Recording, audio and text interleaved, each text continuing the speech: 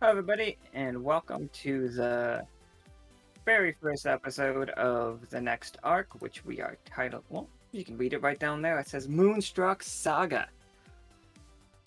That is the name of this next arc. Before we get into that, or before we get into the speakeasy, I'd like to just real quick recap what happened in the last arc where we walked the path and cured corruption around the Echo, and also answer anybody's questions that you guys have that um about that arc. So like right now, out of character, you please only ask questions that that don't hurt the story to know. It's just like, oh, what's how does it end? That's silly. But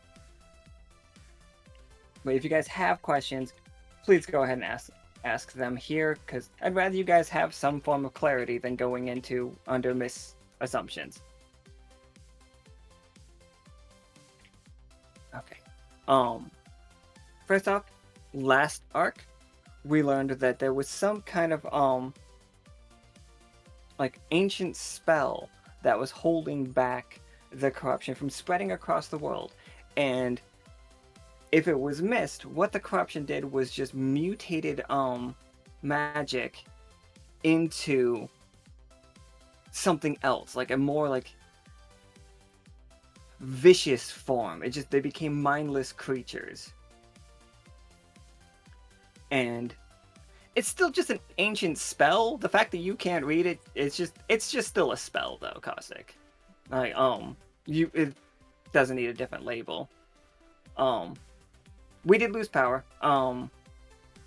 We do not know why.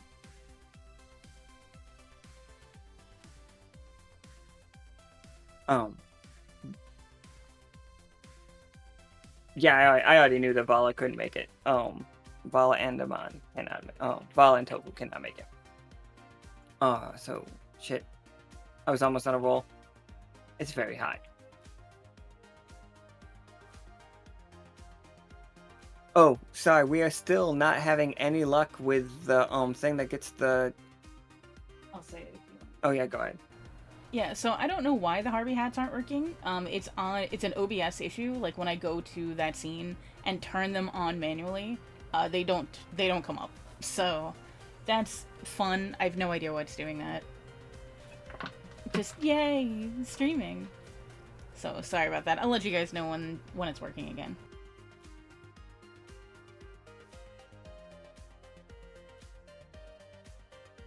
It's streaming as a trip.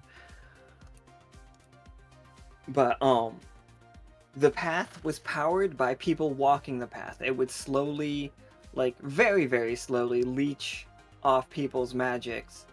And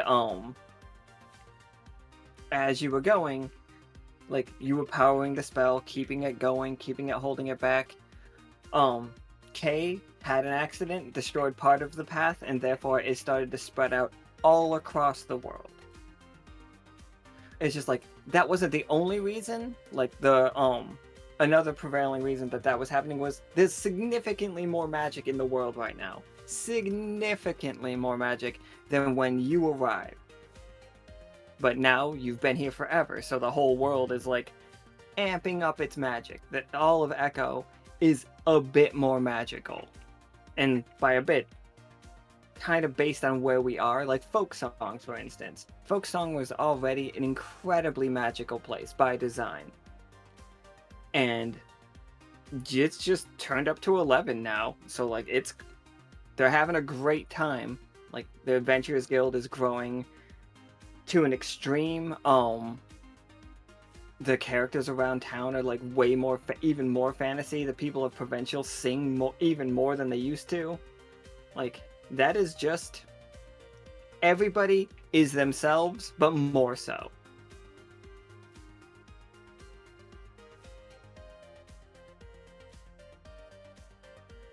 But then there's I've been telling everybody it's fine the whole time. But So yeah, it's not that people are doing things out of character. They are doing things in character, but a lot. It's like, imagine if you weren't self-conscious, is basically what it is. Like, adventure like nobody's watching. Um, the party that was walking the path, like, they finished walking the path. They killed the source of the corruption. They didn't ask it many questions. They just stepped to and started slaughtering. So,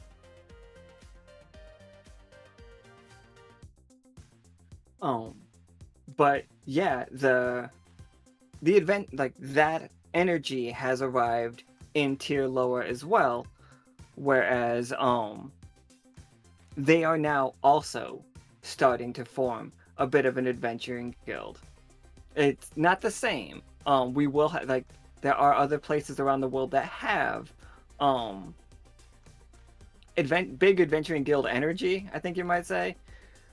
Whereas Folksong is going to send you on your very stereotypical Dungeons and Dragons adventures, where it's just like, we found a dungeon. Like, how was there a dungeon there? Like, nobody lived there, but they still will. There'll be a dungeon there. You crawl down, you go down it. Dungeon. Um, in tier lower, they're going to be looking for stuff. Like, they have hunts looking for very specific items, like, or types of items. That's what tier lower's version of adventure is. But real quick, then yeah, they solved it. They just, like, crushed it. We cannot turn off the spell because we do not know what will happen if we turn off the spell. So we don't know what happens if people stop walking the path. It's like, according to our studies, it could be nothing happens or it destroys the entire world.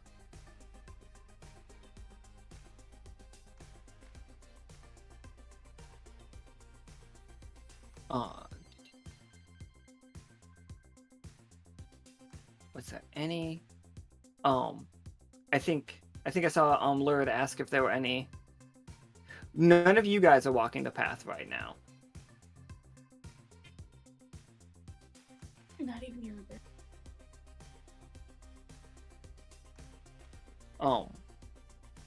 Like, nobody, none of you guys are walking the path. If you start walking the path, I think it's still a commitment.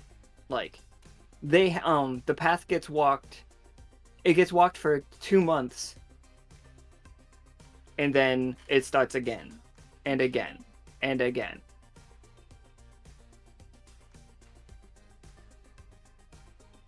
How often do you send someone on the path?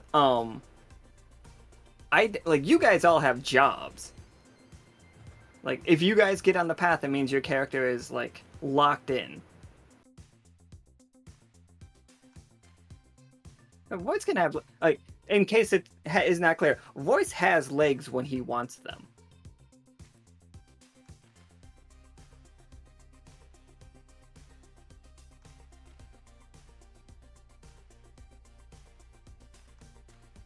I would rather not, Caustic. I don't want people hopping in off the on and off the path. If you do leave it, I think it's just more of a faux pas than anything else. Like, what are you doing?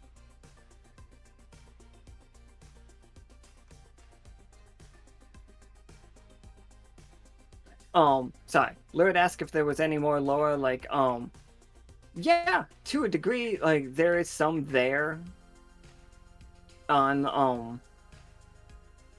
the side, but I don't think much. I think most of that is just gonna be gone, especially with the cleanup thing. You guys literally, especially after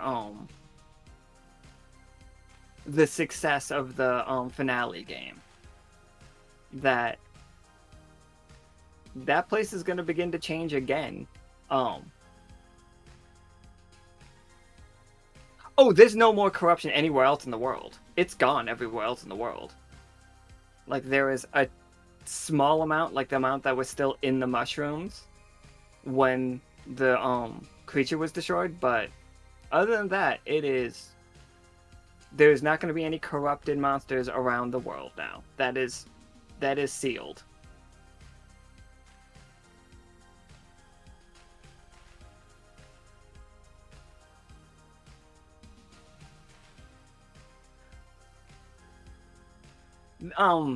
The ecosystem is more or less balanced. Without spoiling it, they'll find something else to eat. It's like if it's just uncorrupted magic, who's to say? The Sick and See is not fixed. The Sick and See, you all have to clean up.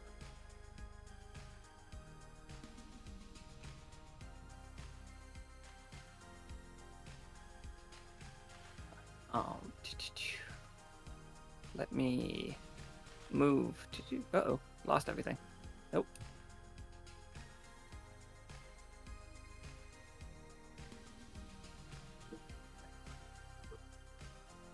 Any more questions before we get into it? Because like I'm down to answer you guys' questions if you have them.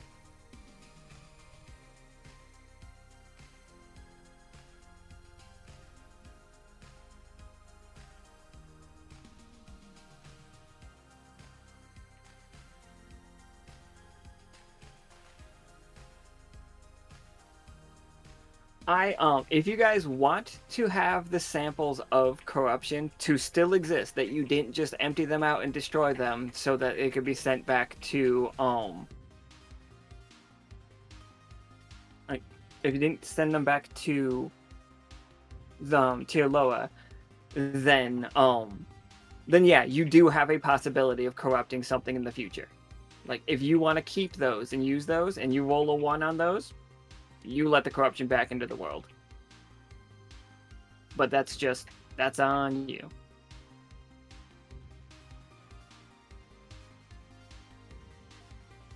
That's if you guys want it. Like, go for it if you want it.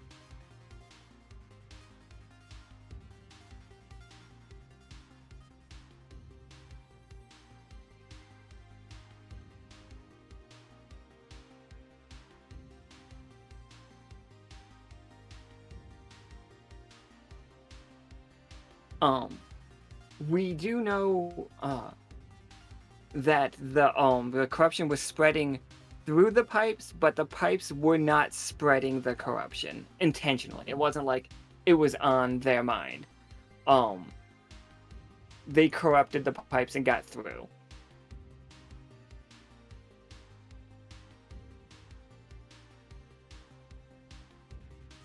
Oh, that's fine. Yeah, that sample is perfectly fine. Akana, you don't have to worry about that.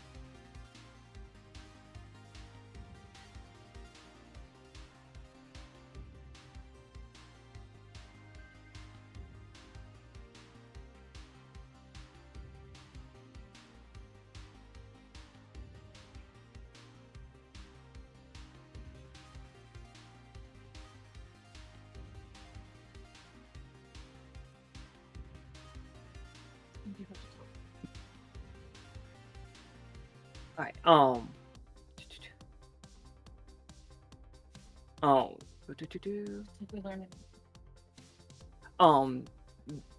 you can, definitely, Akana, it was, and Imperial, it was alive at one point in time.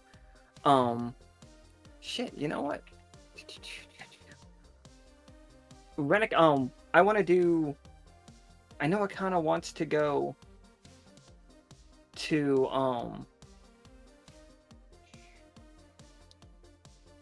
I know it kind of wants to go to dry docks with Cass, but like I can, let's see here.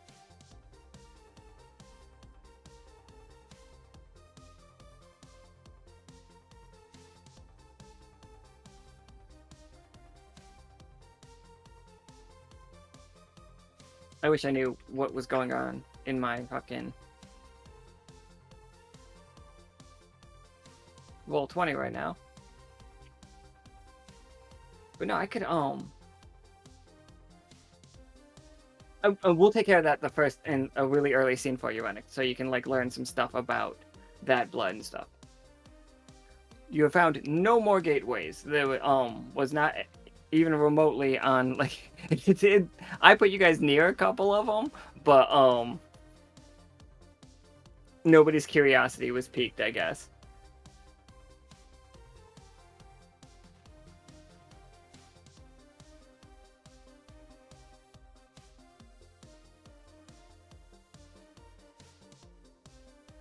I really enjoy that we're like fighting a bunch of tech issues and also fighting Rupert because he is insistent that the only place he wants to be right now is on my lap for no good reason. It's really good. It's one of those kind of days. The yarn world was in the in-between.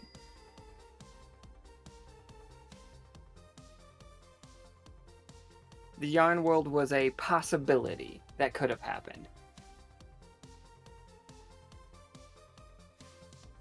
Just, you found a way to get into it.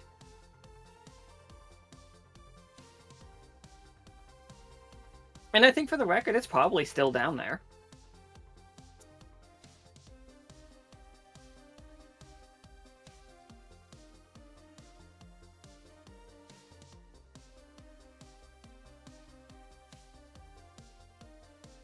We have a fan in the window, but it's just too loud. If we turn it on, it's over.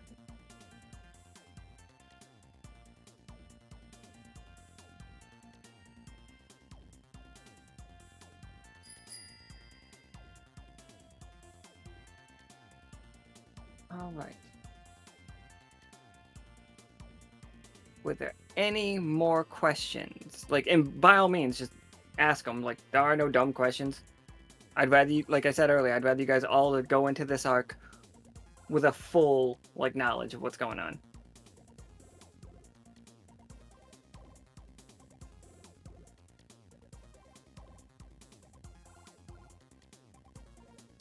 Also, it buys me a little time while I, like, get everything set up.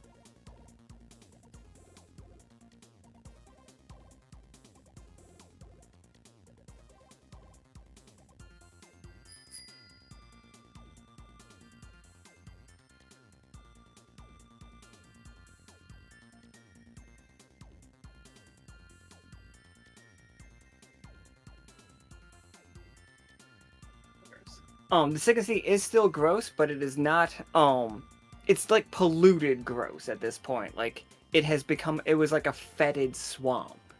Like, other creatures from around the Echo would swim into it, and then they would just straight up die. So they would just, like... Ah, castmate posted he couldn't make it. Okay, okay.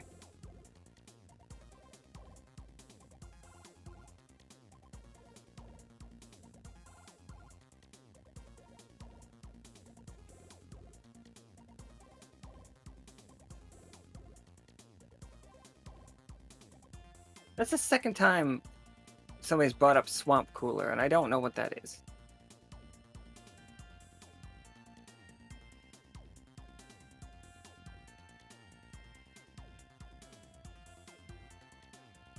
Oh yeah, that's right. It was like unavailable where we live.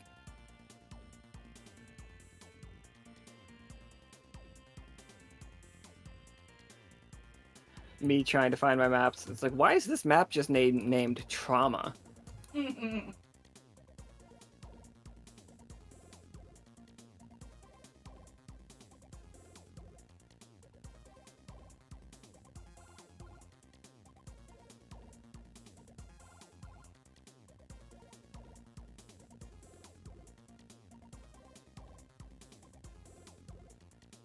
It was because of Leo, for the record. It was when I made Leo's like RP thing. It was in a 1900 by 1080, and I just used it for something else.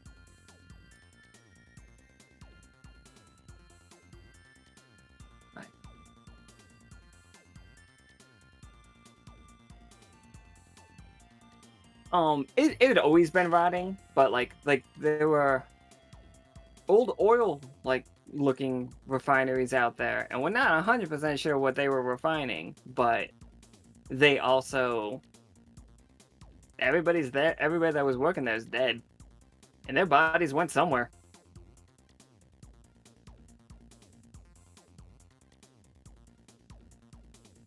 So yeah, the Sick and Sea is pretty gross.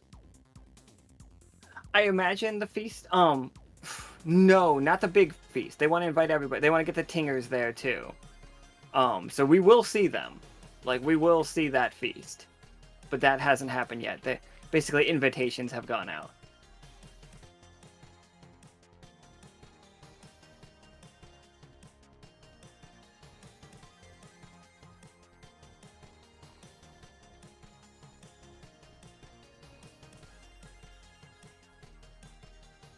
Yeah, I'm really, like, I love that game.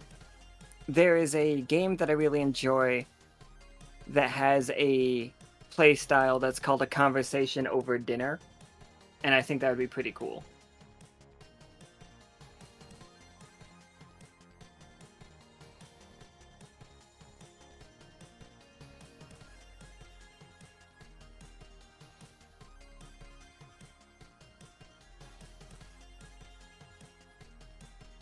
Do we want to talk about that formula? No, we're not. We're not talking about that formula. That's not for you to know. That's not for you guys. That's not on you. You don't get to know.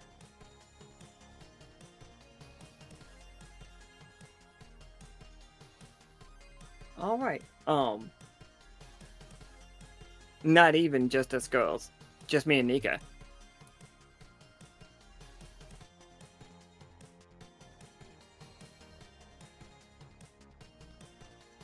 There's a very loud vehicle outside, and also my Roll20 is not, like, letting me... Oh, good. Good, I got logged out of it again. Thank God. I was worried that I wouldn't.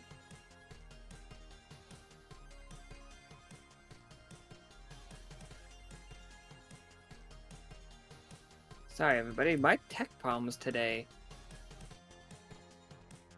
It's just, like, just a moment. Like, that's what my Roll20 is telling me.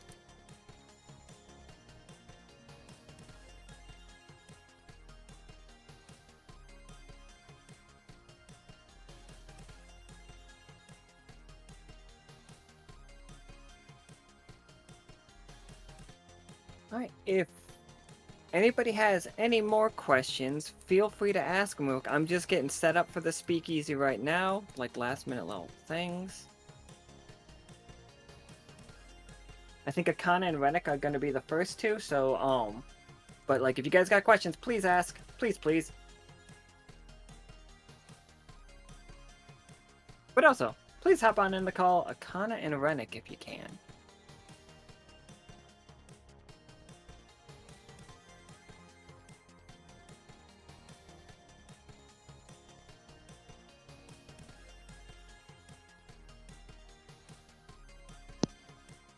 Flynn, Cass can't make it.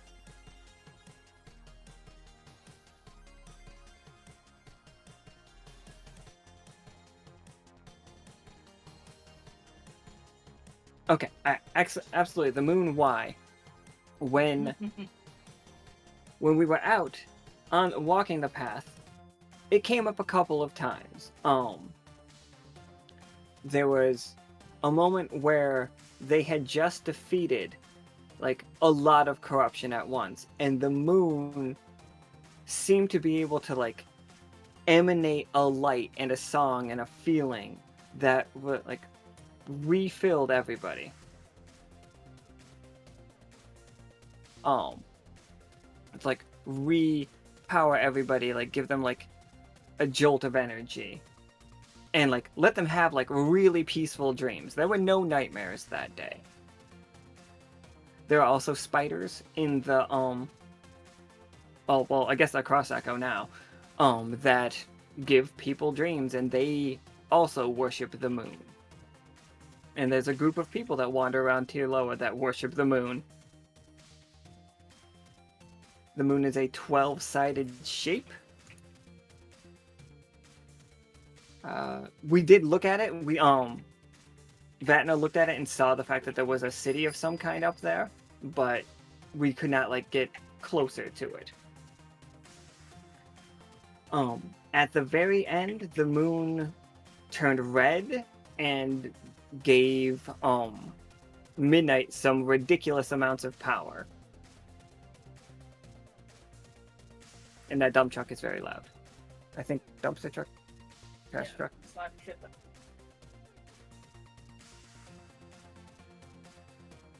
And yeah, that's what we know about the moon. That it is 12-sided and that it glows with a silvery light most of the time.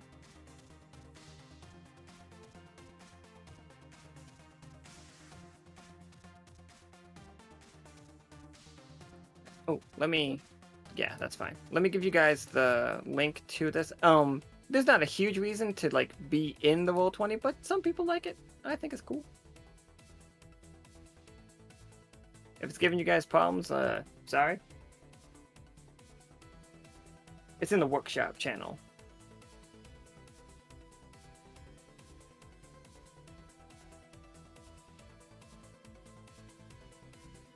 I think this is not that.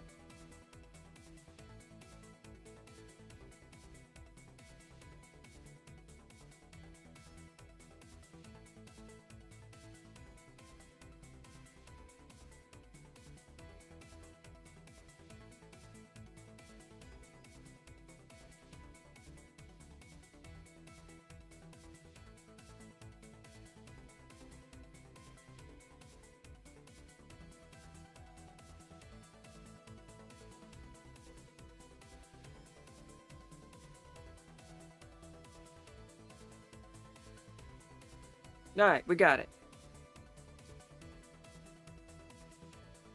Alright, so hello Rennick, hello Akana.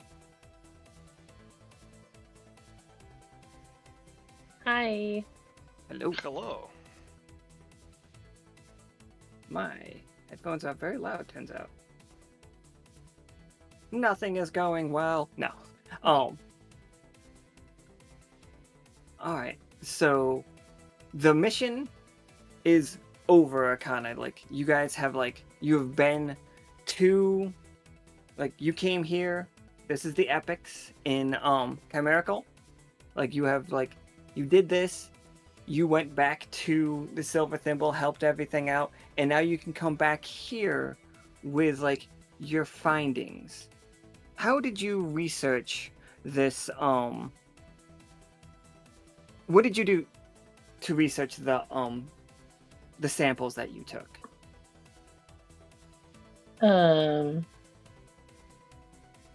I do like to hang around the lab, to get information. So I remember taking a chunk of rock, and I believe that we had a piece that had petrified dragon blood in it.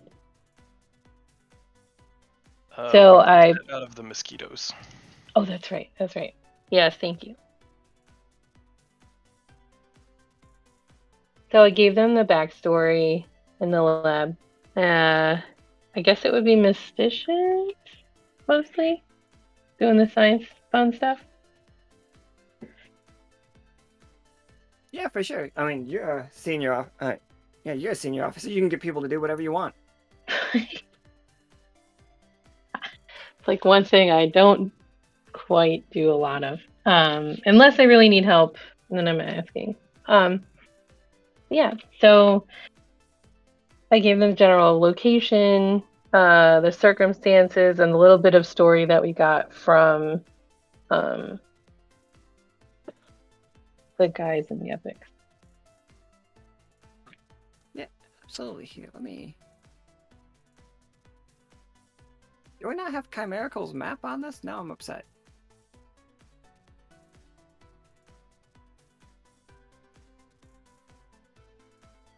Just a spooky dungeon.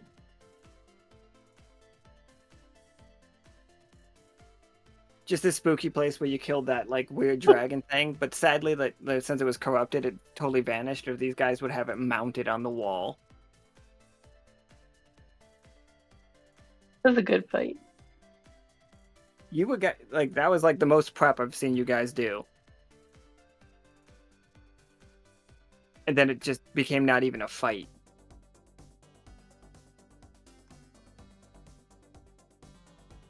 Alright, so absolutely go ahead.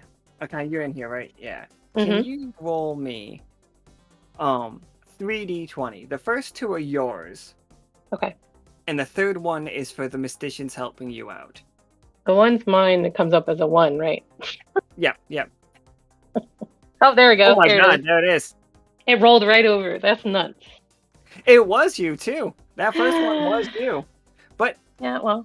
don't worry about it. The way that I see this is just like a 1 is like a -4, but each success is +2.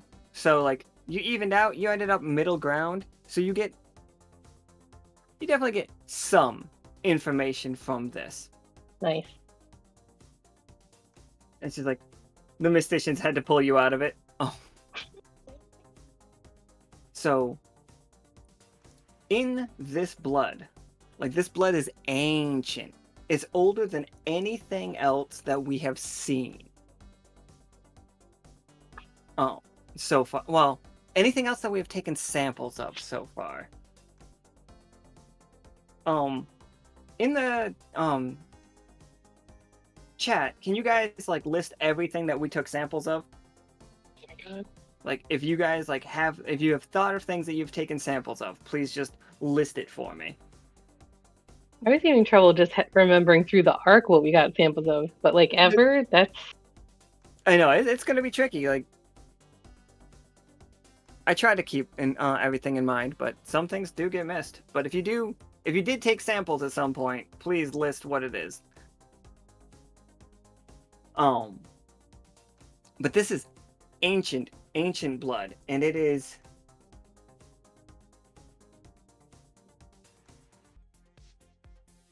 on the same level of magic, maybe even more magical than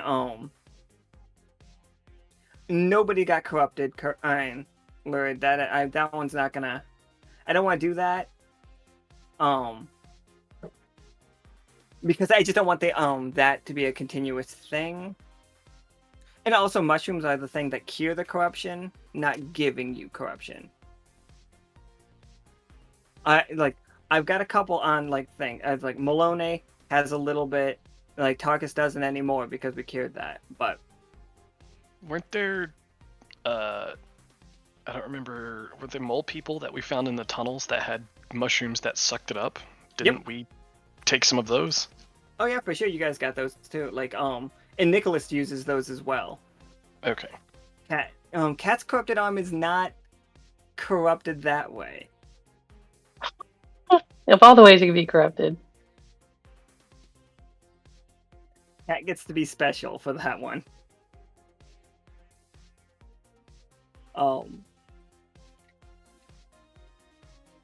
The stuff that Dr. Myers makes is not corruption. It is corruption adjacent. He used corruption to make it, but now it's synthetic. Like there is the synthetic corruption stuff out there. It's that off-brand corruption. It's that yeah. Yeah, lowercase c. But, Akana, you have discovered that, like, this is ancient. This is so old. It is the oldest thing that you've ever seen. But on that note, it is more magical than everything else that you've seen. Like, even if you compare that to the Bleeding Mountains, where they, where Blueberries and Nameless just decided to start scooping up magical lava. That's not lava, it's just hot magic, it seems like. Into bottles, so they're gonna start selling it. That is less magical than this blood. But to be fair, you have a drop of this stuff. Mm-hmm.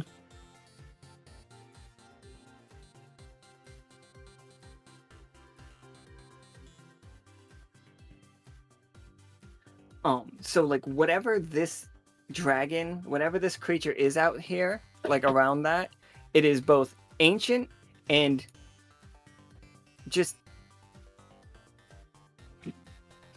Akana, and like especially if you explain this to Rennick, you guys like know that the world was not as magical when you showed up. You showed up, it got more magical. this is from way before you were here, and is way more magical than you.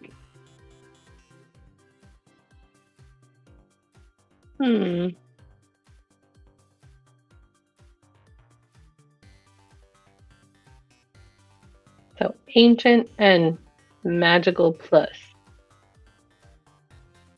Oh shit, magical plus, like new game plus. Yeah. This is the dragon we're talking about, by the way. If you guys are not familiar.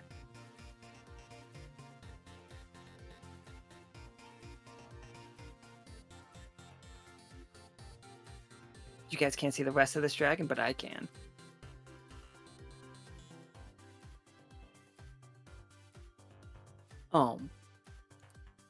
But yeah, like as Akana's on her way climbing up the mountain, what's it like hanging out with these guys, Rennick?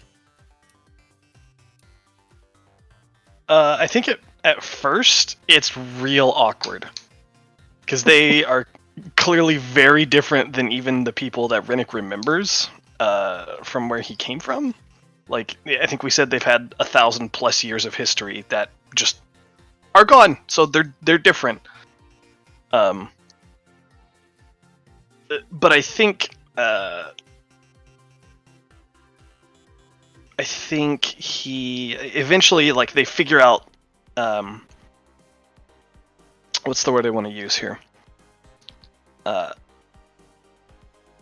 All I can think of is like etymological origin, but that's not what I want. So like the things that they do, he's able to see like in his own experience, the precursors, and so they eventually find common ground on like where things came from and what, you know, it's what is the word I'm looking for? The reasoning behind stuff, right? As opposed to just, hey, this is tradition and it's the way we do it. He's like, oh no, this is why we started doing that way. It was important, and maybe it no longer is now, but it was then. And I think he gets along with these people way more than he did his actual people on the planet, the world he's from. Yeah, that makes a lot of sense, especially because like you clearly proved yourself in front of them. Right. It's like not only are you clearly like capable, but you travel with clearly capable people. Mm-hmm. And you shot a fireball made out of math. So that's It's true. It's weird. It sometimes it be like that though. Sometimes you gotta like math it out. Yeah. You just run the numbers and it just works. Unless you're in folk song, then it never does. No, it never works in folk song. So, like spending time here once in a while, like, and they love to fight those mosquitoes. Like whenever those mosquitoes show up, that is like their number one like thing that they enjoy doing. That tracks. And like you see them like slaughtering these mosquitoes and asking, like wanting you to join in, you know, help them out, kill mosquitoes with them. Sure. And over the edge, you see... Here, let me move us back here so you can see it more. This is the Petrified Forest. This is the Dulong Forest. Mm-hmm. And it is stone, or some type of stone, all the way through. And they're just, like, looking back and forth on it. It's just, like... They point. One of them points, and a very clear day. He's like, you see that out there? That strange smoke. And there's definitely smoke just like coming out of the let me stay on this one. Out of the forest at like the very far edge of the forest. Mm-hmm. It's just like people have been moving into these woods, disgracing these woods, getting all those mosquitoes stirred up. Dangerous people. Do you know anything about them? It's just like, they're short of stature. And they come bringing gifts. And like, one of them goes over and opens a chest. And it's just a bunch of like, coins. And you can tell immediately, these coins is some form of null metal. Mm-hmm. It's just like, they pay us to stay out of the way. They pay us to end any mosquitoes that we find. And it's just like, you see the one just cutting off the head of one of the mosquitoes he just killed for storage. Just like... But as long as they stay off the epics, we are fine. I imagine so. I hesitate to. I struggle there to imagine anyone who could give you trouble here in your own territory. And like one of them like chuckles. This one has like a big scar, like underneath. Didn't take out his eye, but like nose bridge down across the cheekbone. Like has a huge scar from like what looks like a very thick blade. It was just like, the Tingers give us a bit of trouble now and then. We used to raid, have some fun. And that family showed back up. We thought they were gone. The Tingers, you say? What do you mean by this? Rabbit-eared monsters, really.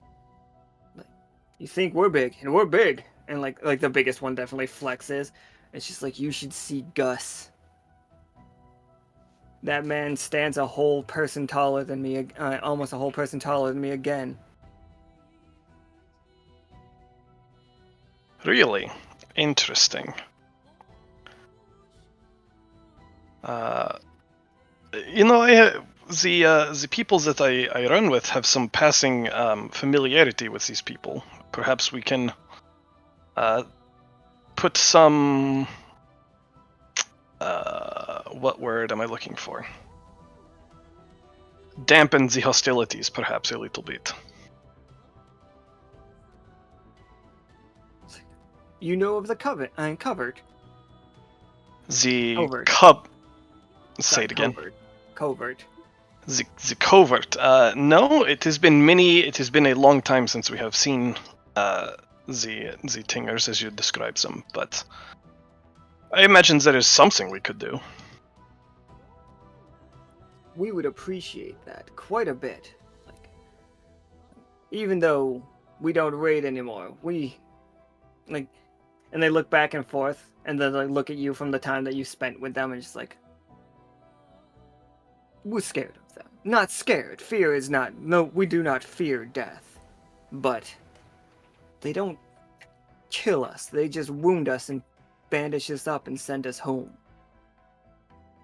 Now that is odd.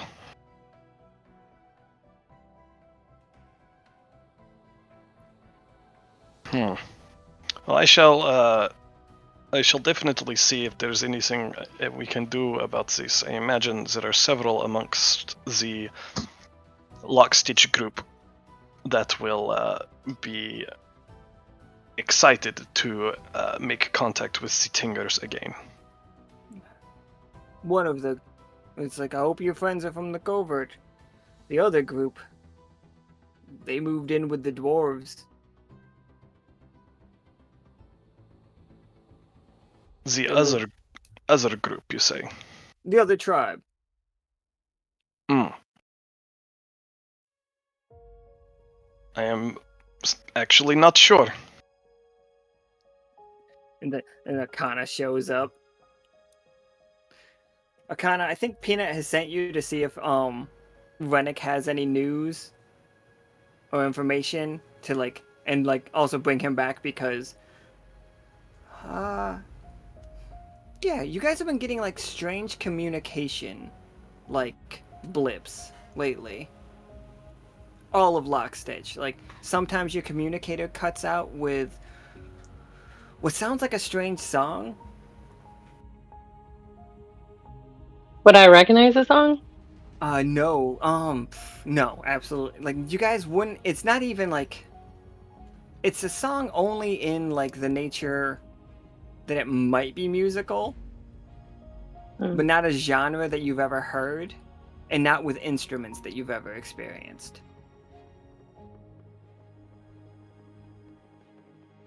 Okay.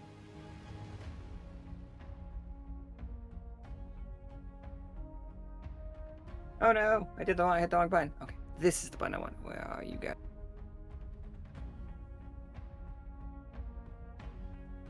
Kind of as you come in, they all welcome you with open arms. Again, all of them have forearms, so Yes, this is great. Hey, boys.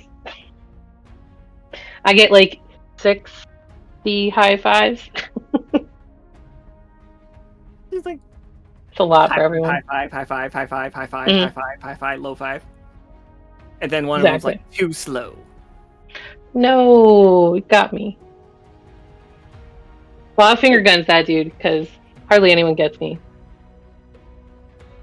He does a thing where he puts like his hands on his chest and acts like you shot him and just falls over. They're the best. I bought a bottle of mead as a thanks for being super hospitable on our mission.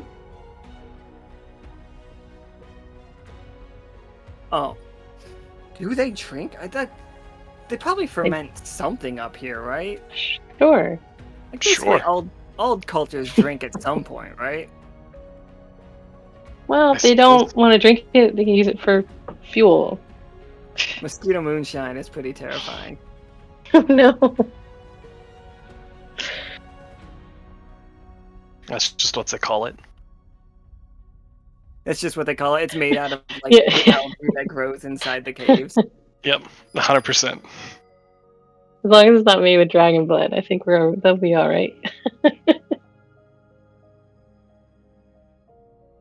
Yeah, they don't even like. I think, kind of over the meat. If you ask them about it, about blood, like they will like. We've been here. These mountains have been here longer than we have. Just like we took it upon ourselves to protect this place. When we showed up, the mountain was covered with people trying to like dig their way into its riches. Not just the mosquitoes were a problem. Everything was a threat. They came in with tools and they came in with machines and tried to burrow their ways in and steal the ancient. I don't think they call it magics, I just think they call it the ancient powers. You remember what these people looked like? Like what species? There were fish people. There were fish folk from a place called Haven. Mm.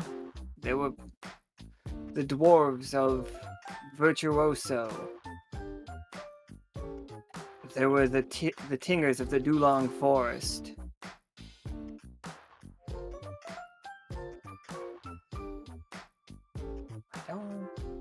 Hymnal wouldn't have any interest. I don't think Sonnery would have any interest. The vampires didn't drink magic back then, so I think that's probably not. It wasn't them. But many groups with many tools and machines.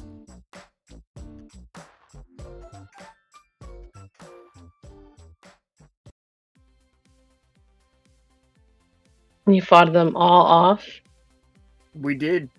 It cost us many, but we won. And they all like do a rousing like two fists smack their giant chests and like hooah situation.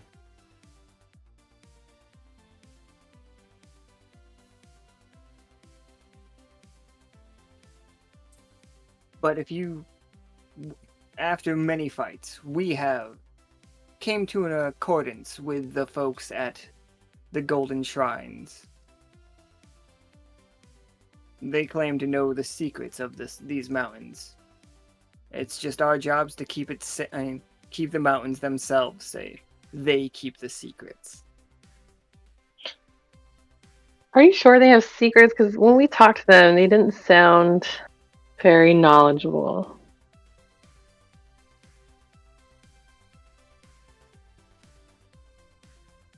I'm sorry, it cut out on me real quick. What'd you say right there? I said, are you sure that they have the secrets? Because They didn't sound very knowledgeable when we talked to them. You went to the Golden Shrines? We went to that little... Oh, no, I'm sorry. We went to Lowland Inn. Ah, yes, the Lowland Inn. Amazing people. We're not allowed back there. There was a ruckus, and we're banned for another 3 years. That explains some things. Mm-hmm. It was just a simple fight. It wasn't... There was a very clingy pink wolf.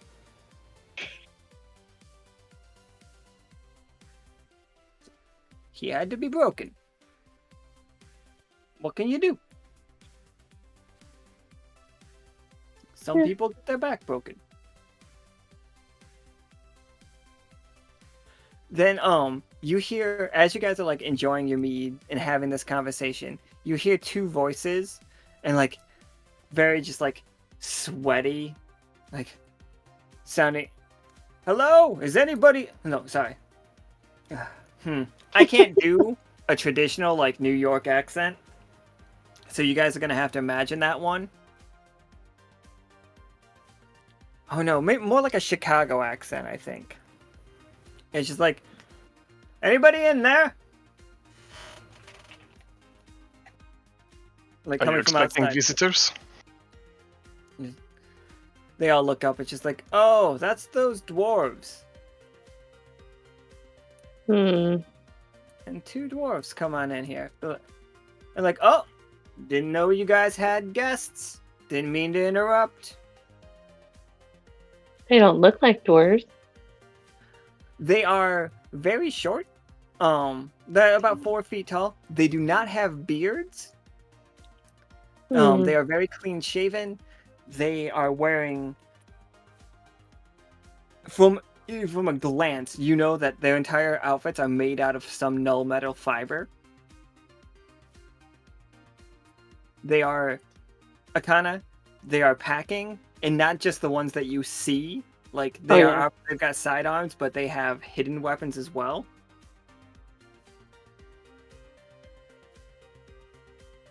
And they walk in, they give a little wave, and they're just like, I know, we're a little early. Normally, we wait another month or two before we come in looking for how many mosquitoes you guys have killed, but it's like, we've got a new enterprising idea going on. Started it over in Dry Docks. We're gonna start getting it around the world if it's fine with you. It's just like, I know you guys don't leave your homes very often, but they start passing out flyers. If you see any of these people, we will make it worth your while to bring them to us. Alive, preferred. Not so.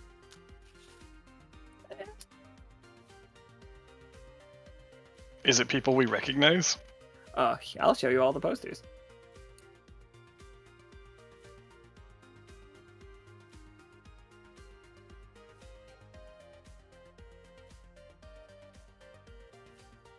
It's loading.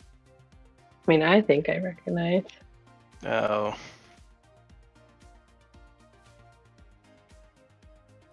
It's like, look out for this one. It's like some kind of clown. Took some stuff from us. We want it back very badly. We would appreciate bringing her in alive, or if you can, find the stuff.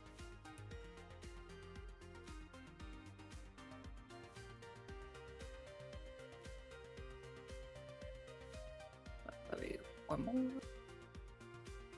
Now, this guy. Oh, go ahead. Jump in. I'm hesitant to jump in because I kind of want to read their reaction. Oh, look at that dude. Big. It's just like, this guy, we'd prefer you don't bring him back. You see him out there? End him. Send us his head. Be careful, though. He's very dangerous.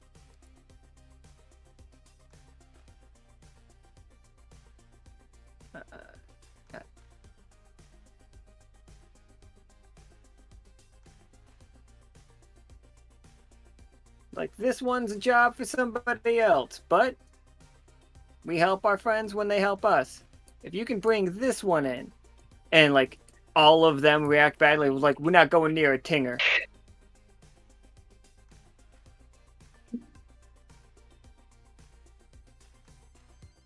And she's like, fine, that's okay, all right. We've got other enterprising people looking for it. It's just, just thought that maybe you might be interested. That's all.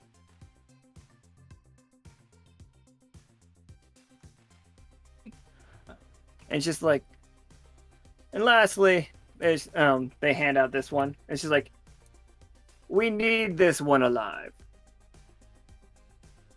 But obviously, he's less important.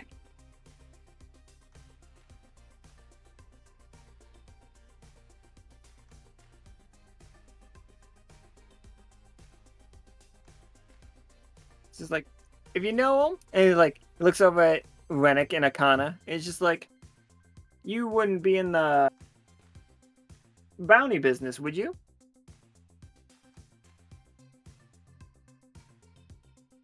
You might be.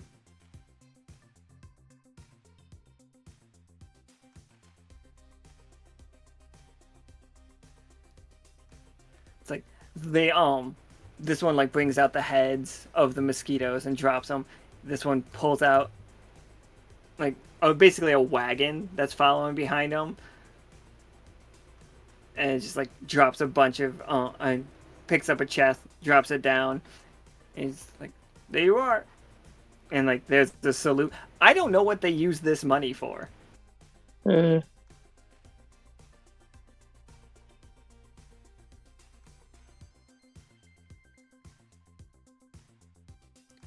But Akana, over your communicator, it's like it's very staticky because in this mountain, even your communicators have a very hard time working.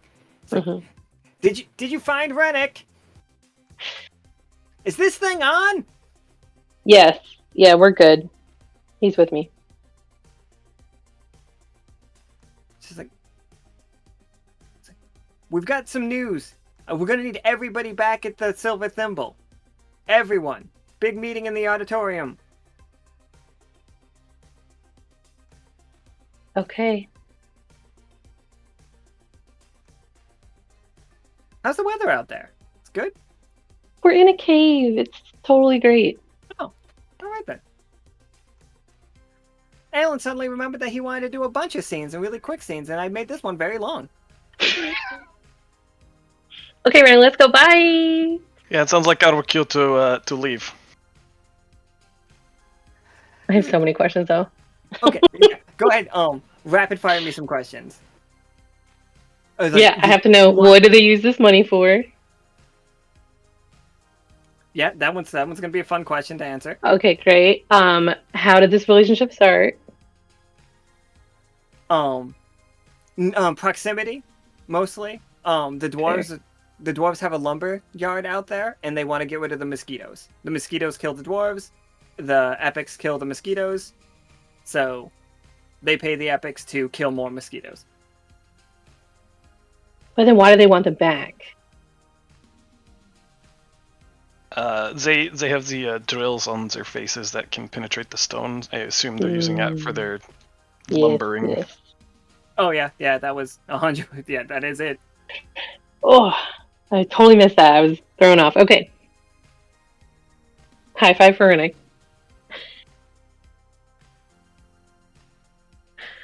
I'm gonna take you on more missions with me. Okay, what's another question? I think those are most immediate. I think, Rennick, on your way out, one of them hands you, a package. It's like wrapped in, maybe mosquito skin? I'm not sure. Wrapped in something skin up here. I don't think it's just mosquitoes that are a problem on the epics. Probably not. There's always something. Like some kind of leather. And like, it's like, wear it with pride, friend. very well. And he like peeks, although I already know what it is. The next time you have a game, you will be seeing that outfit. Yeah. Nice. This is gonna be great. It is going to be great.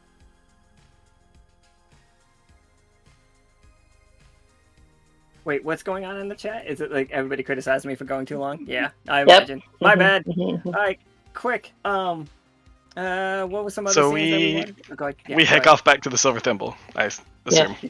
Thank you guys so much for understanding. It's like I could have just done a whole game with this. That would have been fine. Yeah. Do your Okay, thing. bye. Okay, Thank you guys so much. All right. So I'm gonna do the you guys hanging out talking in the Silver Thimble about the communication stuff. Like last, because I think I can get that right into the game. Can I get is Not Forgiven in chat?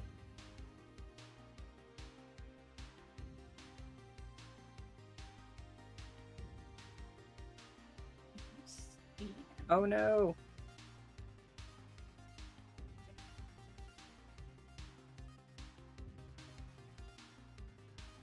It's like I would like to do the Not Forgiven and I believe Midnight, and anybody else that wants to go to the Adventurers Guild real quick to like check up on Folksong, like that is a scene. And if that scene, if Not Forgiven's not here for it,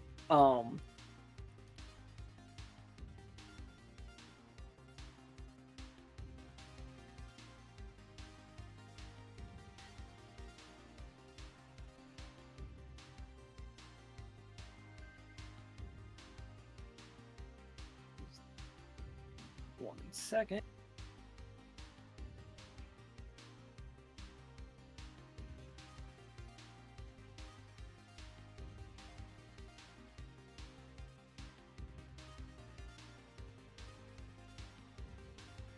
Okay, alright, so he's tied up right now. Do we have Cash and Tarkus and Leo? I believe they all said they wanted to be in that. I don't know if Professor Winter said he wanted to be part of that one or if he was talking about the communications conversation.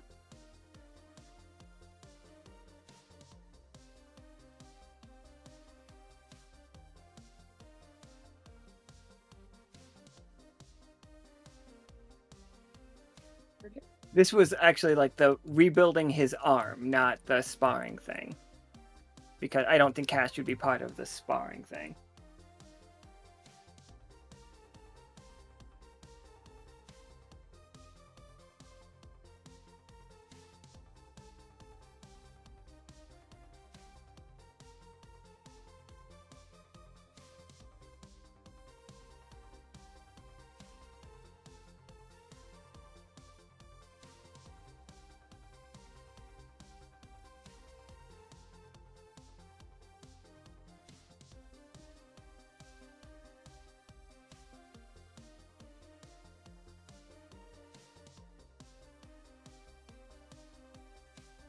I didn't know if you wanted to do a scene with, like, as a conversation, over the communications thing, or if you wanted to help them with the whole, like, limb situation.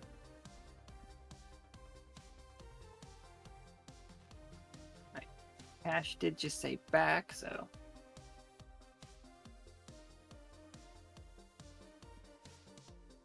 I went to go acquire food. I apologize.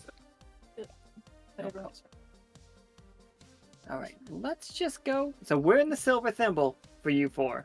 For you three, for the record. Here is a new doctor's office I made. Okay. There we go. Fancy. Ooh. I think as well as like yeah, the world's getting more magical. The world is understanding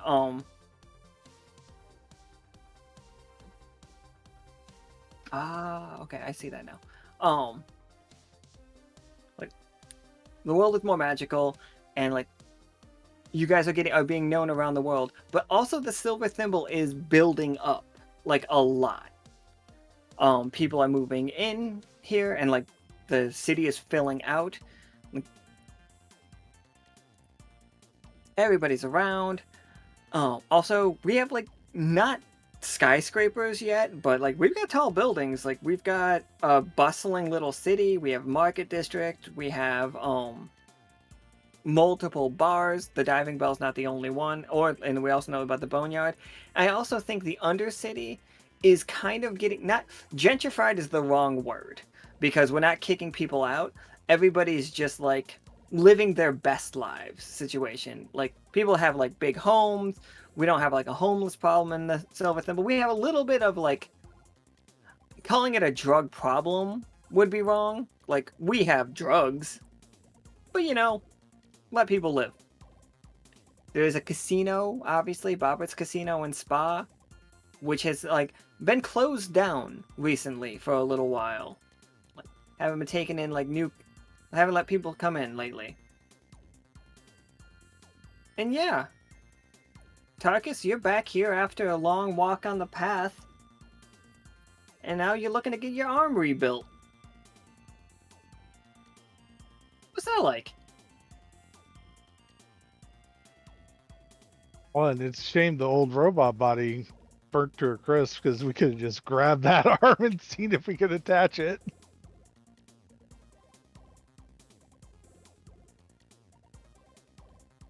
From everything I've heard, it sounds like the damn thing was full on vaporized. Leave it to the Wanda crew to leave nothing done halfway. Well, at the very least, it would be easy enough to get it reattached once we build it proper. So there's that, I suppose.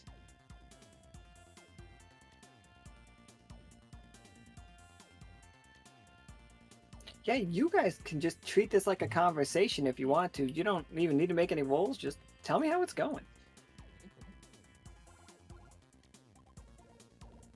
Alrighty then.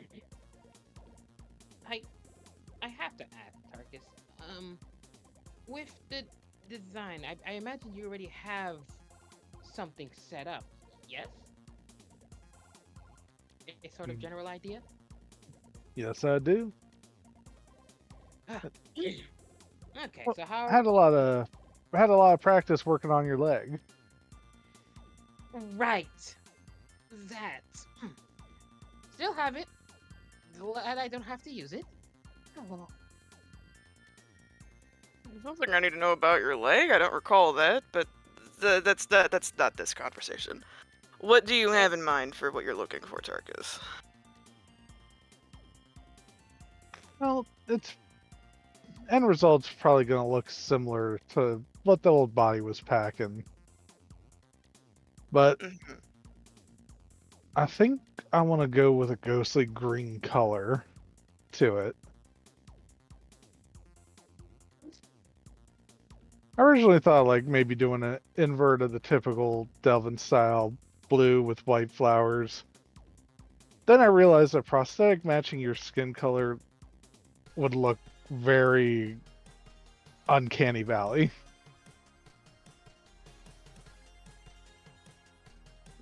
That's all well and good that you have the aesthetics in mind, but how do you feel as though it's going to function?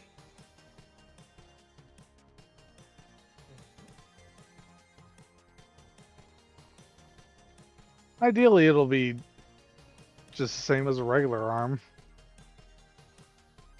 We won't know till we actually attach the dang thing. I'm sure we could make it work functionally, like as it were the regular thing. A little bit of tech, maybe. Might have to entreat potentially a bit of a spiritual energy, but it wouldn't be the first time we've done a bit of magic and tech together for something.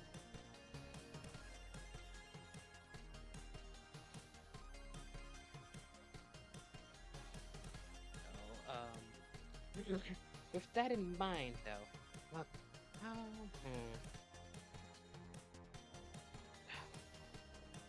fine. We'll try to make it more tech than magic, though. Now that I'm thinking about it, there are some places that really have an issue with magic, and the last thing we need is for you to be unable to use your prosthetic in an event that it might be needed.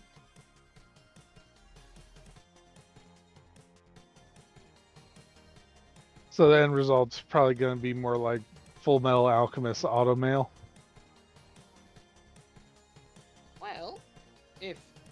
Well, potentially, but that could be one of them. We could always make different kinds. Doesn't have to be a bit too. There's a lot of room for, potentially like changing things around. We'll figure out different options as we go along. But for this first one, that might be the best way to go about it, and we'll add more to it from there. If that is all right with you, Chris. Sounds good to me. I mean, there is nothing wrong with doing multiple tests, considering. Well then, let's get ourselves to work then, everyone. It shouldn't be too difficult. Hopefully.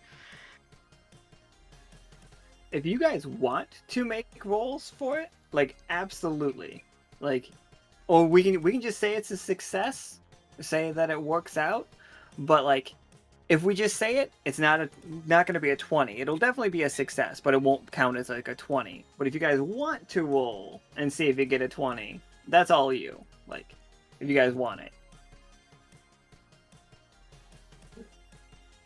I say that decision would go to Tarkus first and foremost. It is his arm.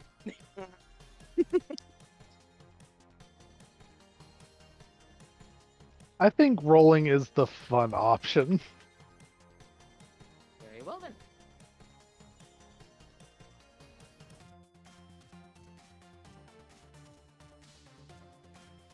Hey. I saw it hover on that 9. Haha. Or was that 6? Hold on. Hey! Fucking go! Yeah, there we go. 16, 17, 18. Luminaries are efficient Luminaries are damn efficient. when we don't have tea. You don't know. Might have some. Might have some in my bag. Alright, you three, like, walk us through your step of it, like, quickly. You do what you want, but like, we don't have to get into like blood and gore or anything like that. On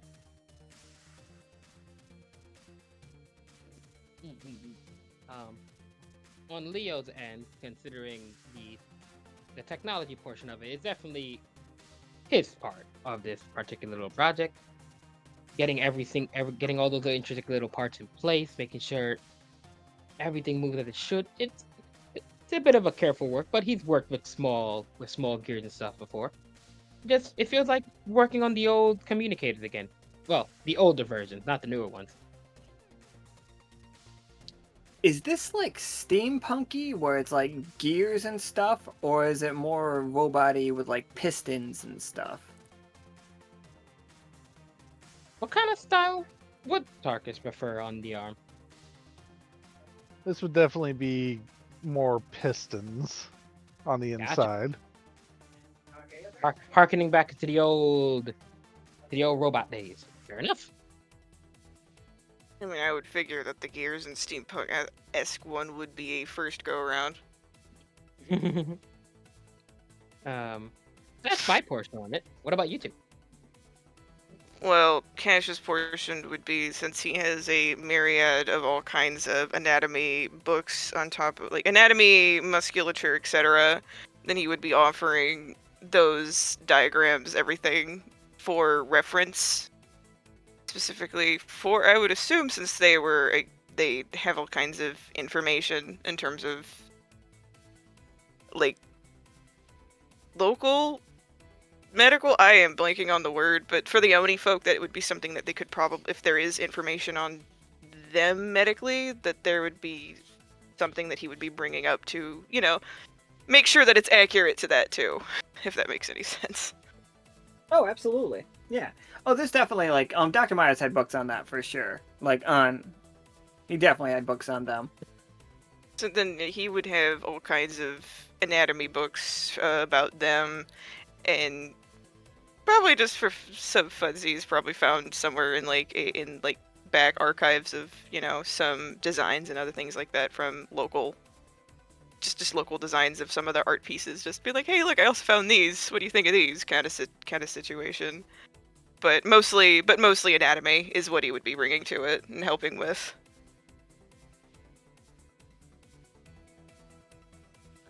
Yeah, absolutely. Tarkus, are you did you draw it out, or are you just a grin and bear it kind of situation right now? Did you design it? I meant not just draw it out. Tarkus is definitely going to sketch the design and instructions on how to plug the thing in. He's also going to get a leather cord ready because this is going to probably hurt like hell inserting the arm.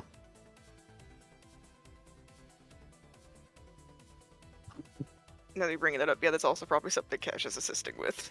His installation. How she's hurting him, causing him pain? I'll leave you to that, Cash.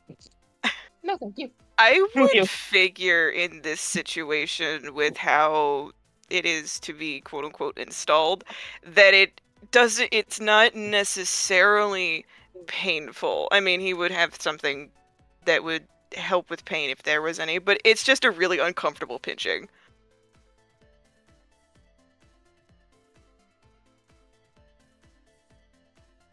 Yeah, that sounds great.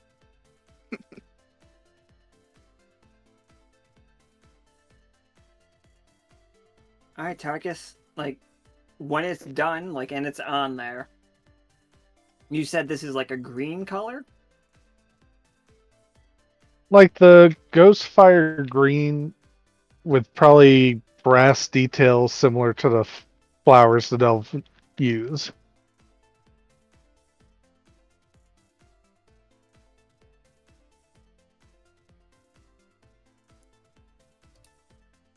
Yeah, absolutely. How does it feel though? I mean, granted, you did just come from being a robot type person, and now you're just kind of back into being a. If you wanted to be modular, we could have gone with our other idea. Just saying. Hashtag. No, I kid. I know, you dangled that carrot in front of me real hard after I'd already made the decision. Modular is cool. It is. But I had to commit.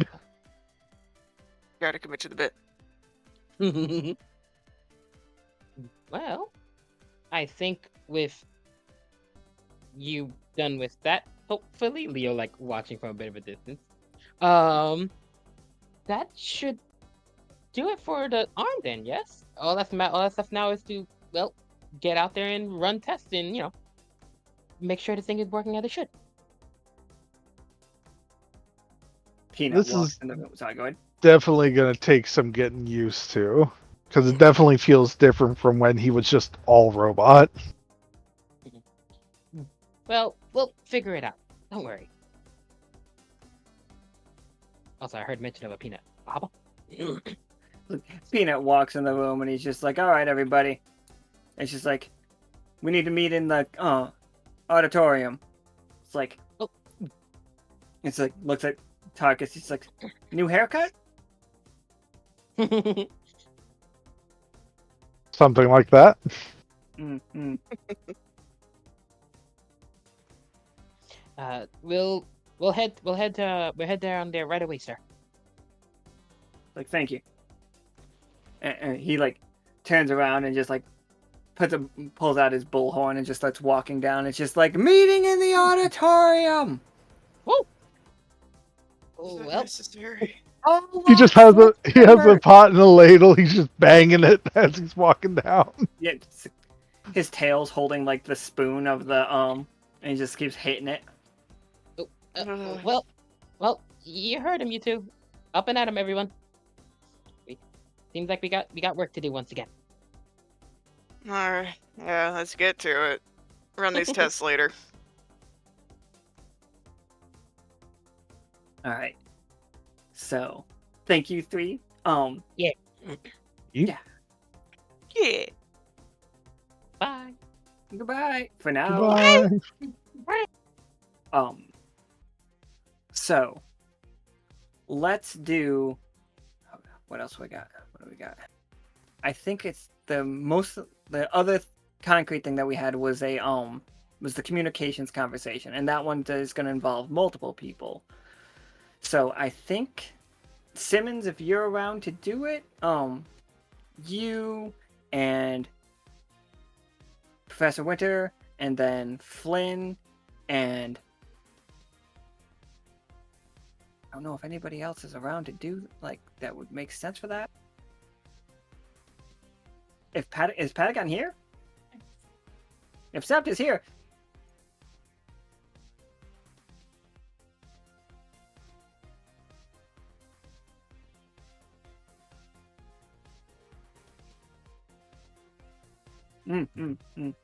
That was unexpected. 2 nickels. I had 2 nickels. You'll get 1 and you like it. But if you had 2 nickels, you'd have more.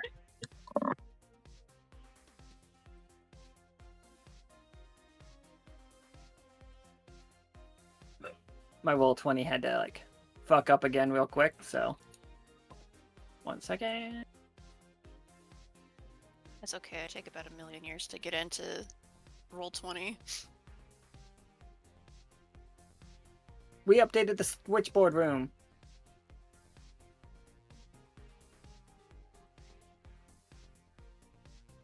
Ooh.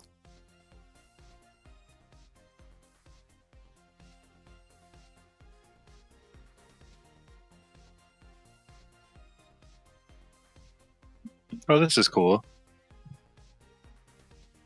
Oh, yeah, it is. Easy, Like that's indeed. Yeah, it looks much more open and less confined. I like it. Windows. Mm-hmm.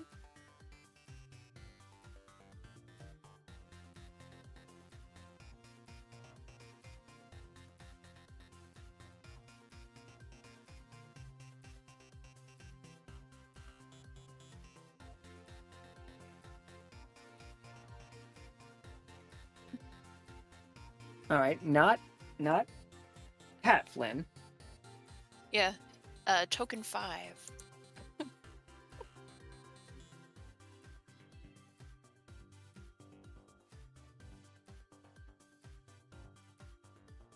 The important part about that token 5 one is there's an underscore.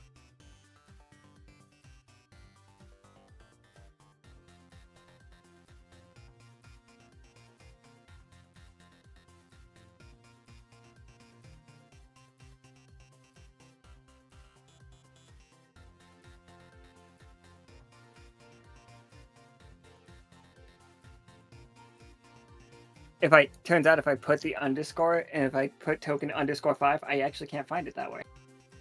That's so weird.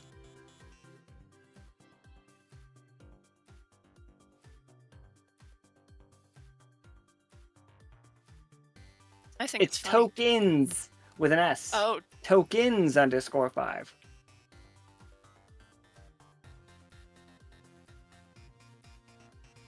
All right, everybody. Welcome to the comms channel. Couple things that are just here. We are firstly trying to update all of the software is a strong word, but I guess to just run on the science thing, so we can so we don't have to worry about null metal and anything else, because that is what you guys made. But it would be hardware if the machines went it, but I think they're taking out the magic. So I'm not sure. I think it's somewhere between that. I don't think magicware isn't a word yet. So that we're changing the non-Newtonian ware, everybody. But couple of things. Over the comms, multiple times you have all been hearing weird weird song-like noises. Now this is just a conversation about what that could be. And like what we would need to do to like shore up our like where do we want to build the next tower, where we want to like what we need to do to keep you guys safe. But while you're updating, you keep getting a signal that sounds somewhat like a song, but you cannot pinpoint it. So what would Okay. we do to try to pinpoint it? Well, I think one of her first thoughts would be that maybe it's coming from, like, even if they can't pinpoint it, maybe it's coming from the direction of the Celestial Sea, since that's quite musical.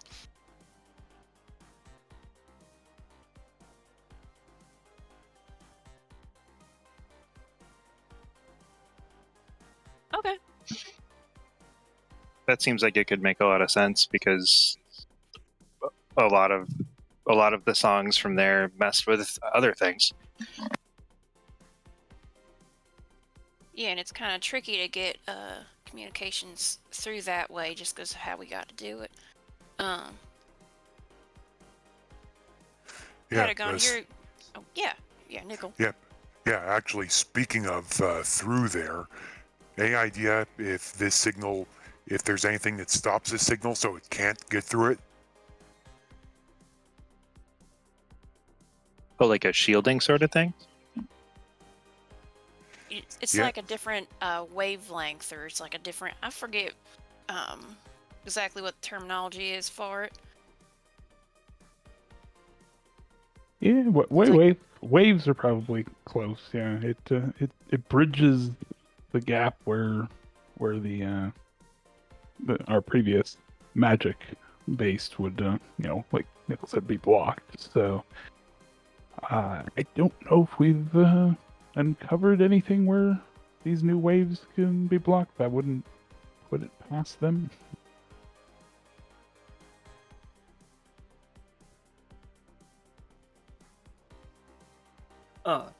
As like your DM, there's a lot of like good stuff there. How would we go about syncing? Like, is it a thing where we have to build something and take it to the Celestial Sea, or do we think we can turn the towers in that direction? You know what I mean? Can we? I think we could turn them. I think we could try and figure out a way to pinpoint by turning all of them, kind of tuning them in. I can take you guys to the big one right now. I do like that idea of like pointing them in the right direction. This is Akana's word tree right here. Cool. Her word tree is the communications beacon for you all. And like really strangely, and I think this might be the first time you guys notice it, it became less magical when Soki put everybody in this world. Like when Soki's art did what Soki's art did, instead of like this is just a basically purely science-based thing. Now, like the crystals do amplify because crystals do that in real life, but just like again, fantasy science, sci-fi, if you will. Yes.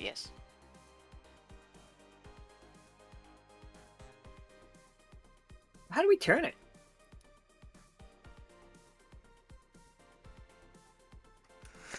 Is it something where I'm going to have to get up there to turn it manual?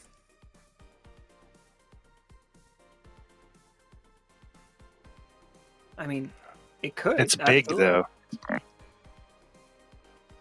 Yeah, that's what I'm saying. You tell me. I mean, I'm good at, getting stuff in the air. This I'm less good at.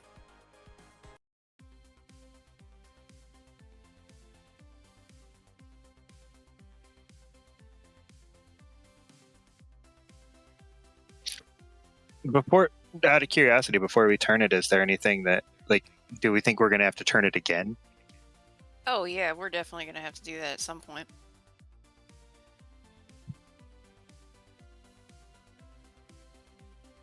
So ideally, we'd turn it in a way that wasn't permanent.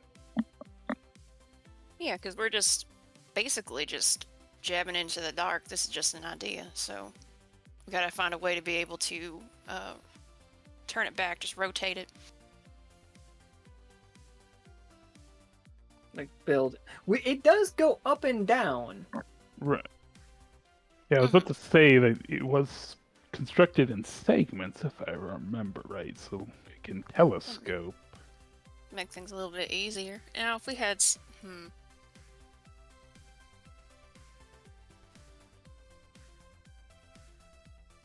we just got to we just have to build a joint. Yeah, in the top, like, segment, I guess you could say.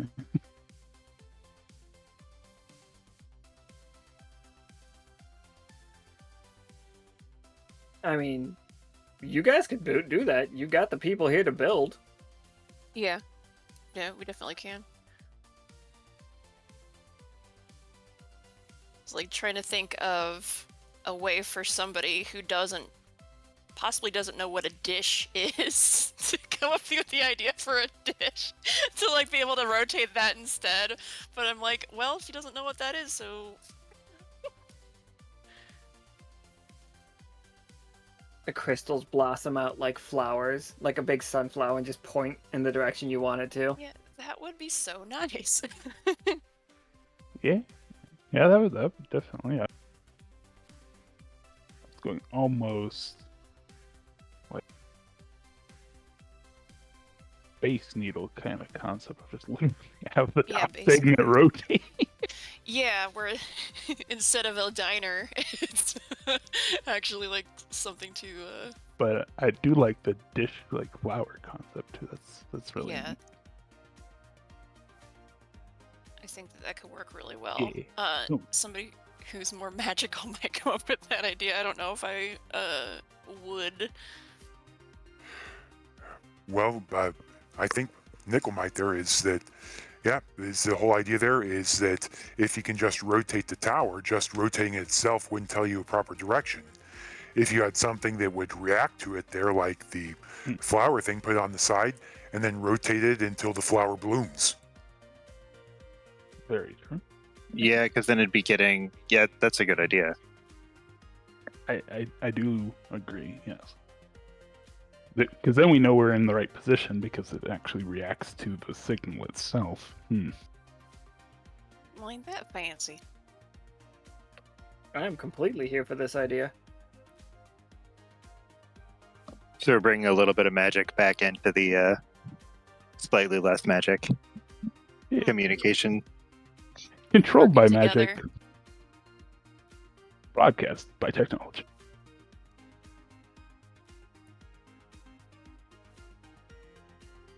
Yeah, I am 1,000% down for this idea. Can I get? Do we think it's rolls? Do we want rolls? Because rolls are always a little bit more exciting. Yeah. I'm fine with that. Sure. Mm-hmm. Everybody, go ahead and give me a 20-sider, please. All right. 1 month.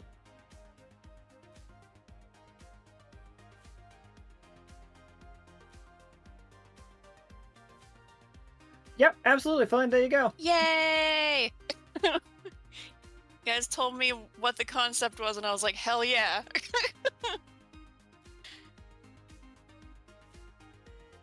How does it like? All right, so, absolutely, it's going to be done. Like that is just flop, doop. Flynn understood the assignment, and was able to like take it in exactly the direction we wanted to go. Does it just free swivel now to where we want it to? Like we control it with like. Yeah, I think that would make the most sense. That way it's not like a thing where we have to like figure out how to get this whole tower to do what it needs to do. We just have a little piece that moves. so it's not like a big ordeal. Yeah, maybe later we could upgrade it to make it like the equivalent of a weather vane thing, but that may be like a later project. Mm-hmm. Simmons said something into the microphone, like as soon as it was like activated. He just did his like little like delve call, like cry thing where he only ever rolls like ones on it. Oh. It's just like in the distance, there's just an army of monsters trying to get here. Oh my god. It'll be fine. You stop making your friends. Your scary, scary friends. At least it didn't just like scream directly into Peanut's ear or something. Oh god. Like Peanuts down below you guys. She's like, everybody get to the auditorium.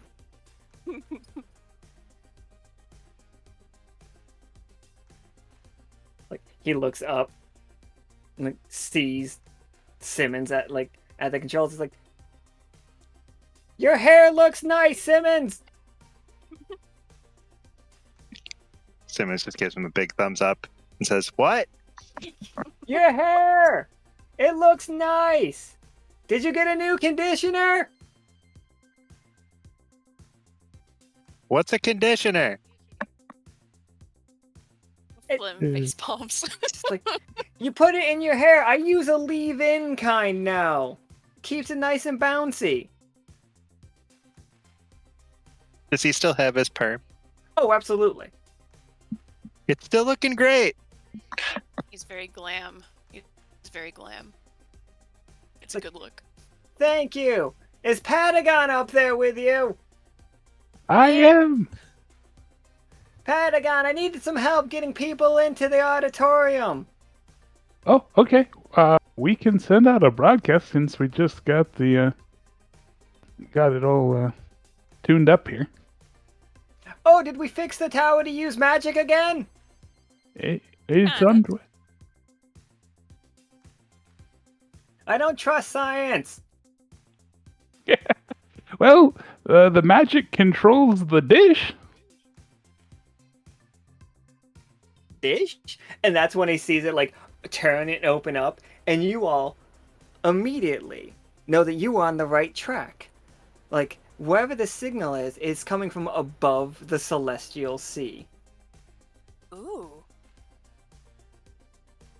And it does seem like your attempt to pinpoint it is being not disturbed, but coming into interference with something else. There's another set of like very similar wavelengths that you're sending out that you are bumping into.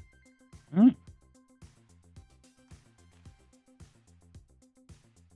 We're gonna have to get the twins on this when they come back around.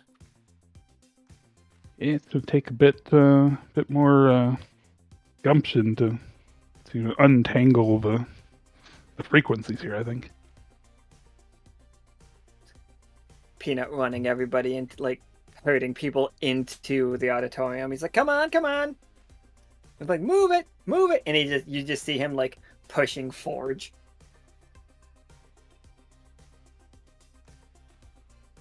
That's an amusing mental picture. Right. And that goes right into the beginning of our first game for this arc. So, To the auditorium. to the auditorium, everybody. To the lab. Just pull the lever right up there and just like shoots you down. You do actually have two levers up there. One takes you right to like the silver.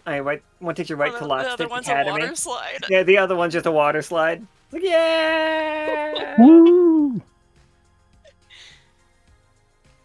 This Patagon, like, the water slide opens and he just goes belly first all the way down. Oh, of course. Slide. The only way to travel. Yeah, slide. Slide and throw.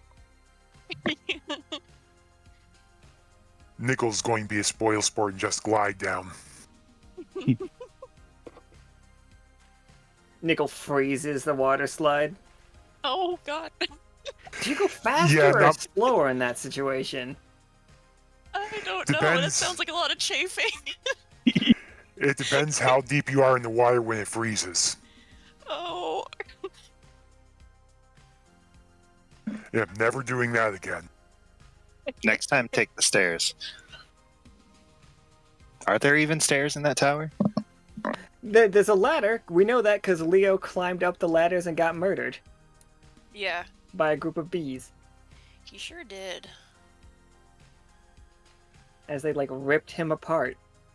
Everybody said, Yeah, like, that was a very sad image. It was done very well. On a funnier note, just thinking about Akana having a water slide lever. Yeah. She was like, I have serious spy business, and then she pulls the water slide lever and just. It's just like To the it's spy very- cave. Yeah, it's just like it's very Batman. Like yeah, the third lever just takes you to the Akana cave. I'm assuming if she dives in, like a wetsuit just appears around her. Oh, yes. It's the only way to slide. We have seen Akana do a Halo dive. Like, That's true too. alright, we are gonna end the speakeasy part here. We're gonna take a very quick, like, little, like, intermission so we can grab something to eat real fast. And then we are going to get to the first episode. Thanks, everybody. Like, I know, I said it. I know what I said, everybody. We can make fun of my terrible time management. That's fine. I do not feel bad. But We do what we do. in your defense, this is very close to when game time would normally happen. Yeah, this is like it's right on spot. Like the reason I don't want to go do more speakeasy scenes is because we've got a lot to get to. Yeah. All right. Cool. Um,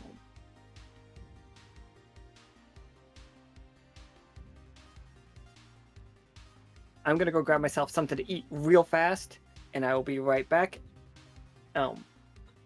Talks amongst yourselves. Oh, and thank you for coming. And also Yeah. all you main characters, get your butts in here. 2 of you are already here, so let's roll. Goodbye.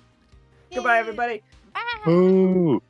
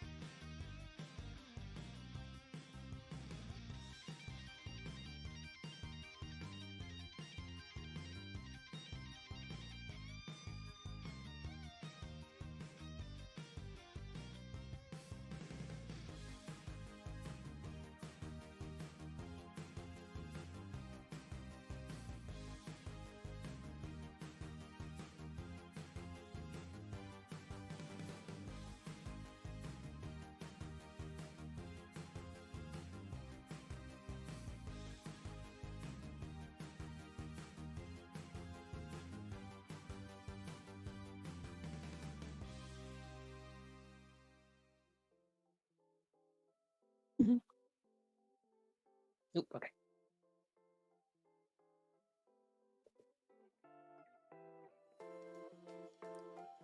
Peanut clears his throat. Like, welcome everyone. It's like, as you have no doubt been made aware, and he like kicks his megaphone behind him so people can't see it. It's still very much in sight. Now, we have been through the ringer lately. It's like, and we have come out on top. It's like, I have recent polling from around the Echo that we are being seen in a very positive light. Our destruction of those corrupted monsters has done amazing work. Like, helping us out. And Simmons, look at you. Just like, always bringing a smile to everyone. You are top of the, like, I would like to let everybody know. In all of our surveys, Simmons has come out on top. Like, as the character, as the, not player, not character, as the crew member that would like to be seen more around the Echo.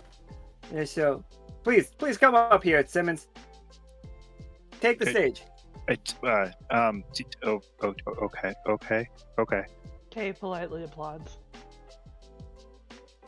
Thank you.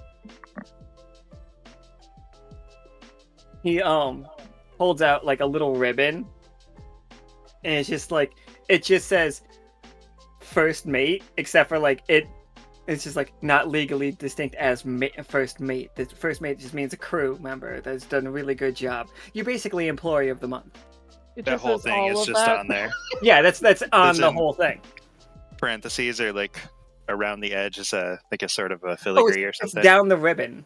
Like okay. It's like one of those big ribbons that you give like a prize at a fair. It's a CVS receipt. Oh yeah, but then it just goes all the way down and wraps around your body. And there's probably an thing that says over at some point.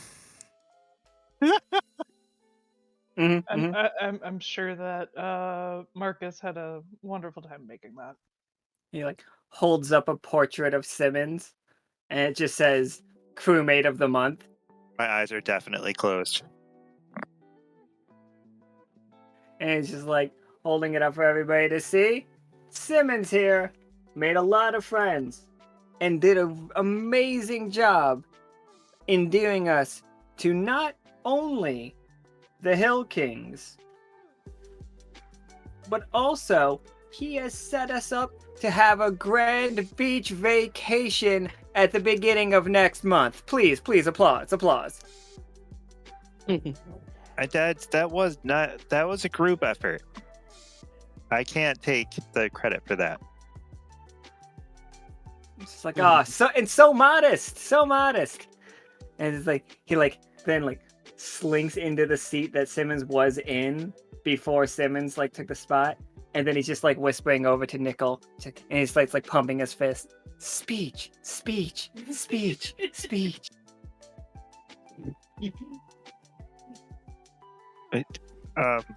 Hi everybody. Hi, Simmons. Hello, Simmons. The whole fucking audience. Hi, Simmons. He individually waves to everyone, and then that's put this waves. Yeah, puts his hands in his pot. Does that Ricky Bobby thing? I don't know what to do with my hands thing. If this was a the show of this would show the sun starting to set in the background as Simmons is waving at everybody. Oh yeah, hi, yeah, okay, hi, all right, yeah. You missed one. Hello, in the back. Is that Blueberries? Blueberries is back here. I just tried to put people that were in the chat. Except I know Blueberries wasn't here, but I just love his. I love his token so much. Did you Peanut? Yep, I'm still here. What did you want us to? Why? No. Sorry, my mistake. It's another round of applause for Simmons. Anyway, things. We all did great things last month, and in these last few months, fought off dangerous monsters, went on grand adventures, installed science into things. I don't know why we did that, but according to my notes, and he smacks a little a file that's next to him, that I cannot stress enough how bad the papers inside that file look right now. They've clearly fallen out over and over again. Have you ever just tried to have you ever opened up the 6th grader's Trapper Keeper? That's what this file looks like. Okay, visibly winces. My 6th grade Trapper Keeper specifically. Leo pats Kay's shoulder consolingly. Don't you? Are they folded in? I made notes. I highlighted things so he could look at it. Peanut might be the worst right now. He definitely dog ears pages of books, by the way. Or he just rips it out. Once he finishes the page, he rips it out and throws it away because he's just to make sure I don't read it again. He never wants to accidentally read something twice. That's awful.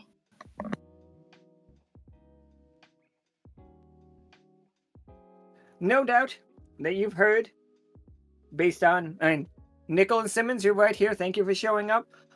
We have what appears to be a lead on our strange communications problems, and you guys all called me crazy. Said that I'm an old man and don't know how to use the new communicators, when clearly there's been a problem this whole time. I don't think anyone said that, sir. I heard them. Did you? Probably. Simmons leans over to Nichol. You probably didn't hear it on the communicator. Try very hard to keep a straight face.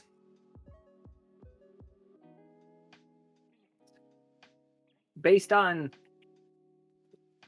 our dear Flynn, Flynn, please take a bow. We were able to set up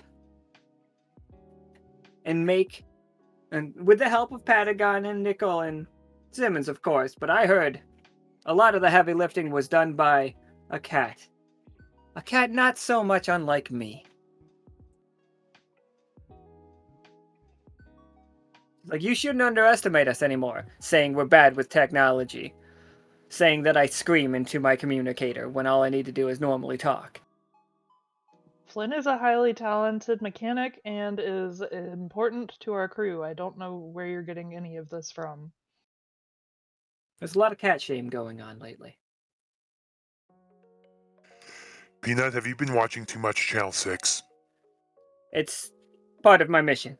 It's just like in terrible news, and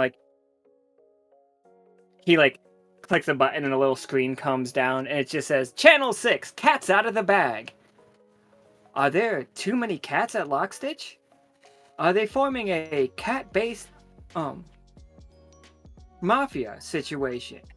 Are the cats looking to take over your homes? Cats are natural enemies to otters and other small rodents. Should this be a threat? More at 11. Slight correction, if I may. It should be, is this a catastrophe in the making? Yep, that is what it says.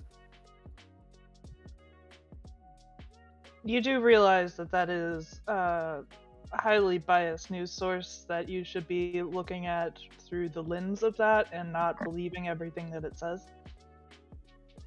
But it's just so... They have a lot of good points sometimes. We do have a lot of cats, but I feel like we're getting too much shade. I feel like we could have more cats.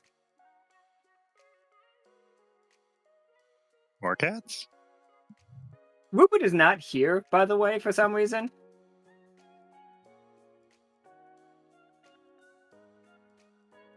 Where is he? He's an important cat. Peanut right now is at Digburg. He is currently running the squirrel... What's that? Rupert is at Digburg. Running the cat and squirrel. Something about upgrades. Oh, I'm sorry. Upgrades. That sounds about right. Well, That's what I thought. we might run into him at some point soon then. So, I'm putting together a team.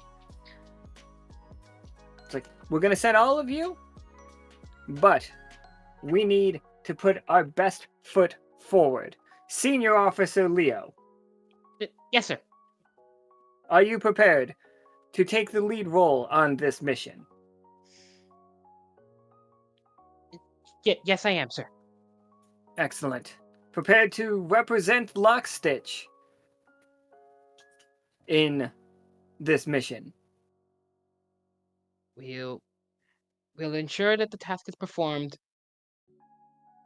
with minimal hitches, but we will do our best to be prepared for contingencies. Sir, are you assigning a mission again without telling us the what exactly it is? He just speaks over Kay. Officer Nichol Trafford. I feel that we're going to need the airship for this one. Fair enough. Just tell me where I need to go. Well, where we need to go. We're starting this mission in the Celestial Sea based on Patagon and Flynn's findings from the strange wavelength. And of course, Kay, we need somebody there. If these wavelengths are magical in nature, we're gonna need somebody to study them. Of course. What is our goal with this? Figure out why our communicators keep cutting out. Figure out what that strange song we're hearing is. It's like, is somebody holding down the button in the shower? Strange mission, but it could be. Do you want us to sneak up on somebody in the shower? That seems morally concerning. I'm pretty sure that is not the case. But we'll just look into the strange communication issues.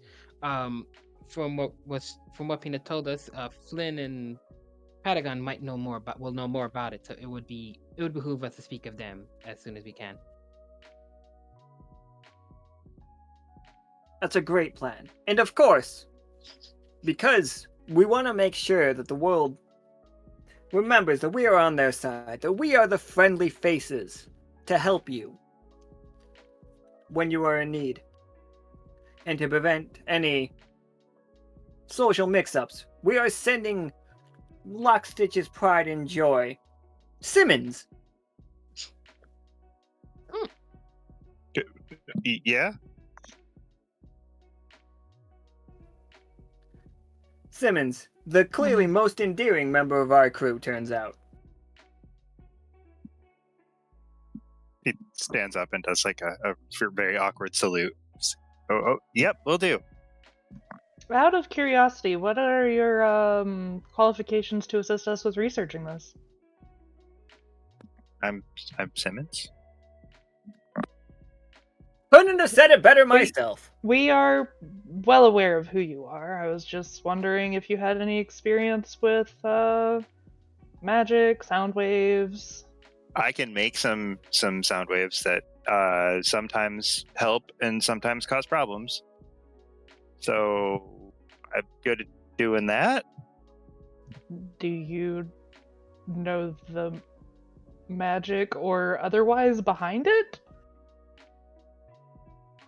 Most of the time it does what I want it to do. I just kind of scream. You just see Peanut, like, listening in over his communicator, and it's just like, okay, alright, yep. It's been brought to my attention that we should probably have some kind of pre-mission briefing. Thank you. Okay, here's what we know what's going on. We killed the corruption. Our communicators are a little fucky. Any questions? Very professional, sir. Thank you. You're welcome.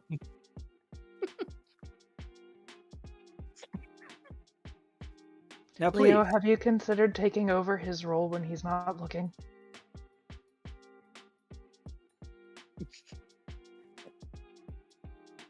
Oh, by all means, Peanut just leaves.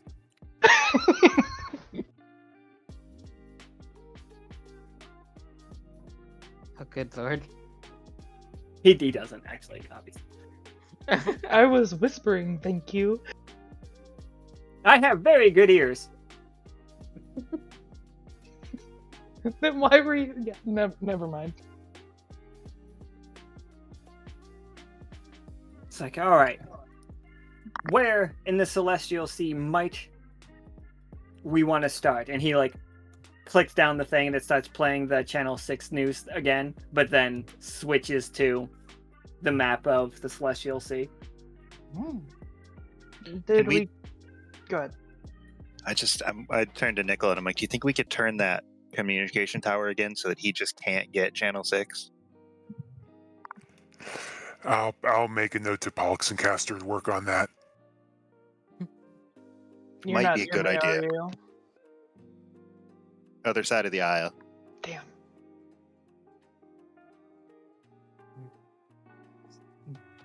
So all we know for sure is that somewhere in the Celestial Sea is where it's coming from.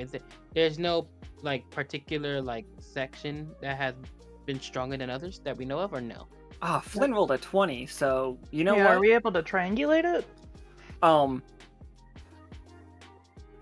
It was a 20, so I don't want to like hurt it at all. It was it's Mixel. Ah, so I guess Flynn would let us know that Mixel is the place to go.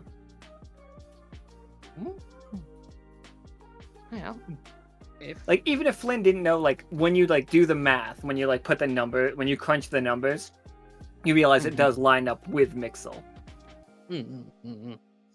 Well, with that in mind, we know where it's pinpoint, where it's taking place.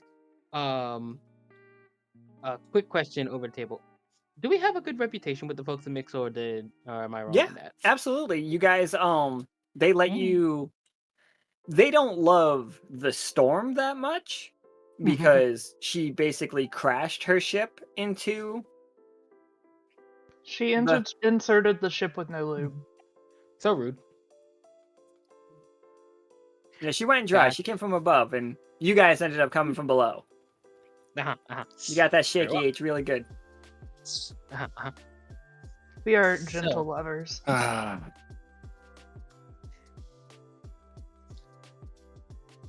With that said, well, since we know, since it's best we start in Mixel itself then, if that's where it's taking place. We know we have a good reputation with them for the time being, and hopefully we can keep it that way.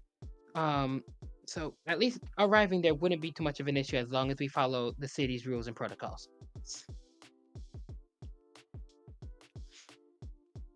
How much did we learn about the city's rules and protocols?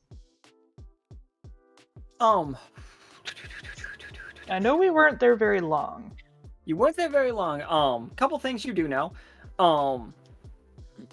They resemble the people from Alto.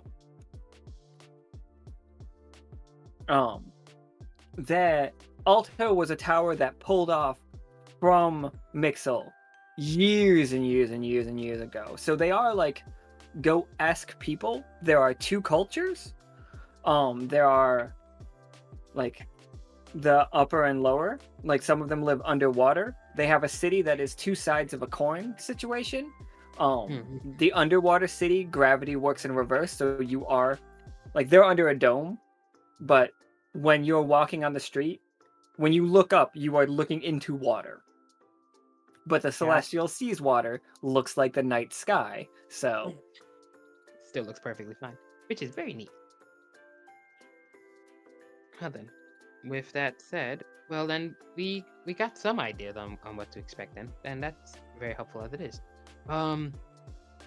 With that said, everyone, I believe, everyone should get themselves prepared. This might be a bit of a lengthy trip, depending on how things go. So make sure nothing is left running, so to speak, before we go. Understood. Did you say we were taking the airship or the sub? Because I didn't think we could fly over there. Well, Mixel is two sides. It is a dome, and I would imagine that they might have a way to let airships in. We'll just have to follow it. We'll just have to go in from above ground. Slightly different. No. Yes. I mean, there's no oxygen. Oh yeah, that problem is just basically don't go outside. Well, stay within the city. That would be our best bet there. And for the airship as well. I thought the airship didn't work because of the way it's like stays in the air is like hot air balloon. Alan? There's a lot more adventure going on. Son of a fuck. Oh boy. Adventure! Peanut is literally just looking at it, just like, you believe that it works. Like, Nichol, the airship should fly above the Celestial Sea, correct? I think I can find a way to make it work.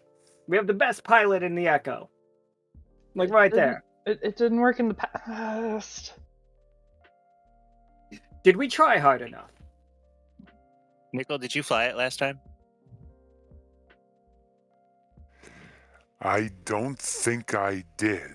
See, there we go. This is why perfect. He gives Simmons another ribbon. Well, Kay is just making notes. This is not right. This is weird. Why? I will make sure the crew follows as many precautions as possible, Kay, seeing as this is how things are going to go at the moment. We'll do our best to make sure there's as many possible problems figured out. This might be a long one, Kay. Apologies in advance. Why are you apologizing to me? You didn't do anything. I mean, who else is going to? You know how this goes. You shouldn't have to apologize for other people, Leo. That's not your job.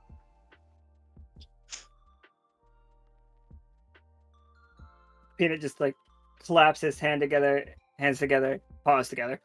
It's just like, okay, everybody, grab your gear, get ready. We're gonna be. Oop! Somebody left the call. Goodbye, Leo. Oh no! There he goes. I told him he wasn't responsible for other people's issues, and he left. Like, Peanut just looks around at like Ceylon saying goodbye. He's just like, get your stuff and get on the airship. What are you doing? Stop waving. I think we're all going, Maestra. And it's just like, unlike the last time that a large mission went a little bit askew, we are not jumping into nothing and not telling anyone ahead of time. God, who would do something like that? All right, Roy. let's get some stuff.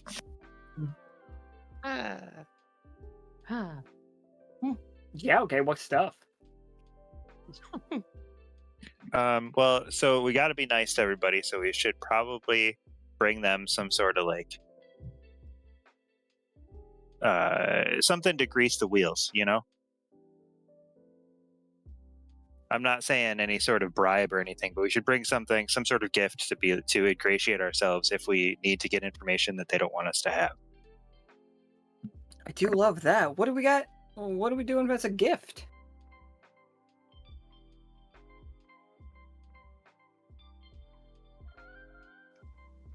Again, I don't remember much about them.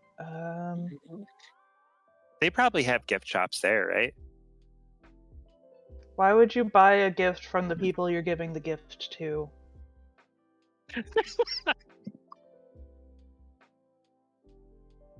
You know what?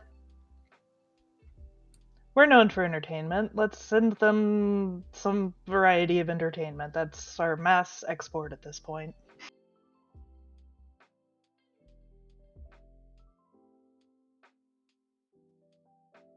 I think Peanut in the whole room as one just turn and look at Kay and just like, what kind of entertainment? Do you think they want web ball? I'm sure it would be interesting, seeing as half of their city is upside down. Do we bring them Silver Bullet Special? Yeah, We're not I'll go ready get to- my old uniform. Mm-hmm.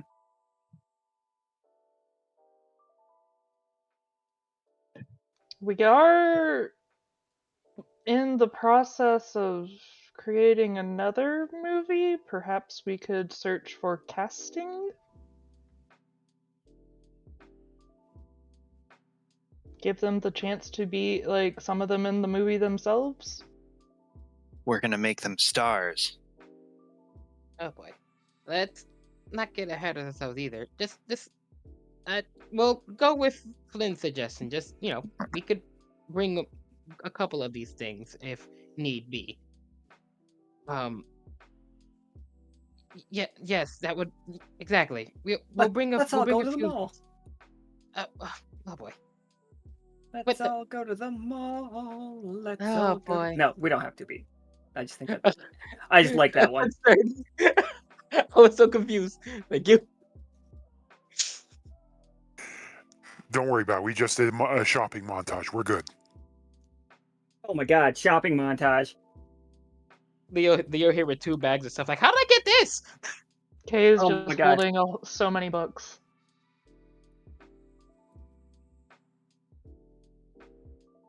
Sword. All right. So many books, 2 bags. What kind of bags, Leo? What is a popular thing within the symbol? I guess. You can speak it into existence right now. You're good. Right? I'm trying to think of something that has been commonly made in the symbol that a lot of folks have. That isn't no metal related because I don't want none of that. No, thank you. A lot of people have those little gold gecko statues. No. That's a really good point. A lot of people do have those little gold gecko statues. Good It's stuff. a huge sell. It's the best seller, and that's what the woman behind the counter of the shaky squirrel. It's a little knick-knack shop. It has a bunch of like things behind it. They're all bobbleheads basically, but they call them shakies here. Most of them are like squirrel-based, like dendroid-based, like heroic figures. But because you guys have all started doing so well, you do start to see there's a Peanut bobblehead up there, and there's definitely a Simmons bobblehead. It's limited edition. It's currently sold out. There's got to be a Soki that's just got a coffee cup in one hand, and that's what shakes instead of the head. These are all very much like close to like Funko That's Pops amazing. in my head. So there's also all of Tomb Squad is represented. Rosie is currently sold out. I'm sorry. And they're trying to offload, like they're not trying to offload it, but like Old Tarkus, both versions of Old Tarkus are considered incredibly rare, and they will buy those from you if you have it. So what did you get, Leo? Other than these bobbleheads? Oh no, Leo didn't get the bobbleheads. Simmons is definitely getting like, and she's just like, this is the best seller. Like sliding Simmons. It's a gold plated gecko. What part of it shakes? Kay is gonna like put her hand on Simmons' shoulder and be like, they don't need those. Everybody needs these. It's There's so many. They're collectible.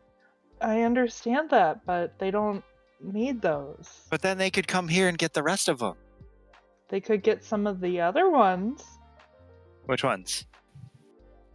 If you got them, Simmons. Like it's like I recognize you, and this is the proprietor of Shaky Squirrels. Her name is Donna. Give me 1 second. I'll find her.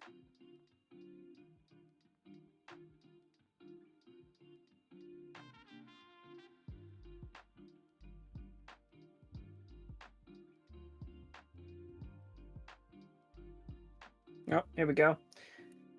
To everyone's surprise, Donna is not, in fact, a squirrel. She is a bat.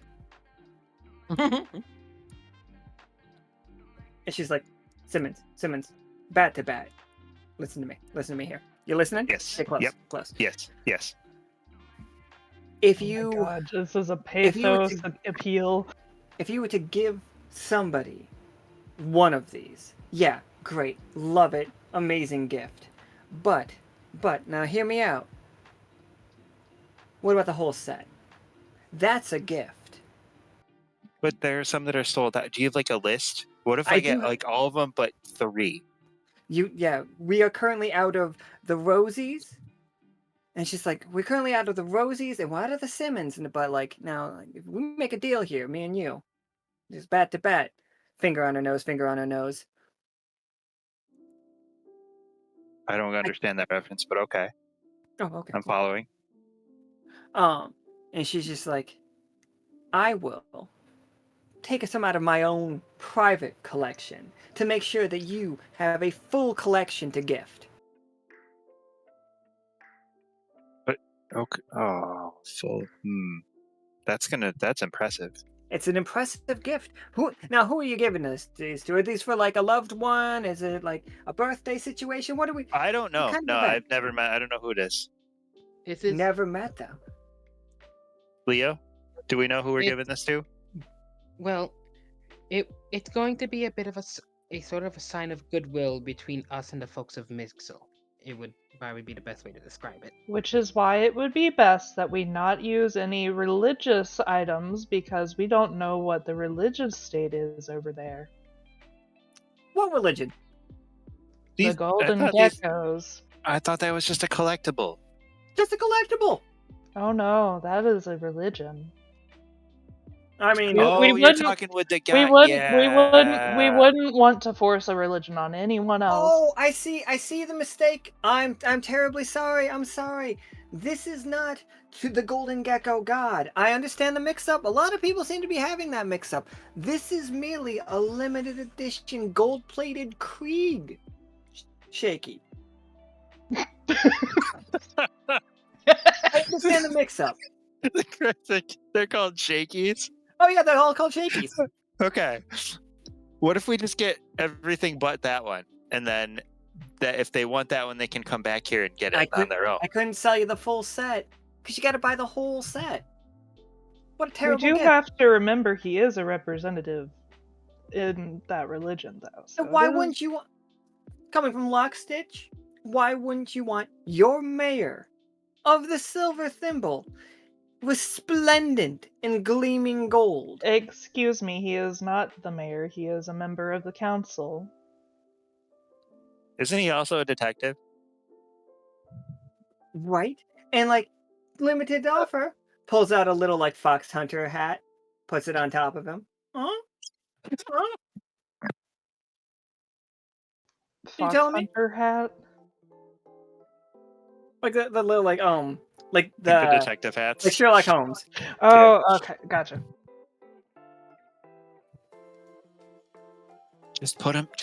Like I lean in and whisper. Just put them all in a bag. I'm gonna put them Just all put in them all in a bag. I'm gonna put them all in And the if you bag. can put like 2 big containers Stalker, thank you. of Skeeter bites too, that'd be Oh, you're looking perfect. for skater bites. It's just like Yeah. oof. The big like, okay. bags, the ones that are like my Big bag. size. It's just, do you want the chocolate or the caramel? No, No. Oh, all just the natural. normals. Brave. You just hear the loudest sigh of leaves and obsidian clacking with electricity as she just walks off. Just put them in a bag, and we'll figure it out on the way. All right, for sure. What kind of books did you grab, Kay? I would like to think that we were picking up some as far as like the history of where we come from, and I know that's a little weird now, but mostly just stuff that would have been from our city untouched before we came in. Like before we came here. Well, with the art that's been going around, it might not be so weird. It might actually get people's interest. Now that they know of the connection. I'm not sure if they would be accurate to, because basically if it's been in the Silver Thimble the entire time, I don't know how much it would have changed with the art piece. Oh, this stuff didn't change. Everything else changed to fit it around the world, to fit it in. So Like Mhm. everything kinda you did here. Unless it's like a rift travel situation. Somewhere in the world, you guys' missions happen. yeah, so just like kind of here's some more of our history. Nice to meet you. We would, because she wants to learn about their history. So this is like a trade kind of. Like this is a gift. I would like to learn about you, please. Okay, That's really good. here we go. Solid. All right. Nichol and Leo, you guys bringing anything? Leo was bringing some of like transportable, like, you know, food, like the local foods, things kind of stuff that's popular in the symbol, whatever, like, you know, food stuff and like snacks and all that. Oh man, what's Just- everybody snacking on other than mosquitoes in the thimble? And apparently falafel is going to be one of them, right? We do have that, don't we? We have falafel Papa Juniors. Oh god. Mhm. Baked goods, if I remember correctly, is quite a thing within the symbol, if I remember correctly. It's true. Oh yeah, Basically- absolutely. Reedy's Bakery is an amazing spot. What you thinking, Leo? Well, I mean, I think one of the easier things to transport, especially with Nichol able to keep things a certain temperature and stuff like that, keep things nice and, you know? Generally, what the heck is that? That's a falafel Papa Junior. Look at it. Oh, scared the heck out of me. That is a jump scare. They're made with only the best ghost peppers. I was gonna say, it looks spicy. Oh, see, now, okay, so now I get it. took me a moment to be like, wait, what's going on over there? But yeah, like baked goods like breads and like little cakes and stuff that would be easier to transport. I wouldn't want anything too like fancy in terms of like goods and stuff, like food and stuff, because last thing we need is something turbulent to happen, then boom, food's ruined. Yeah. Are we taking donuts? I mean, does Reedy's got donuts? I would think they got donuts. Yeah, for sure. They have. I know we have a donut maker. They have Dutch oven fried inside a large like bakery oven, because like all of it is just like big bakery oven. So what they do is they take a Dutch oven, fill that with oil, then put that into the kiln-like the kiln-like oven, then pull that out, then put the donuts in the hot oil. You're not allowed to use gloves, and you can't wear pants while you're doing it. I'm not gonna. You know what? Now's not the time to question. Nameless. I'm about to say now's not the time to question. I feel like we're already. Also, lemon bars or honey bars from Clementine, probably a good idea. Oh, for sure. If Clam don't mind. But I think that's what Leo would be bringing, and I guess all that's left is Nichol. Yeah, I think with Nichol, given the idea with the entertainment thing, and also just in case of emergency, he's actually going to bring some light fireworks to bring a potentially a bit of a show on the way in, and also while he's out there, he's also going to make sure he has the stuff that the airship's inner compartments are still nice and airtight, that it's going to be okay with gliding, because yeah, he said he was going to get it through the Celestial Sea, despite people not doing that before, and he's not going to lie to himself and say he's not worried. He's going to make very sure that it's going to work. Mm-hmm. You're taking fireworks to the place with no oxygen. Nice.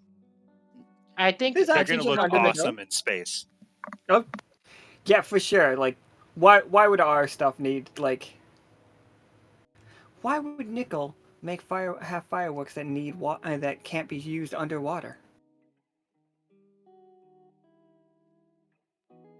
That's well, fair. they may be more like flares sort of thing, which would work there, but just flashier. Just diplomatic gift bag. It's like absolutely. And a casting director. What? Just put that in a bag. What? I got a bobblehead of that one. Okay, good enough. We should probably make our way there and actually speak with the folks at Mixo so that we could try to learn what we were trying to do. We found the casting director. It's a little shaky of ether. Well, no matter what you do, she always looks kind of disapproving, though. Oh no. I mean, that's fine. Alright, to the airship. Everyone get in, all of you. Stop acting like we're leaving you. You're coming with us. Yep, and standard rules for the airship: when we hit when we're getting the turbulence, and we are going to get near turbulence, make sure you're near one of the areas to strap yourself down. When we get to the sea, stay inside. I know it looks pretty, but from what I've heard, you do not want to be outside when we're out there. And otherwise, keep an eye out and keep the place clean. I mean, I have all those signs in there for a reason. Kay already had a harness halfway on before you even started talking. I'm assuming you kind of tied Simmons into a little ball so he wouldn't screw anything up. Kay is now putting a harness on Simmons. Would you like one, Leo? I'll get myself set up. Thank you. But thank you all the same. Leo gets himself all fastened and ready for the trip.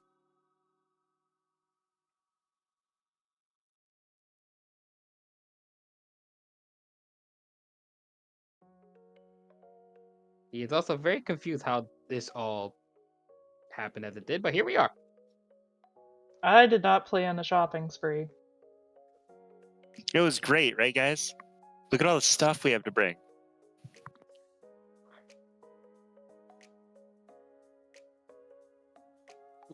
I think we killed Alan. Oh no, I was just listening to you guys talk about that stuff. All right, so Akana's gonna provide help provide navigation with Nichol. So Nichol, to get us there, can you give us 2d20? Unless you can think, I think you already start with 2. Akana's gonna give you another one. So you will have 3d20, where the last one is Akana's. All right. And before I roll, I'm actually going to explain what Nichol's plan is so we see how well it works. Oh, absolutely.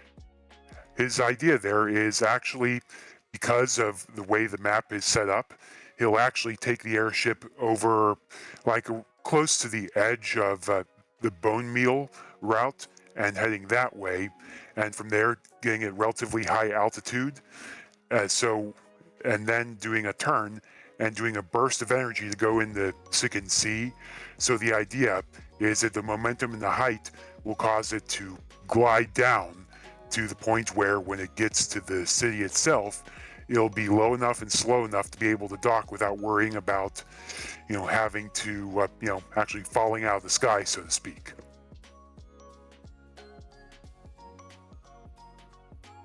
Yeah, absolutely. Love it. Let me get us onto... Can I see that on a map?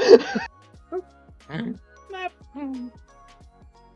So Right. So basically, we're starting here, heading over through the Bone Meal Way, and then I'd say probably a bit west of Plumbob, head the south here, where it hits the Celestial Sea, and make it to there. Okay.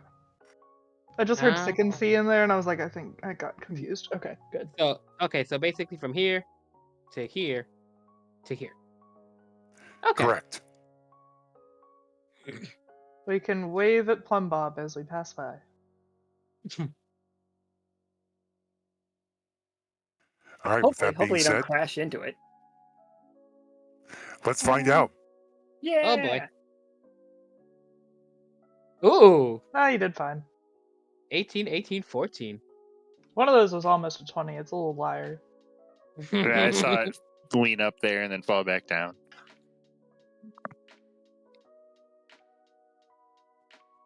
I'm having a little issue with one of my tokens. Just give me one Oh quick no. second.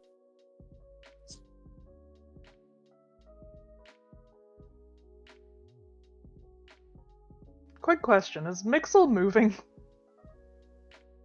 It Should it be? They do not move right now. They are out of the water higher than they were before. All of these things you do see around the Celestial Sea. You can see that golden path as just like a thing now. Ooh. But they're all stationary? If they are moving, which they are, is imperceptible to you. Oh, very slow. Gotcha. So you managed to calculate for the slight movement of Mixel from the last time we were over here. Good job, Nichol.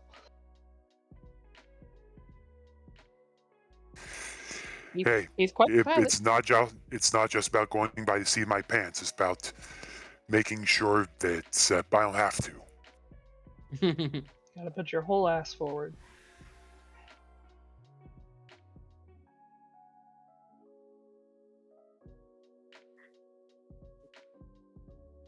There it is. Just why did that take me so much more? So are you coming up over this direction or like this direction? Are you going around Loker or are you just avoiding Loker completely? I'd say more going around. So is it not trying to go over Loker, but instead using that, as you can see there, the line on the map, and using that peninsula to help make sure there's enough momentum to get there properly. Helpfully aligned. So as you all the second you reach the Celestial Sea, two things. First, the sky is an eerie red tint right now. the whole area. Is this reminiscent of the time that there was a blood moon when midnight was going awoo, or was this something? It is similar to that, although not quite as powerful. Your comms are getting scrambled like insanely. Like you guys, even on the airship together with each other, you cannot use your comms to talk to each other. Every time you try to do it, it is countless words that come through it. It's like almost indecipherable. Well, it seems things got a lot more serious very quickly. We know the source of the mix, so hopefully we can get in there and speak to them about it sooner rather than later. Yeah, I don't think if they had been doing any sort of SOS, we would have been able to even tell. Nothing seems to be getting out or in. Yeah, they're definitely not going to know we're coming. Well, hey, I have flare fireworks, although given all the red, that probably won't work as well as I hoped. Is there a way we could change its property really quick? Is it a chemical or magical based flare? Probably magical, knowing Nichol and knowing he's probably a lot better with the magic than the science technical stuff. A little bit. We could potentially alter the color then if we could like to those more magically inclined, might be able to alter its property a bit. Make the flare more noticeable for the folks of Mixel.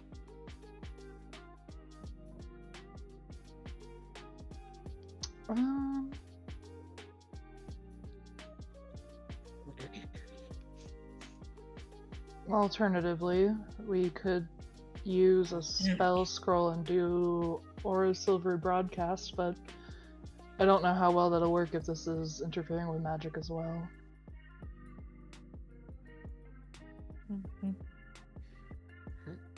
With your roll, Nichol, you are lined up. Like you're fine to go right through. Like you're not gonna crash upon landing or anything. And like they can't look up and see you. You just can't give them the warning that you're coming. Oh, we can't warn. Oh, we're not able to warn them at all. Oh. Well, if just honk the horn. Yeah, once we're in the dome, we can go outside. Yeah, the airship has a horn. Press it turns into the mech. Oh, good lord. Right? Why wouldn't it? Fair enough. I guess we'll land and alert them of our presence since we can't use the flares anyway, since they can't notice us. Do you have a clear landing, Nichol? Yeah, I think we're good here. Okay. Looks like we're on pace. Everything worked, so yeah, I think we should be getting there momentarily. Fair enough. Once we land, we'll see what we can do, speak to them, see what we can find out about this. I wonder how long the folks of the Celestial Sea have been without communication whatsoever. Out of curiosity, while we are discussing this, can we make observations on what's going on with the sky right now, or are we just too far away from anything? The sky, like the legitimate sky, when you look up. Is it Mixel or is it everything that has the skies this color? As soon as you got into the Celestial Sea. Okay. I can use sense magic or something if that's viable here. Oh yeah, you can make your rolls. 1d20 or your default would be 1d20, yeah. I'm real good at magic. Can I have 2? Yeah, sure, go for it.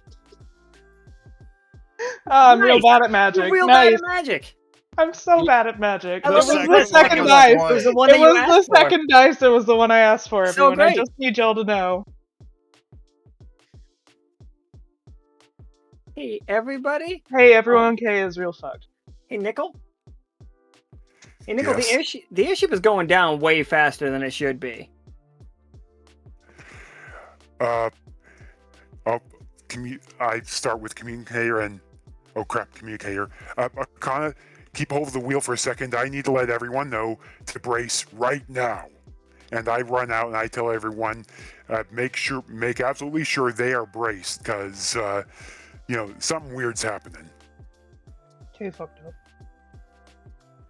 Leo and Simmons, where are you in the ship, like right now? Like we know that the airship has like sitting rooms. It has an entire like cafeteria that's oop. Did I get hung up? No, Leo got hung up on again. I feel like I'm very close to wherever Kay just kind of seatbelted me in. Fucking Discord's messing up with me. So Simmons is probably near K wherever he is. like Simmons in a car seat, kicking his legs back and forth. Just do. Are we going down? Leo, where would you be on the airship? Knowing This is Leo, go ahead. This is a multiple day trip that you guys have had to like do, by the way. yeah, I'd imagine at like every Leo often goes like near the engine room because it's what he's familiar with. It's just something that he's just familiar with, and he's usually around it. So he might be around there at the time when it suddenly has this little issue happening. Simmons. Because Kay was looking out the window and like you just happened to like feel it going down. You see really quick out the window a vaguely spherical shape or mass of like gibbering flesh with a single eye like looking in the window and shifting around, and then like the ship has fallen too fast to like get a clear look at it. Gibbering flesh is not a combination of words I wanted to hear. I just need it to be known that Alan said he can promise it's not going to be us messing up this arc unless we start messing it up. I did say that. Somebody wanted. At which point I said, just gotta roll 20s, no big deal. Somebody wanted to beg for 2 dice. Look, other people were doing it, why can't I? I say, looking at my one. This is the best game. Okay. We play a serious game, folks. We hit that dome hard. Jesus Christ. The dome is semi it's not like solid, it's a semi-solid. It's like a contact lens situation. Ever see the commercials where they splash the water up against the contact lens and some still gets through? Like that's the style. Semi-permeable. What did I do? All I was doing was sensing magic. And something didn't want you to do that at all. Oh goody. It was the thing out the window, obviously. Did I see the thing out the window, or was that just Simmons? Oh, just Simmons. I feel like I tried to tug on your coat and like point, but it was not. It was too fast, too gone. All right, Nichol. We passed through. Gravity has like fully taken back control. Like we have air all around us. You can hear the wind whistling at ridiculous speeds all around the airship as you careen towards the city. This is the second time I've been the cause of of a ship falling out of the air by rolling a 1. One day it'll be on purpose and it'll be for a good reason. How are you four gonna stop us from like crashing into Mixel and ending up with a really bad like nice to meet you gift?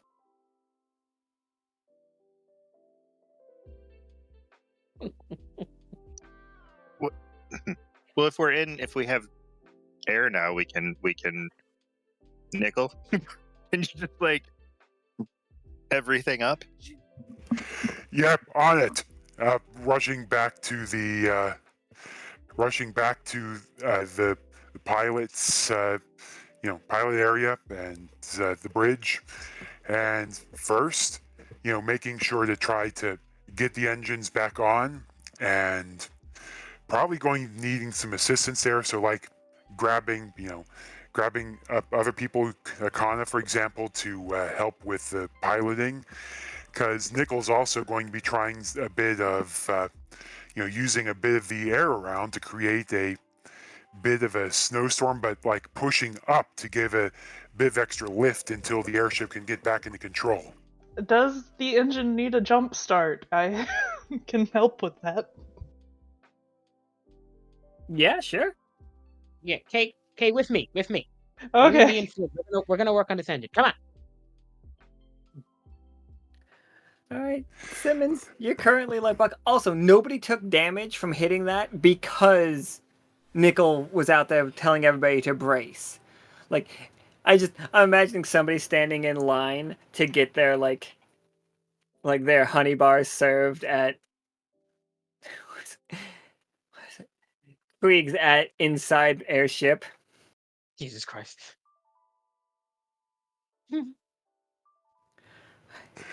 Hey, Simmons, I'm going to need some help with keeping an eye out on everything out there.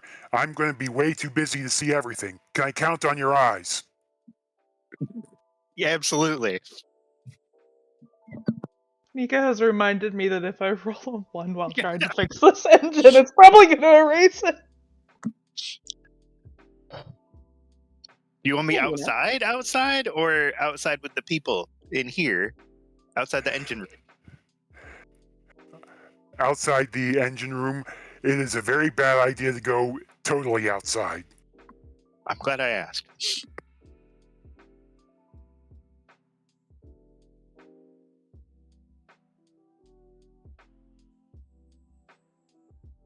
So while you guys are doing all that, Simmons is just going to be running around from person to person, trying to like make sure everybody's got their seats in the upright position, and like all of their stuff is under their seat like it's supposed to be. Tray table up.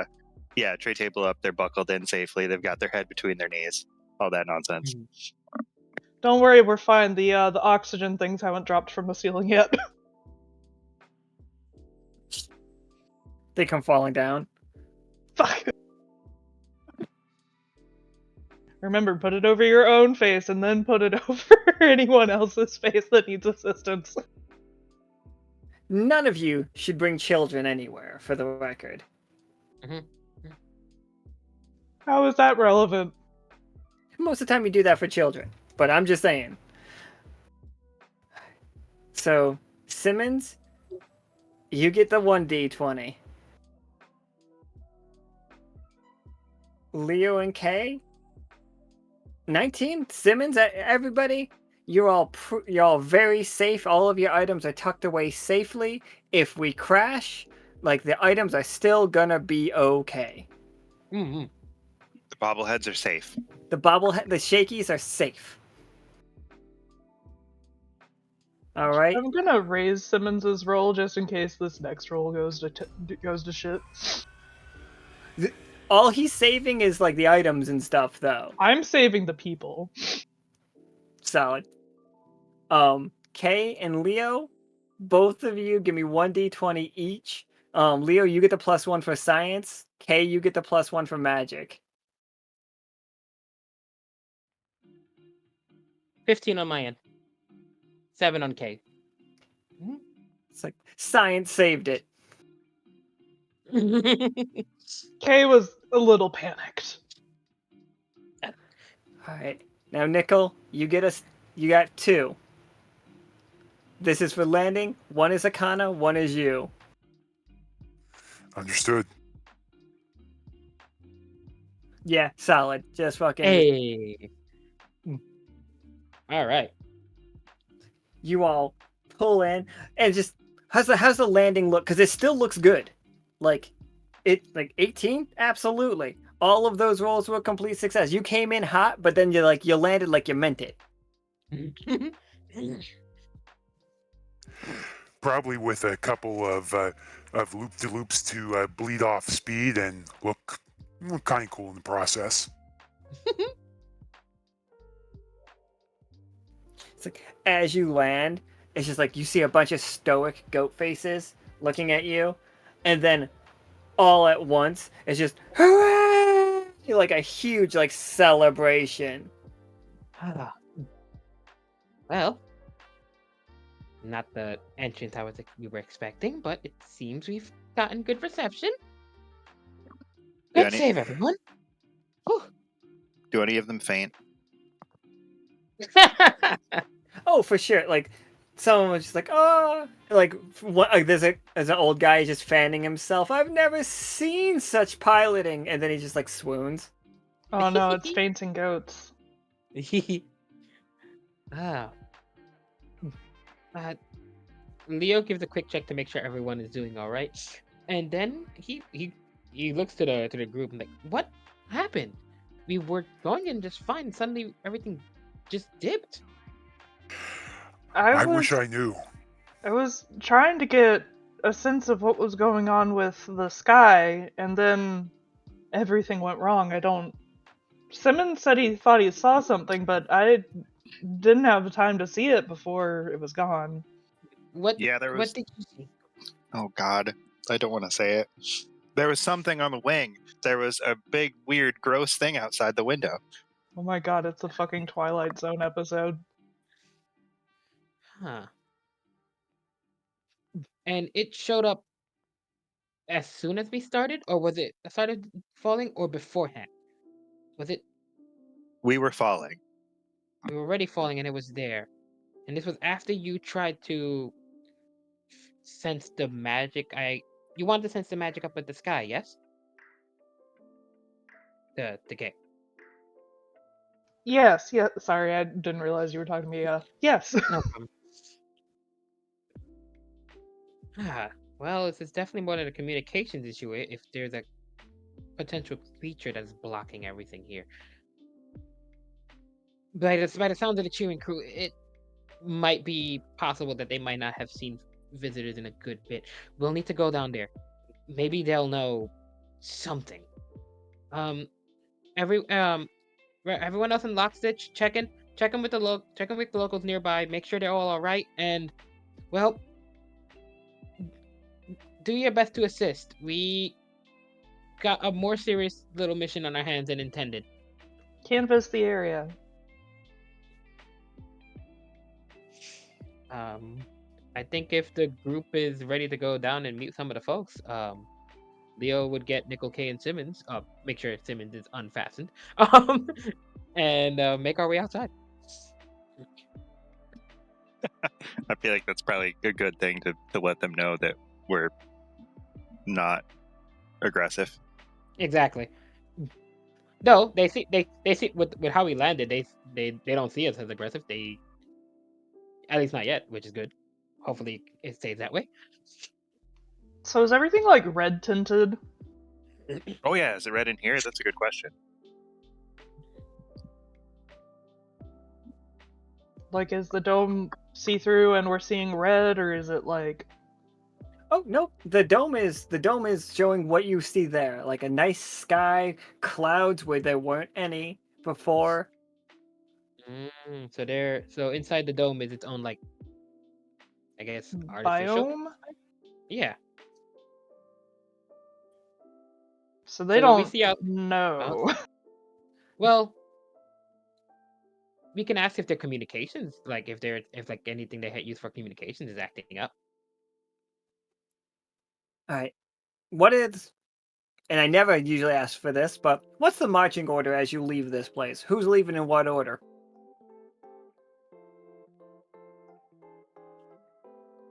That's fun to hear. I guess Leo would go first? Question mark. And probably Simmons nearby, because with how the mission's going, they want Simmons to be kind of sort of like the face, from what I've been noticing. I think if Nichol is okay with this, maybe you watch the rear. I was just about to suggest that, is that keep an eye on our 6. And Kay is going to be behind Simmons, but can kind of see behind herself too, because no eyes. So, all right. So we're going in order of height. Cool. I think Nichol is. Are you taller or shorter than Kay? Nichol's about 5'3", 5'4", so... Okay, so yeah, Kay is taller than Nichol. Oh, okay. It's so almost. almost height order. So I guess the order is going to be Leo, Simmons, Kay, Nichol. Alan. Right? As Leo and Simmons like get off, immediately you hear a raucous like cheer, and then it's just like some of them have those clacker things that you spin with one hand. You know what I'm talking about? Like they're pulling like party poppers, like throwing like a huge like to do about it, and it's just like you hear muffled calls of like Leo, and then you also hear just a lot of Simmons. Kay kind of leans back to Nichol and is like, we didn't tell anyone we were coming because the communications weren't working. What is this? Some of them are wearing you do notice a couple of things, like there are bags under multiple people's eyes. They are a little like worse for wear. Their clothes are kind of like frumpy situation, like they've been trying to sleep in, or they've been sleeping in them situation, like they're wrinkled. And it's just like, then it's just like it turns into Lockstitch, like cheering, like a raucous clap as you all get out of there. Some of them are wearing Tomb Squad shirts, but you will notice this is not the most recent Tomb Squad shirts. You guys have seen more recent Tomb Squad shirts. And like remember when we showed up at Soki's world and it was kind of crazy?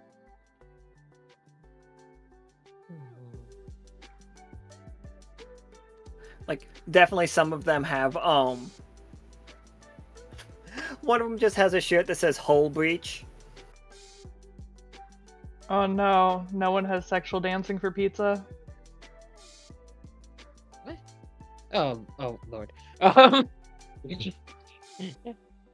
They are behind. But why are they so? What? Okay, we need to figure out. We need to speak with them. Yes. Well, yes, we do. This is getting more and more concerning as we go. One of them comes up, like a little bit better dressed than the others, and he like pushes them, like politely pushes them to the side. He's just like, please, Lockstitch. Correct. I am correct. You are Lockstitch, yes? Yes, sir. Finally, somebody answered the call.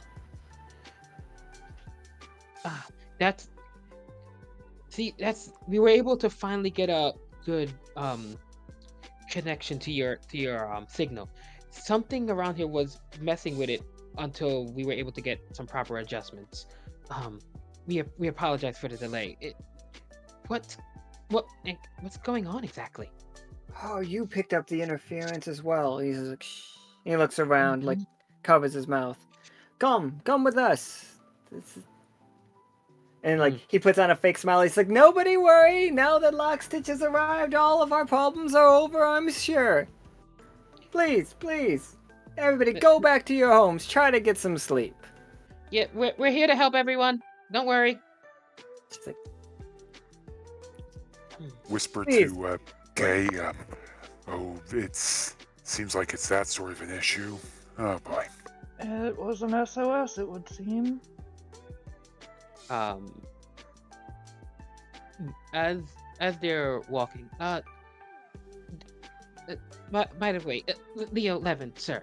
As he would reach out to to shake his hand, and may I have a name to address you by?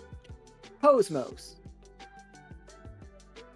Cosmos, right? What'd you say? Cosmos. Uh-huh. I am lead scientist of Nichol. Upper branch. Mm-hmm. Let's get to a more private situation so we can discuss the situation. It seems like something that's not meant for the public to know. I am led to believe. And he looks at the airship. He's like, "Are there more of you with you?" We brought we brought a good portion of the crew, probably most of us. Yep. I give a thumbs up to the people who are back in the ship. For safety, maybe keep them on there for now. Oh. I stop the thumbs up and immediately do the oh, hold on a sec gesture. Understood. Then we'll lead the way and we'll discuss it. Or would you rather discuss things in the ship? I'm not sure what you would prefer. You should probably see this. Oh, all right.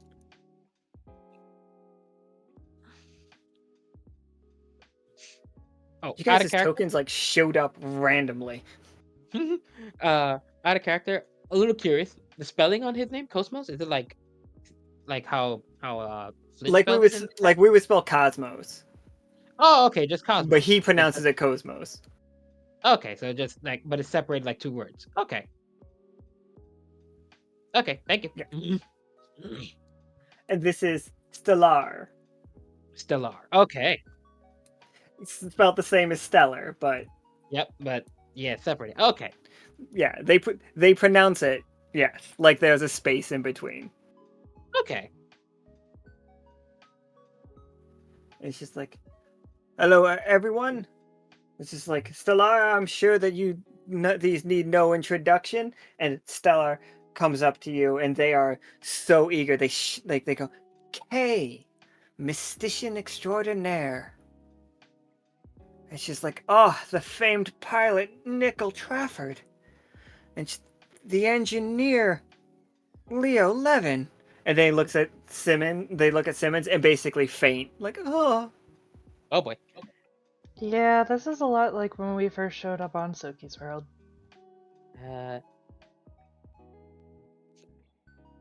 I'm very confused. It's like, we haven't been able to get communications out for some time. It's been months where we've been stranded alone. It's just like, we haven't been able to contact any of our sister cities. I'm sure, or even the other Mixel. That is mostly for personal reasons, though. We just don't like going down there. It's wet. But something has been blocking our communications with all of the rest of the Echo. But we were able to catch the Lockstitch signal. We have been watching on repeat reruns of the Patagon show. We have seen countless interviews of you all with Patagon. We have heard many tales of a Simmons crunch, although we have not yet been able to experience it ourselves. Dang it, that's what I forgot. Are you telling me we don't have that on tap on the airship? Okay. I mean, we might. I just forgot there was that special edition that I was gonna bring, and I just completely forgot to get it. No. It was in the fancy can. Does anybody get a flashback card? Just flash it back and to show you doing it, like putting it together. I don't know if anybody does. I don't have that card. Just put it on the counter and walk out the door. Right? If somebody has a flashback card, it could be like, oh no, Simmons does have it. Oh. That's up to you, Kai.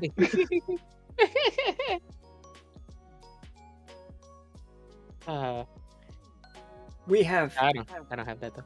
Yeah, sorry. I cannot help, but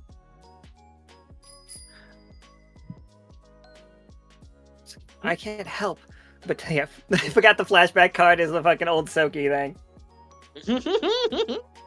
There it is. You remembered them. Ah!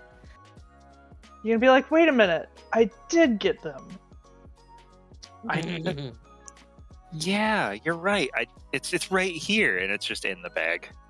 He was in the bag the whole time. Yeah, it's in the bag right on my in my pouch. It's just right there. It's all shaken up and all like you don't want to open it right now. Give it time to Amazing. Truly, like, we'll open it soon. Are these gifts for us?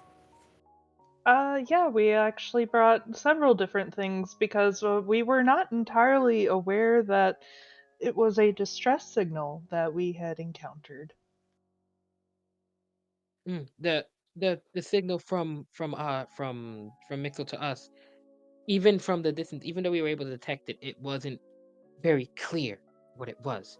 Yes, so unfortunately, we have what we would normally take on a mission, but not anything that we would specifically take for just an aiding mission. Well, we can. Well, hopefully we'll figure this out and we can get things back to normal all the same.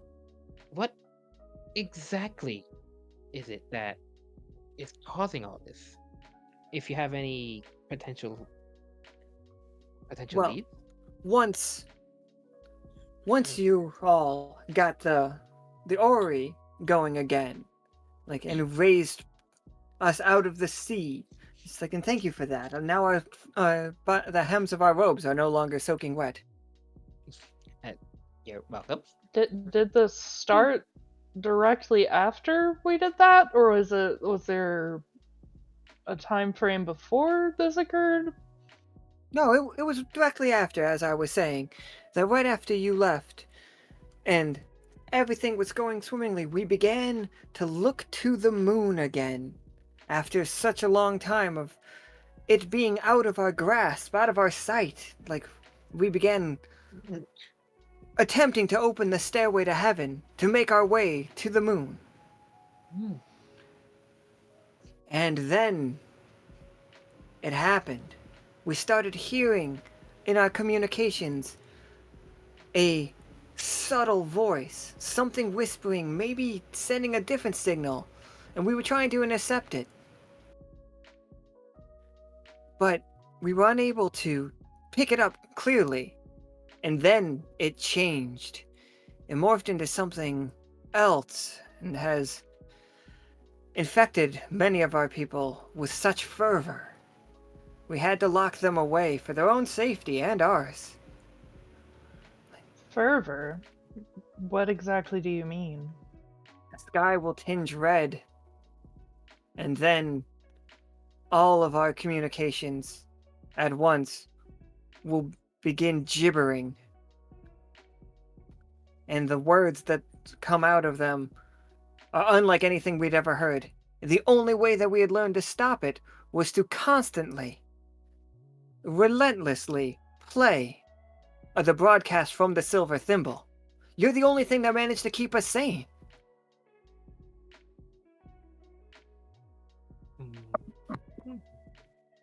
Oh. Sounds like something doesn't want you to go to the moon. Would want us to go to the moon? We're Maybe. lovely people. The moon would love us. The moon loves us, right? And this is Cosmos saying to Stellar, so the moon loves us. We are beloved of the moon. See, the moon loves us. I wouldn't Maybe know maybe the we moon's opinion. It seems to be something that thinks on its own, or perhaps Vatna considered it a friend, but I think there was something up there. Of course there's something up there. It's the moon. Do you have, and this may sound silly, do you have a line of communication to just the moon? That was what we were trying to establish. I thought you were just trying to go there. You didn't call them first to tell them you were coming? I mean, we would have. It's not really a good example because we kind of didn't do the same thing, but you know what I'm trying to say. We weren't able to call them before we got Yes, here. see, that's true. Good point. Ah, you're experiencing the same troubles we are. We feel We'll feel that there's a third party involved. Something interfering with our communications. And not just with the moon, but with everything outside. But now that you're here, just we can all help out. Well, Did you I destroy whatever it was that was stopping our communications? Can we turn on our speakers again? Not I yet. would know because I was trying to sense what was going on, and that is when our ship started to have some struggles. Simmons, could you describe to them as well what you saw, just so that we're all on the same page? Yes, absolutely can. It he kind of just like puts his hands together like he's trying to make like a ball of clay or something, and he's like, it's like a little, it was a big, then he puts his hands way out, it's just a big like spaghetti, but like big. Simmons, you want me to put it on the screen what you saw? Yeah. Please. Uh-oh. What did we see? Oh! Oh, that's a friend. Oh, Yeah. hello. It was like that, and it was there, and then it was gone. Mm. It looked a little bit like an iguana. If you don't mind, chameleon. it's a ball shape, by the way. It is like Oh. it's a sphere. There's no more of that you're not seeing. It's So just this- ball. A strange ball with a giant eye and very sharp, what seems like metallic, like teeth made of like metallic scraps? Or is it more like rocks? It kind of looked wet, if that makes sense. All the worst things in the world are wet. It's like, if you don't mind, let us just confer. And they put their horns together and they just start whispering at each other. Can we hear them? Not normally. You would have to like attempt to eavesdrop. Oh, don't be snooping. I will not. We know that Kay is bad at sneaking. Guys, what episode? How far do you think they are in our history? Like, if they've been watching old, Well, which episode of Patagon show do you think they're on? we can always ask. They said that they were watching reruns, I believe, so they've probably watched every single one up to the point where we got everything moving again. And it have been months. They've mentioned that much. So there are some. So There's been something that has happened lately that they are not privy to. The last thing we saw was your wonderful show, the telethon. That happened later. Yes, this did not start immediately after Okay. you left. This started after you left. Mhm. They immediately tried to contact the moon, and they were making headway towards it, and then this started. Okay, so that's the Gotcha. timeline. So Mm. telethon was the last. Yeah, so telethon was the last thing they saw. Okay, that gives us a good time frame of how long it actually has been. But why would? So it's specifically involving the stairway to heaven. That much is clear. If this happened while you were trying to make contact with the moon after the stairway was opened, and with what we saw trying to get in the ship that nearly made us crash. Something. What is that something that's interfering us between here and the moon? They're like, well, if you are brave enough, we are going to put these on. And they have like big old like headphones. If you're brave enough to listen to this, like this is what we hear whenever we turn on our radios. Or like any of our devices when not tuned into the silver symbol. All right. If it, I'll see Seems what fine. I'll see what we can read, what we can glean off of this. Hey, Nichol, Simmons, if I seem to be acting strangely, be sure to remove the headphones as soon as possible. I might not be as quick to respond if something is affecting me from within these headphones. All right. All right, so Leo. Give me a D20. This is Leo if Leo well, goes fucking nuts.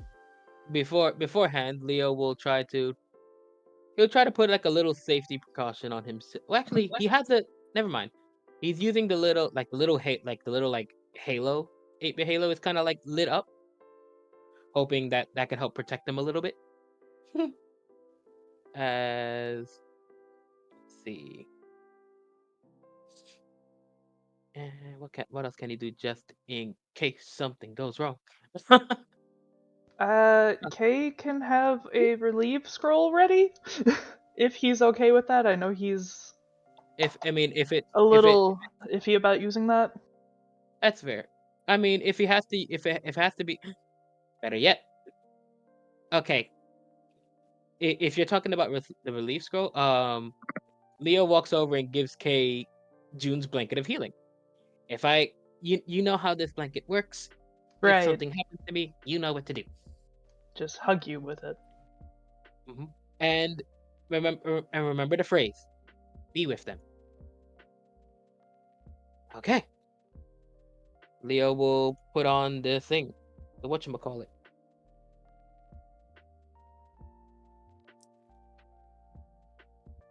$14 solid? Huh? I saw that 2 and that 20 for a long time, though. Right? It was dancing. It was doing a little boogaloo. All right. Leo, when you put it on, like, you hear just 1,000 voices, but with your success, you're able to discern some things. Each one, like, if you can single out one of them for even, like, a second or two, it sounds like it's reading a story to you. Oh. Like there's like, oh, that's the language. That's a language I understand. But then overlaid on top of it is 1,000 other stories, and most of them in languages you have no idea what language they are. And it's just so confusing. And upon hearing it, it's not just hearing, you mentally get the picture of it. Like this, when I read a book, I'm basically seeing a movie. That is how it works for me. Like, that is how this is working for you. You are watching 1,000 movies overlaid on top of each other. And kind of curious, on the one with the language he can understand, as he focuses on that one a bit, what does he see?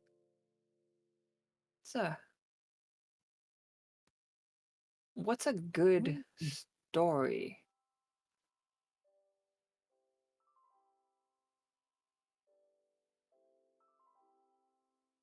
You are seeing a story of a large man, like absolutely like huge dude, and he's drunk at a festive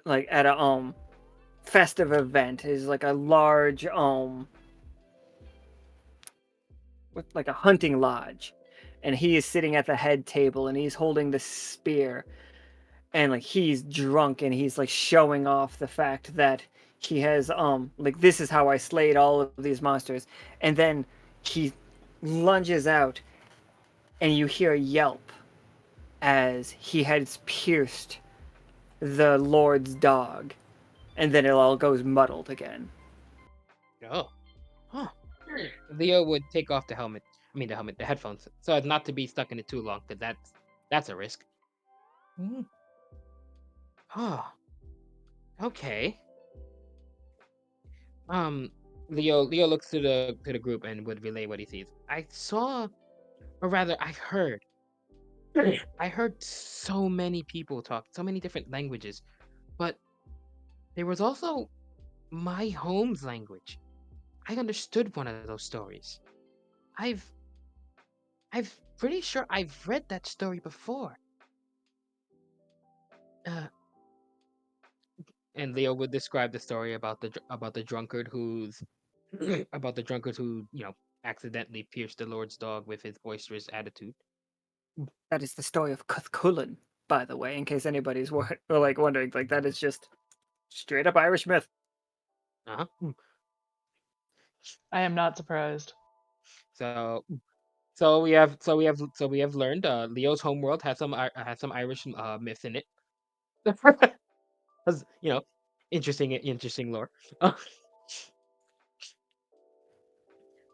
they're just like, it just gibbers. It just gibbers away nonstop.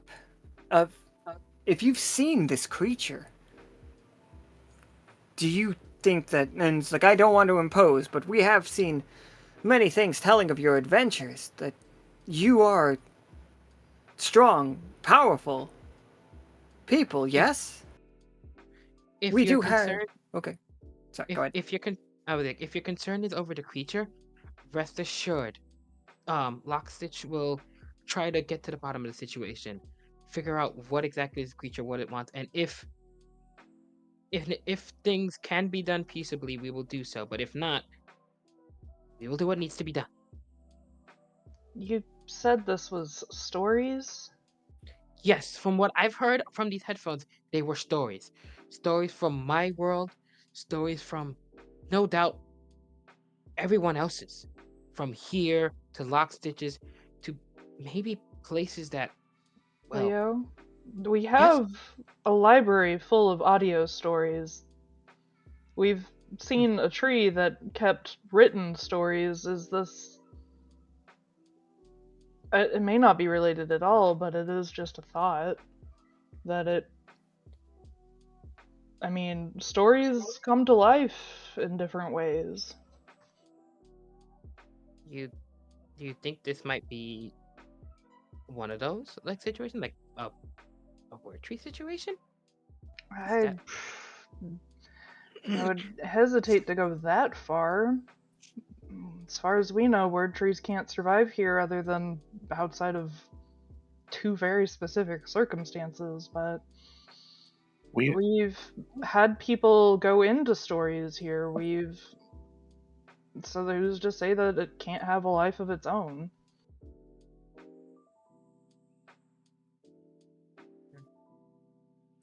I don't know. Personally, I'm just thinking about how many word trees there were out there, uh, you know, long ago, and well, at this point now, I'm kind of wondering if, if that all that information is actually really gone or not.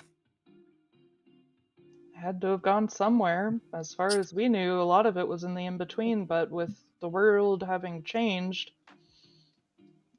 let's just say what happened to all of that.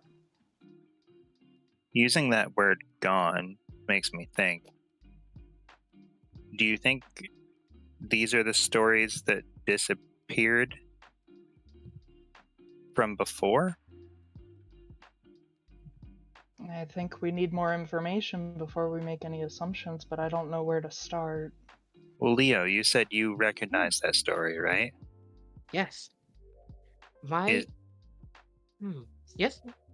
I wonder if it's in any of the books that we have here. If that story is one that still exists in physical form anywhere, or if that's something that has fallen off the face of the earth and you're the only, or fallen off the face of Echo and you're the only one that remembers it now, like all the things that happened a few months ago. There's a lot that I don't know is still around for my case exactly. It is possible. We can check them to see if that's there. But it also makes me wonder if these stories are being heard because the stairway is open and all the stories that are, well, out there is suddenly being heard in here. Oh, like this is becoming a like, oh. We do have tales of our people speaking to the moon many, many eons ago. Could we see those, or are they not written down? 1 second, Kay. I'm in the middle of just trying to like monologue that one real quick. I had to scooch my chair. Scooch. It's just like we have stories of us communicating with the moon in the past, handed down, just orally. It's just some say that it's just stories, but if it was just a story, then what is all this machinery for? What is this doing here? Like, what was the purpose for it to begin with? We must have spoken to the moon forever, and so long ago that even our forefathers have forgotten. It's just like the stories before never mentioned driving people insane. The stories before never mentioned the redness, except for on a couple accounts. Very few. Nika's gonna sneeze, hold on. Never mind, she got rid of it. The stairway should have been everything we needed. The stairway, once it was raised, should have connected directly to it. But it didn't. It's like, and it's just like, we strongly believe that the moon itself is not responsible for this interference. We had a signal from the moon that we were attempting to translate before all of this began. Do you have records of that? Yes, maybe not in ways that you might understand. And they like hold up a weird it's basically what if there was a moon-based lunar USB charge USB stick. High tech stuff. Like, it would replay the sounds, but the sound has all been overlaid with the gibbering. Even your old recordings have been Everything replaced? that we once recorded. We cannot play anything out of these speakers that is not from the silver thimble. That is not broadcast from you without it sounding like that gibbering. We need a prism for sound.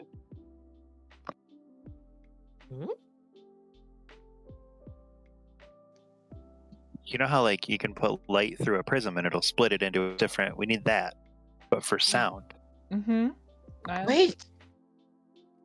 Okay, out of character, this is hilarious to me because Flynn and Soki will be amused. We were just wondering. Okay, never mind. I'll. This is funny. Yes, Flynn's laughing because she knows what this is about.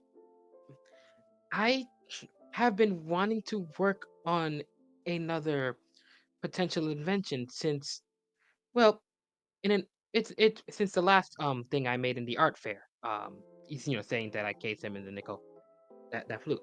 But I've been wondering if there is a way to make a microphone that could separate my voices into two. As Nichol and Kay definitely know, he's referring to when he goes into his magical form, and it's both him and his sister talking at the same time. And he's been wanting to make a microphone that could separate those voices when he's singing.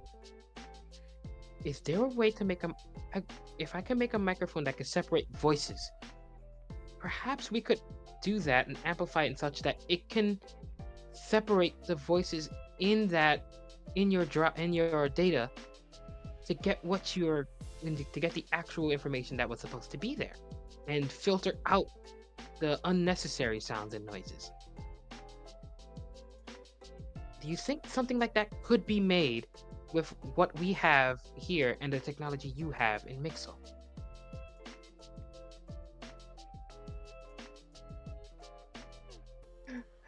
To quote Flynn, freaking serendipity. Absolutely. This is a little bit out of character stuff, but you guys are on I did not have this idea at all. This is fucking amazing. I love this.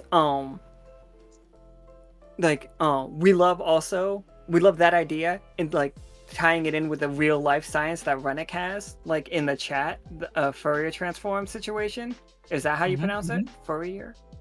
Oh, see, and we got Nichol with us too. Oh, we got Rennick with us too. Oh shit! It's I think if you guys want to invite him, also going forward, and main character energy games, I want you all to feel comfortable pulling other people into the games if you want to. Only one at a time, just to to not stress out Nika. But if you guys want help and you want to pull him in, Well, if we're able to bring him here without causing too much of a stir from the crowds, I know someone who can assist us with this potential project. If you think you can get him here without issue. Well, that's not a problem. I know a few ways to get him here under some cover so no one would notice. So, out of character, I will ask, Imperial, are you able to get a voice or no? Because if not, we can just say, you're here to help us out. But if you can...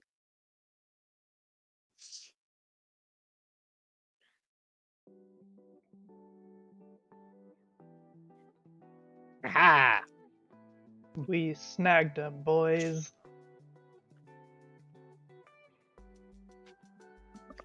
That's fantastic.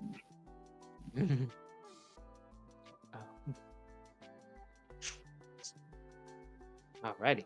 So I while literally thought you guys were just going, let's go outside and kill that thing. But then it's just like, nah, let's just figure out a way to filter that thing out.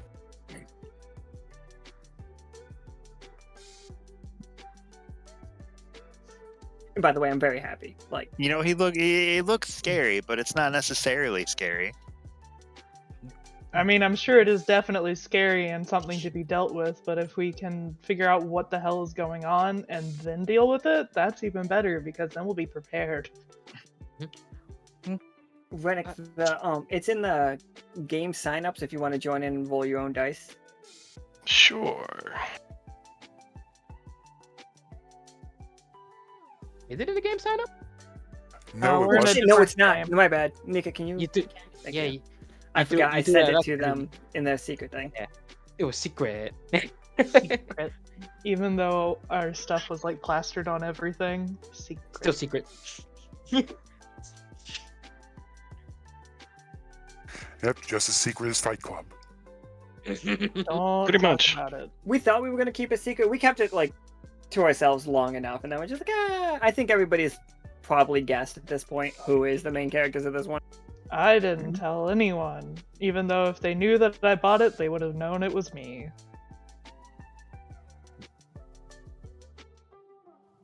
Okay. Listen, I didn't even know I was part of this until they just added me like, "Hey, you're part of MC." Yeah, I'm like, "What?" They just Oh my- yeeted Leo and Simmons and probably cackled evilly or something. I don't know.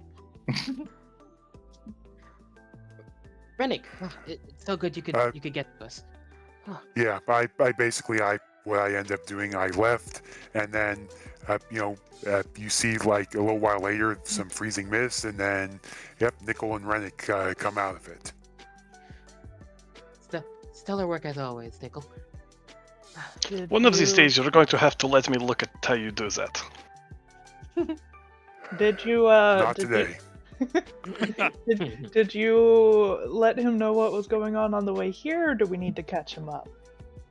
As best as I could understand it, you may need to fill in some of the extra details. Understood. Well, Leo will show the headphones, but he will make sure that Rennick does not put them on, considering the risk. These headphones, from as you've seen outside with how the interference has been messing with all of our communications, it's also messing with the technology here. Anything they have recorded, anything that is audio, it is mixed in with that jumbled mess. The mess in question is voices, but not just voices from like here.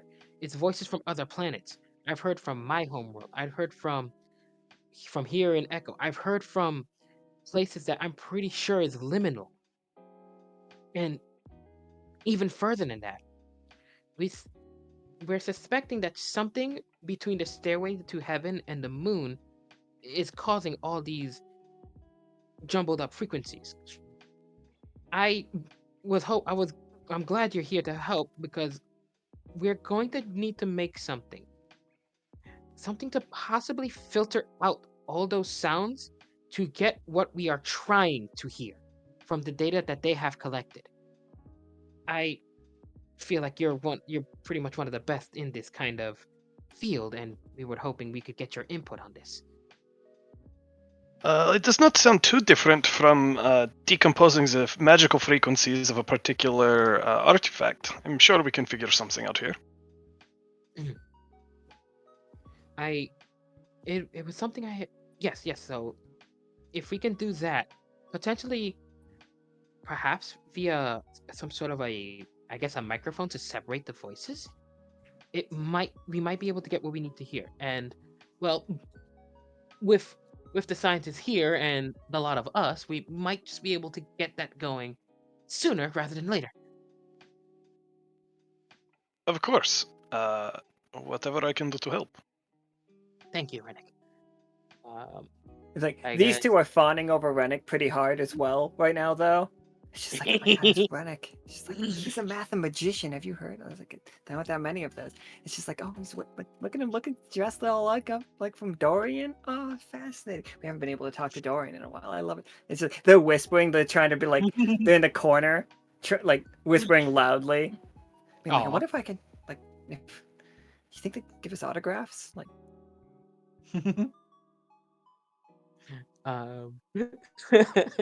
But I am pretty much absolutely down for you four to invent this item that can do this. Just Can I go ahead. Can I make a request if we do really, really well on it? And if we can find out if the voices or the stories or whatever aren't horrible, if we could channel them to different channels on Peanuts TV so he has something else to watch that's not just Channel 6 News. Yes. The speed and the loudness of yes. Absolutely. That's what your die is going towards, trying to like, okay, all right. So only if like I don't want to I want to know if it's going to hurt him first, but if he can have some other sort of thing to focus on that's not just awful, horrible garbage, then maybe that would be good for him. I mean, the whole thing would be fascinating for like Story Channel. Because there's just endless stories from the sounds. That's of it, true. but that's only if it's safe. All right then. With that in mind, Leo is going to assist using this right here, improvise. Basically, he's gonna do whatever he can with his tools and the like to make sure that this is working as well as he can make it. Okay. Obviously, he's not using the weapon part because he's not hurting anybody. Of course, but you know. I mean, technically, here's the thing. All right, I've been wanting to do this for a while. This project has 20 HP. Oh shit, we fighting. Like, but fighting with like it's not even 20. 12. I'm gonna go with 12. We have a 12-step clock. Like, you are trying to get that clock to hit 0. That is what you're after doing. But yeah, it's a battle of wits. Like, you are fighting with your tools, and you are fighting against like just concepts. Like, you're conceptually battling. So like, give me good ideas, and then make your rolls. It's like, there are 5 of you. Like, I think you could argue for more ticks off of the clock. Like, just let me know. I have to go to the restroom real quick, but Nika will be listening in, and like, talk amongst yourselves, please. Figure out how you're making this.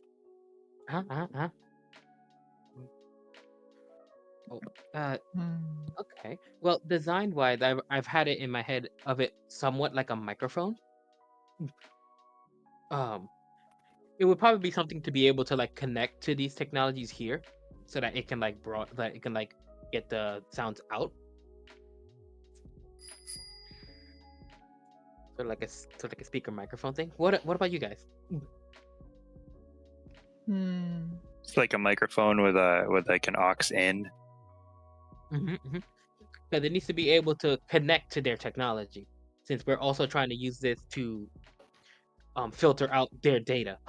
that got messed Right, up as and well. if they just play it out into the world, then it's gonna screw them up anyway. They've got to play it into that and then play that out into the world. Exactly. You know, if we're talking about playing things out into the world and potentially filtering stuff out, I have something that I've actually kept to the side for a long time. I don't think I'm going to get a good chance to use it again, so I think this is a good project to sacrifice it for. And I take out a flamingo-shaped earring, my lyric ornament. I think all the way back from season 2, where this single earring with a glowing gemstone. I think it's in the eye of the flamingo.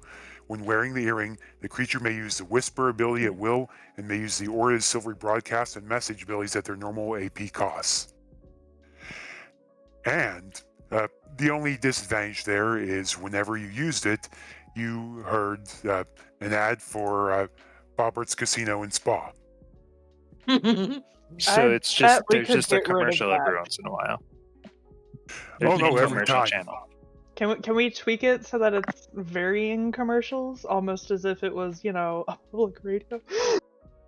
like an actual regular like TV thing. I mean, if we can get this to work first, we could probably work on adjusting that next. I That's think very that's gonna possible. be 100% on like the fucking roll that Whether or not we can Nichol adjust it.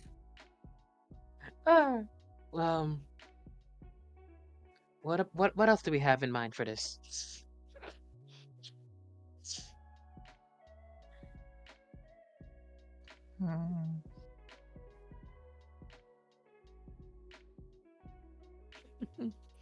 Are you looking for? Go ahead. No, go ahead. Are you looking for design elements or something else? Well, you're quite well versed in this more than most of us. I feel like you might be one of our best for dealing with the inner workings. If you have an idea on that.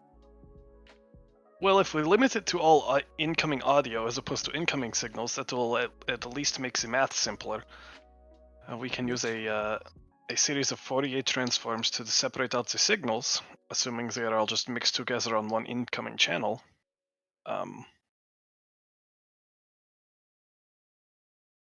In terms of is it just data coming in? Just audio, raw audio data? raw audio is what's coming in. Mm-hmm. So no magical signal in it at all that we are aware of. I don't think so. I don't think the signal itself is inherent. Rennick, you have an advantage here. Do I have to tell him. This signal matches the song that's in the background that they are trying to unscramble is Starborn Melody. That is what's in the background. It is scrambled. They can't hear it. It's just the music though. Like you can figure that out. I don't know how you figure that out, but like it makes perfect sense for you to figure it out in the process of unscrambling.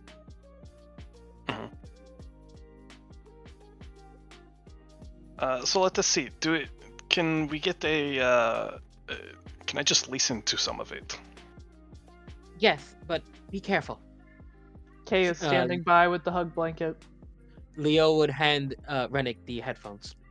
Actually, no, you stand by. One of y'all stand by with the hug blanket because I am the only one that is tall enough to knock the headphones off of his head. Okay. Yeah, I'll take the blanket back and be ready to use it to assist him. You guys could just unplug the headphones. I'm just saying. You don't have to smack people. I mean, Leo's not gonna smack him. But yeah, we're ready to help if need be. Absolutely, yeah. So they are plugged in the headphones. Interesting. Yeah, and I think Mixel is incredibly analog for the record. Punch cards. Do you see all these little headphone jacks over here? Look at all that stuff. Right, I love headphone jacks. I love have you guys ever seen the any like switchboard operator, but be like the mechanical computer situation where you pull out this when you plug it in over there and another part moves because you did that. I think that's the coolest shit. Mixel is just all that. Okay, well, in that case, I'm not going to be pulling it off of his head. I guess I'll be unplugging unless we wanted to swap back. Oh, it's fine. Yeah, Anyways, fine. either way, it's fine. But here, this is what I've been hearing. In my case, I was able to hear a story of a drunken warrior from my homeworld. You might be able to hear something from yours if you single it out. Very well. And Rennick puts the headphones like on as much as he can. Neither of the people that have worn them have like headphone-shaped ears. They're just like on the top of their head. Look, they're adjustable. It'll be fine, Oh yeah, it's totally adjustable. We live in a very inclusive world. right? Like we got this. I had to make sure that in the Their bone Vatna, induction. there we go. In the Vatna airs that I made, remembering that Vatna has tiny little like spiddly bug feet, so he doesn't have like feet that fit into normal like sneakers. I was just like, it just says like it fills them out anyway.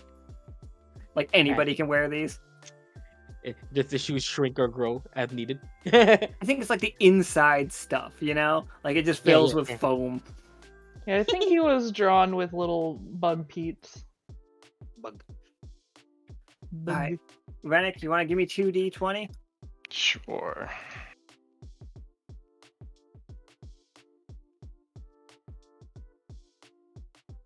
$10. Tough choice. No, wait. Buff to science makes it an 11. Oh, success. My mistake. I forgot about the science Nice. buff. I think that might be the first time any of the buffs actually paid off. Right? It's happened sometimes. It's nice to have when it happens. Yeah. So, yeah, in the background, instead of the story, the familiar thing you hear is a discordant melody of the Starborn, discordant version of the Starborn melody. Maybe it's backwards, maybe it's pitched up or down too far. So, like, but in the background of all of these stories, that song is playing. Oh snap! It's the devil music. With like the slow version that was Interesting. playing when Leo climbed the ladder. I do not hear a story, perhaps, from my homeworld. What I hear is the song of the celestial sea, although distorted and discordant and gross. Let's see. We know what this sounds like. Let us see if we can separate it out. Yes.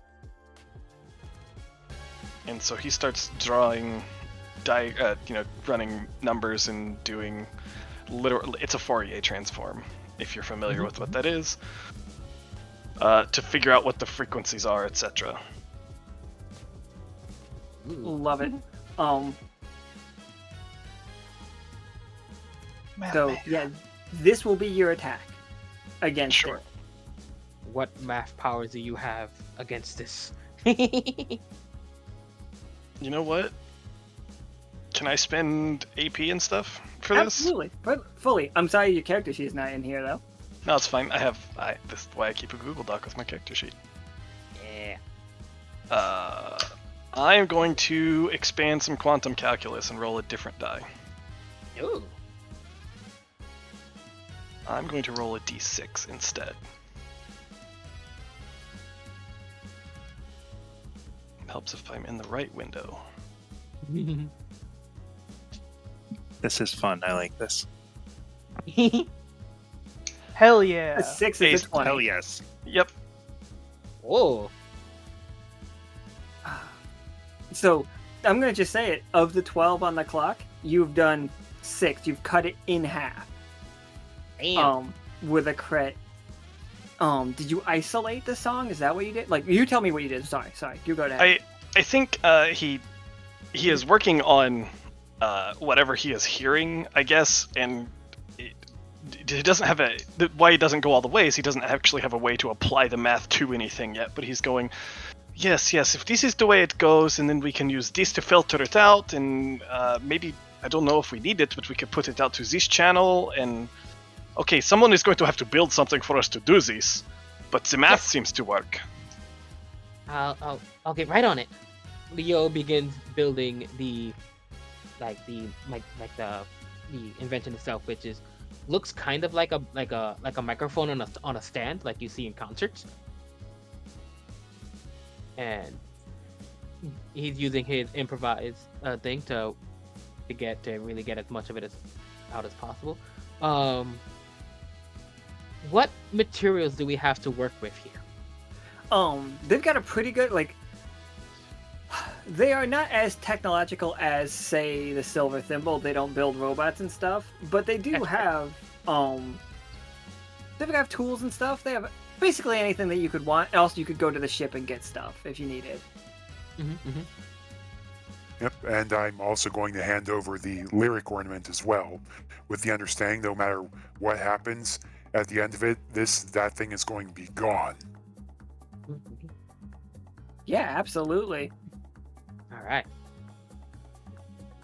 Some kind of resonating crystal.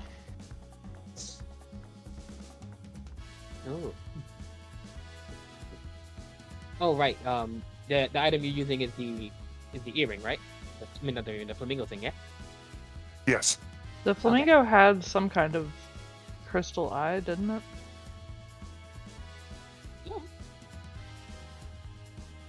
Something like that, probably. All right, yeah, Leo, I'm solid with you taking 2d20 here. Okay.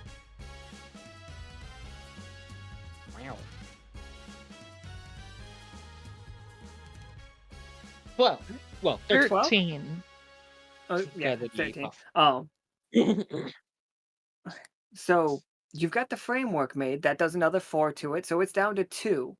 Like, we just need the last step of it left. What is you said it looks like a standing microphone? Now, I've seen a lot of cool standing microphones in my day of, like, enjoying music. Is it like Jonathan Davis's cool sculpture one that has, like, tits out?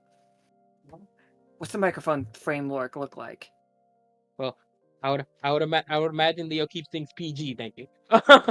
I'm trying to imagine a world where Leo would put tits on any microphone. I put tits on all my microphones. Yeah.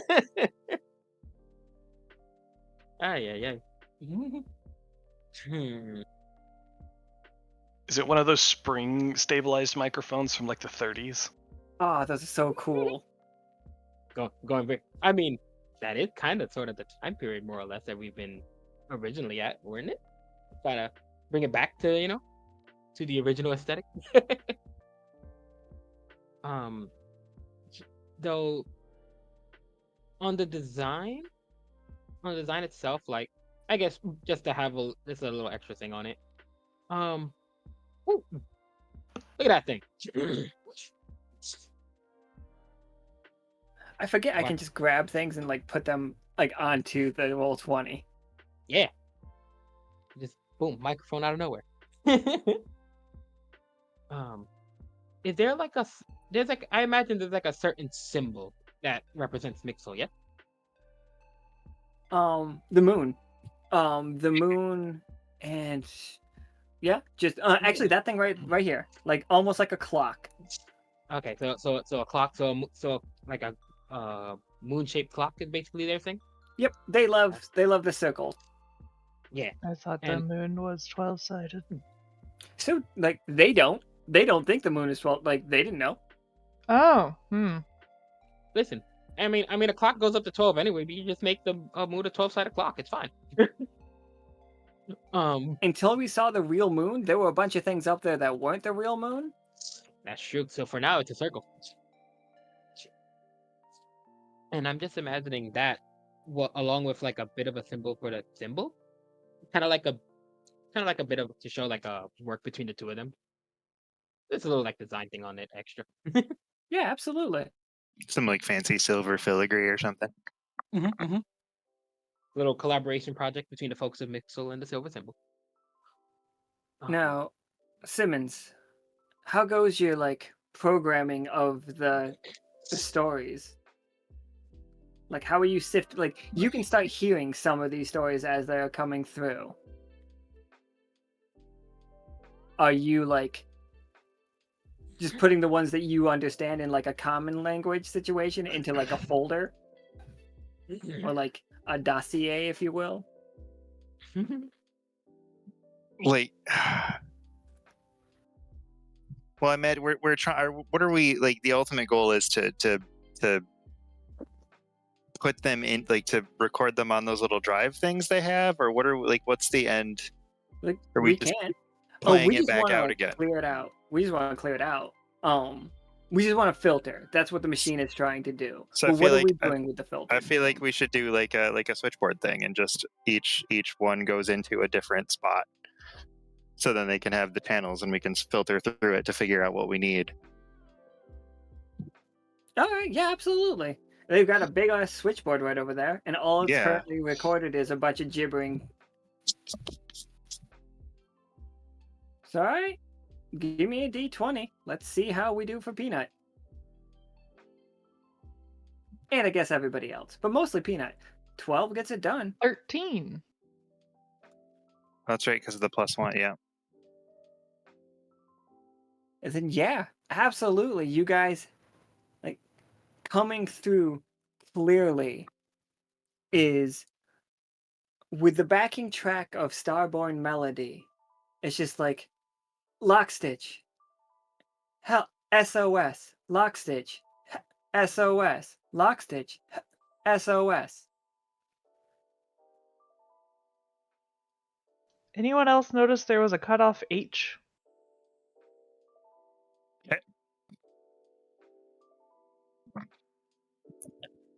And then, like, you all immediately, the sky shifts around you. And they're like, there, look. Like, this is Stellar and Cosmos, like, going over there and just like,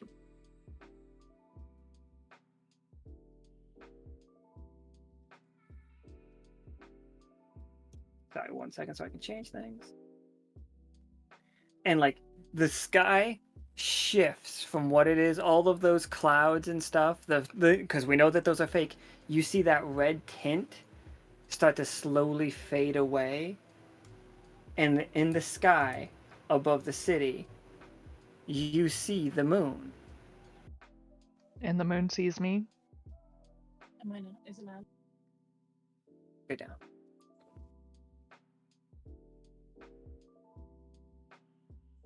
Is this gonna freak everybody out?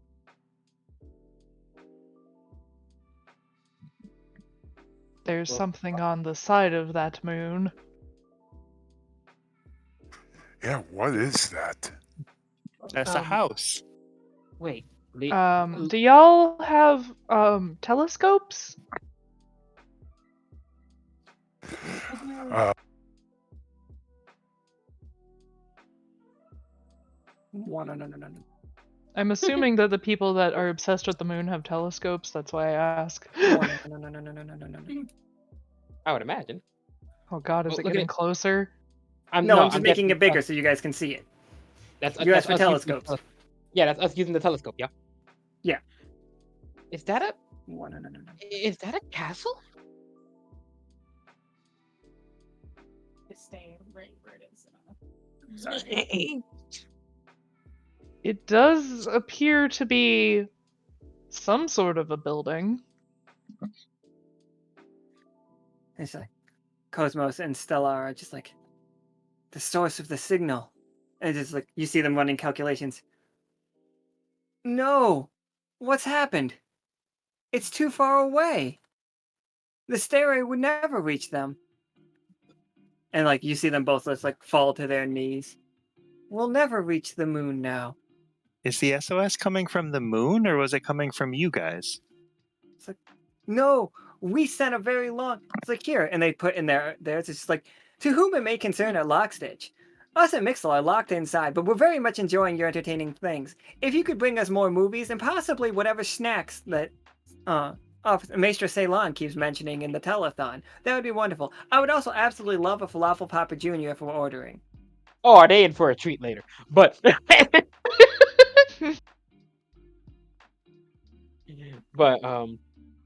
wait. Well, What do if the you mean it's not gonna reach? It's just look at it, and they like They look at Kay real quick and then they show Rennick. Like, this is clearly the wrong distance away, and like they show you the schematics for the Stairway to Heaven, which is just a platform that just like extends from the orrery of the Celestial Sea into space, but it is too short. It doesn't even reach the outer atmosphere anymore. It's like anymore. What do you mean anymore? It used to reach further? The echo seems like it might have grown in the thousands of years that we haven't used it. So we know that there have been people that have been able to build ships that can fly in space. Nobody's been to space. That's where the onions live. Please don't make me say it. Nick? Leo couldn't help but a little giggle at the side. Do Everybody's you? like bouncing, pointing at Rennick. Could you please? Could I please what? Tell them that I have been to space? Is that what you are trying to say? Do the thing. Leo couldn't help himself. He said the thing. He said the thing. Sorry. Yes. Our friend here has been to space, as he said. And we've had a few people that have done so. You still have this vessel. No, we do not. However, would it not be possible to use the end of that as a way to launch a vessel? I mean, kind of points at the stairway. That does seem like a very logical thing to do, but it would be a great undertaking. Like, it would probably take upwards of 2 months. Wow. Do you all want to see what's up there? Do you want to go to the moon? We do. The moon is calling for help. If we are to remain beloved of the moon, we must save them. And you're Lockstitch. Then we're going to build it. We are going to the moon. We are going to see what is up there. The moon is calling for help, and we will answer. But are you and the people of Mixel willing to assist us in this endeavor? Yes or no? Absolutely. And like you see them like fist to heart situation. It's just like, and we will have now that we have open communication, we will get all of our allies to help you. And you would be willing to work with the people on the opposite side of your city as well? Oh no, we're not getting wet. Are you crazy? That seems like quitter talk. You sound like wet person talk. Would if the wet people come to the dry side and help up here? Would that be okay? I mean, if you go down there and get the help and then come back with it, that seems perfectly fine. But I'm not going down there. Hey, I'm fine getting wet. Don't worry about it. I'm not getting soggy robes again. Don't worry. Your robe will stay dry. We can speak to the folks on the other side of Mixel and figure a way for everyone here in Mixel to work together. This is something that we feel all of Mixel should work together. This is a grand opportunity to go to the moon. Nobody from Mixel should be left out. Absolutely. No one from the Echo should be left out. I was going to say it would probably help if we had spoke with Dorian as well. You've several friends there, and I believe our friend Thaddeus is there, correct, Rennick? Last I checked, he and Zebos are still there. We will send word to Thaddeus and Hank. Lovely guys. They really are, aren't they? They're amazing. They're adorable. It's like, here. It's like, no, not here. They don't have it. It's just like, because I know what games are coming up, because obviously we did the scheduling. Wednesday's game is in Dorian. Yes. Okay. Beautiful, perfect. Once again, look at the team I sent to Dorian, though. No!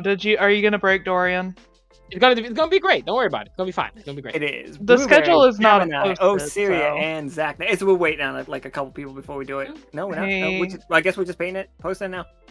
Hey, Osiria, you've got a That'll be great. big job ahead of you. I posted the schedule in calendar. My bad, I could have They posted got it yesterday, but I forgot. Ah, this is gonna be awesome. So, this is out of character, but like, obviously, this is this month, people.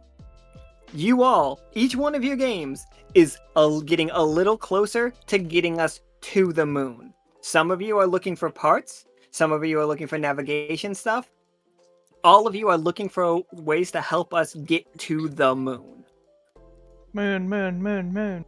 Second half is, what do we do on the moon? Oh, and by the way, one of them, like the maps, are the moon. We have the entire moon mapped out. That is like a 1/12 of it. Hell yeah. Moon. But it will show you that bigger if you guys want to see it. In the process of like the sky clearing up, do we see a horrifying blob in the air around us anymore, or is it just gone? I don't think you. No, you don't see it. It's out there though. Oh, Yeah, it's not gone, but it probably knows where. Probably really knows our presence now. yeah, we probably pissed that thing off. Wouldn't be the first time we got something mad at. Whatever it was, we think that might be involved. And let's be honest, Kay, it's not the first time we've got something mad at us. It happens every other Tuesday. Yeah, I know, but I'm concerned that it having disappeared, it could target something else in the meantime, and then we would be to blame because we didn't deal with it. Well, that is what the crew will figure out what the deal is with that thing. In fact, we should go to the crew and address this change to our mission. To the They need crew. to know the details. They need to know the details of all this. They are all like they are very excited about the idea of going to space. Like both Stellar and Cosmos. Oh, no doubt. I'm still very curious about the source of all the stories. It might be something in the moon. Well, that was from since they did all this splitting, were the stories the interference, or were they also coming from the moon? The stories were the interference. Okay, so yeah, I'm curious where the stories were coming from. The meatball. The big bad evil guy for this season is a meatball. A meatball that likes to tell stories. See, we didn't see the full picture. He was in a bag. See, yep. Big old meatball in a bag of spaghetti. Beware, everyone. I really like the fact that it's just sort of been alluded that ramp, or not that ramp, the stairway is going to become a ramp. Oh yeah, totally. I'm 100% on board for just like fucking lower the stairs, ramp your asses up there. Say it's the Hot Wheels special. I love it. Also, I can't wait to see how you guys design a spaceship. A spaceship by committee is going to be really fun. I was just thinking that we would vertically launch off of the highest point, but you know, if we're gonna freaking skateboard up the side of it, that's we need that badass Cowboy Bebop like intro with the launching the swordfish. You guys know which one I'm talking about? Yes. I'm excited. I'm just like, wait, why are we skating up the side of it? We can just launch off of the top. Vroom. Yeah, but like, you get to get faster this way, and then you're gonna be like, "Nuh-uh, that's not how like inertia works," and I'm gonna be like, That's how it works here. That's not how friction works, Alan. I can't wait to see how many kites we attach to the spaceship. Honestly. Oh, please, no. That is what I'm really looking forward to. It's gonna be like a big solar array in the front of it. I feel like Flynn at least would like think maybe not kites. She's seen pictures of airplanes. Ay. But yeah, absolutely. Like, you guys. Solar sail would be really cool. Just treasure planet this shit. It's just a big kite. So we'll see how we build it. you all, like, in this last 10-15 minutes of this game here, because we're all gonna list me out some things that we like, and you're basically telling the crew what they are looking for. If we need a ship to get to space, what do we need?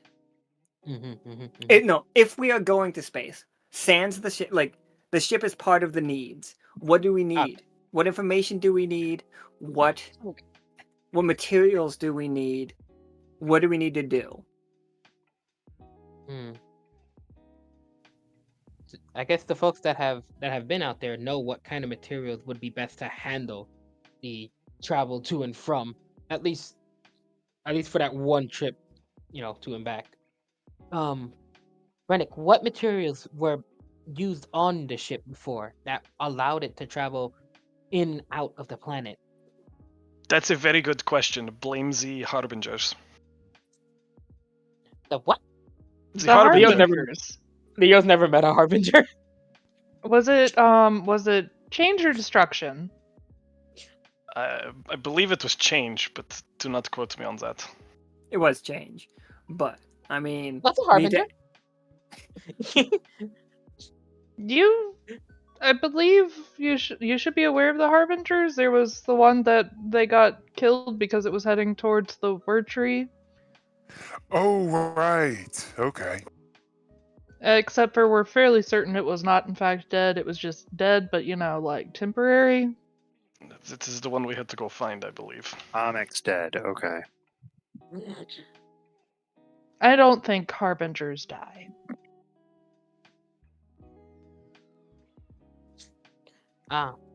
Well, I guess whoever's been to, whoever knows where they're at, I guess could speak to them. I don't think anyone knows where they are. You all know where 1,000 Harbingers are. Those are mimics. How dare you belittle what they are? Oh. They saw a fashion style and became part of it. I would like to go back to, if you believe it's true, it's true. If you believe it works, it works. So now they are Harbingers because reality is fucked. Harbinger adjacent. Welcome to Adventureland. I have an image of Kay and Rennick just sitting in a bar drinking. Kay just avoiding upends an entire drink on top of their Simmons head. Toast Crunch is very good to me. Cinnamon. So we need a way to take off. We need a way to land. We need a way to survive while we are in open space. We know there's scary stuff out there, so we need some sort of weapon. And we're going to need to make sure whatever we're using to power this whole thing is small enough that we can actually fit people, as opposed to, being surrounded by potentially extremely dangerous energy. That's a very good point. If armament is what we need, we can speak to Royce about it.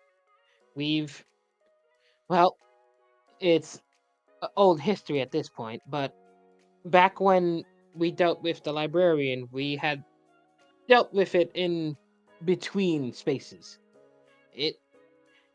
That in between space might be the closest thing to actual space that I've ever been to, and we know the submarine's weaponry works. We'll need to speak to Royce about it on some of their designs. He would probably know what would work best for that.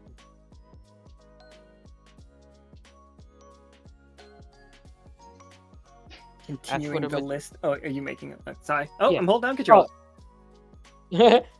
Oh yeah. As for the materials, if we're to ask a Harbinger, and I would not recommend it. That is just how we received ours. The Harbinger granted us the ship to fly. I get that, but I wouldn't want I wouldn't ask for a ship, but if we could possibly learn on the material, what is it that is needed? We can go about getting it. Information is basically what I would be asking from them. Well, or whichever of the crew will be sent to meet with them. Do you remember, like, did you research the ship at all while you were on it, or were you just... Oh, we certainly did. I had to jerry-rig several guidance systems, which Osiria kept turning off. Why? So perhaps we could use some of your insight as well? Certainly. I'm not sure. I mean, the guidance systems are certainly we can use that or my research from there. I'm not sure how applicable it will be for a different vessel, but Do you Perhaps- happen to... Oh, go ahead. Oh no, I'm just randomly thinking perhaps we could build the vessel with that data in mind. Work around it. Yes, I was just... Sorry about that. Form with function. With the ship that you were on, did it seem like it would be viable without a massive ancient being creating it, or would it have not been space-worthy? for all intents and purposes, as far as I recall, it seemed perfectly functional on its own without, as you say, massive ancient being causing it to be existing. And yet, as we returned to, yes, the cuttlefish, as we returned to Echo, it just disappeared around us and is gone, as far as I know. Well, my thought was that we could potentially use its form as some sort of a blueprint to start off with, so we're not going from nothing. We have the blueprint of the cuttlefish, the original. Beautiful. Mm-hmm. That way we're just not building it out of a RV. I have a stupid question. Yep. Mhm. Not calling your question stupid, I'm just saying I'm ready for it. I point up to the sky at where the meatball was, and I'm like, if that thing can live in space, couldn't there's got to be other stuff that can live out there, right? Oh, Stories of the absolutely. whales. There's so many things out there that So, don't like- really breathe. But Let us tell but- you about the red caps another time. but like if they can live out there, then why we maybe we could like grow a ship instead of build a ship, or hitch a ride on something else. You hear Chest laughing in the distance? Just I him, don't or like do we that. all hear? Just Simmons. Simmons, you know a guy. So I mean, that's just an option, maybe. I'm not sure that an organic matter ship would be. It would be a very big learning curve on figuring out how to get it to work versus where we have Yeah, that's engineers true. that already know how to deal with building that kind of thing. That's true. Well, we know how the I mean- Gaia's gardens get to the moon. Go ahead, please. Yeah, and I mean, that being said, I mean, even if we don't use like that sort of a ship, some of the stuff that lives out there could still give us some ideas. Like, what do they do to try to protect themselves? Because, and related to that, I could probably bring in a few of the things that I've learned from trying to pilot the airship back in the days of rifts and having to do breaches. Because who knows how the system works now? We will also need something that will allow us to leave the ship safely. A small vessel is one thing. We've done this before, but we need something to wear to get out because we already have had experiences where we didn't bring something like that. We had a fun time getting into Phrygian. Spacesuits is what Kay is saying, basically. Spacesuits is a great point. Not counterpoint, but adding on to that point, we should probably have a game where we're at least studying the moon. That is, Yeah. that is just Alan letting you guys know that one of the game this month is studying the moon. We need to imagine see what, like, historically, like, what legends people have about it, like, any research that might still exist. Maybe hunt down the moon worshippers again and see what they say. Oh man, are there any moon stories on the radio? I'd be wondering if anything physical came from the moon down here. That's a good point too. Were the spiders moon spiders? They are not from the moon, but they do revere the moon. Okay. Wouldn't hurt to speak to them anyway. See what stories they have. There's a lot we need to research and figure out for sure. Yeah, I'm very curious since it seems like there are people up there. I'm wondering if there's any history on their culture or anything. Something tells me we might not be able to get too accurate read on that, considering they're over here. I'm sure But- not. It's been thousands of years, but anything is better than nothing. True. Potentially there might be a legend or two that might help. So we got studying the moon and potentially, residents speaking to the folks that revere it, building the ship, spacesuits, potential weaponry to survive up there, method of re-entry, because we already know how we're getting up there. We're using the stairway at the ramp, if I remember correctly. Yeah, we need to figure out how we're gonna get out of the atmosphere and then back in. But it's fine. We're fully kite mentality. We're tying ourselves to Mixel and then launching ourselves. You should pull Mixel directly to the moon. I'm kidding. No, you get a wench so you pull yourself back. Oh, lordy Lou. Everybody can zip line to the moon. No! Say, they know who we are. Yeah. I do like, I kind of like, not gonna lie, tethering the moon, because then we would be able to go back and forth if we had to, but it seems like a really bad idea for anything. I feel like That might re-entry be would the- just burn up whoever. We're not advanced enough for a space elevator, guys. I do Yeah. think that we should potentially make a small test device that is not piloted by a person to see if we can get, like, readings on what the atmosphere is like out there. Kind of like how Midnight had the silver devices that were egg-shaped that floated in the rift. If you need somebody who can pilot it, that's like, I think I know someone that might have somebody that could help with that. Basically like a drone kind of situation, just to like pick up, like how we have like little space devices now. Yeah, that's exactly what you're referring to. And if Flynn is okay with it, she has pilot. Pilot! Or, well, P1L07. But, yeah, exactly. We have that. Doesn't he have apocryphal experience flying in space as well? A what kind of experience? Oh, you mean the other pilot. Non-canon, yeah. The non-canon, like, monkey pilot. Yeah. Like does have like he has a book written about him.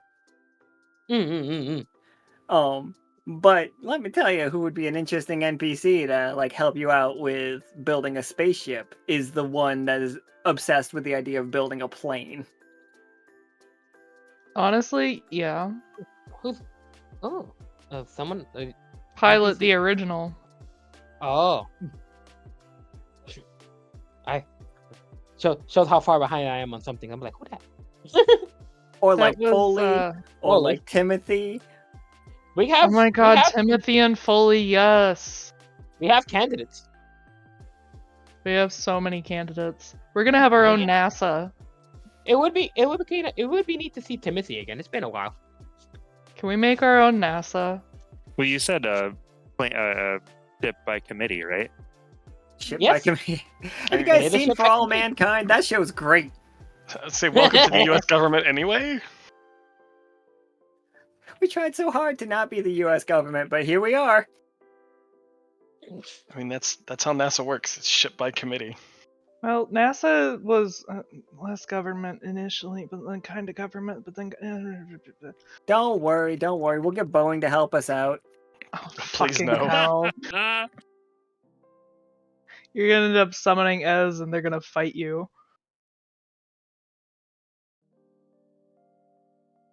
So if we're just building a whole space, if Twi would our fights you equipment too, I just forgot about that. so we're just doing a whole like very interesting. They're just building it together. To be fair, everything that you guys have said is actionable for the games coming up.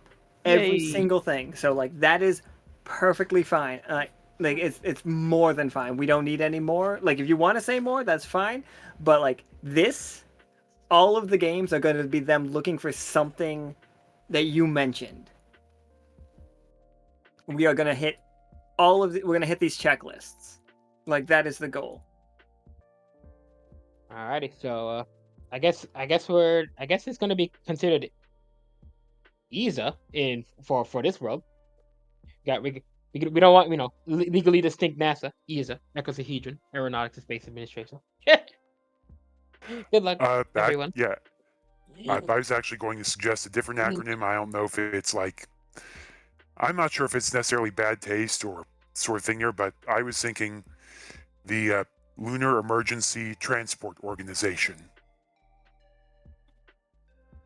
Well, it's not going to be an emergency always. Oh, I like Rip that. Lab. Aww. I like that one. I like that one. I think it's really just That's fair. in the spirit. I thought it was could in the be Boeing. Oh, there we go.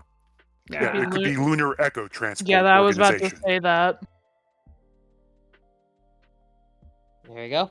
We shall work together to build the Lunar Echo Transport. We got this, everybody. Yep, you heard. That is exactly it, Simmons. Lunar Echo Transport Organization. That's good. I like that a lot. Good job. He would have loved going to space. Damn. Wait till you learn what the name of the moon is, though. Like, Oh boy. motherfucker has a name. It's true. Right? And we've been saying Oh the name shit, wrong. you know. I do. Yeah, that's fine. Oh wait. Fennec knows the truth, and he ain't telling No. nobody. He's not No, supposed Imperial to. knows the truth. Imperial. Oh, okay. Because he does wiki stuff, he got spoilers. Spoilers. You spoiled him? Lay gasp. Well, Lockstitch, we all have our our orders. We're going to organize teams to get to each of these parts and pieces.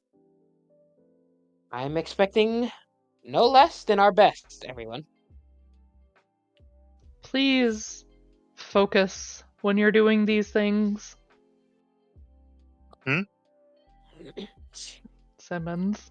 What? Died laughing and clapped.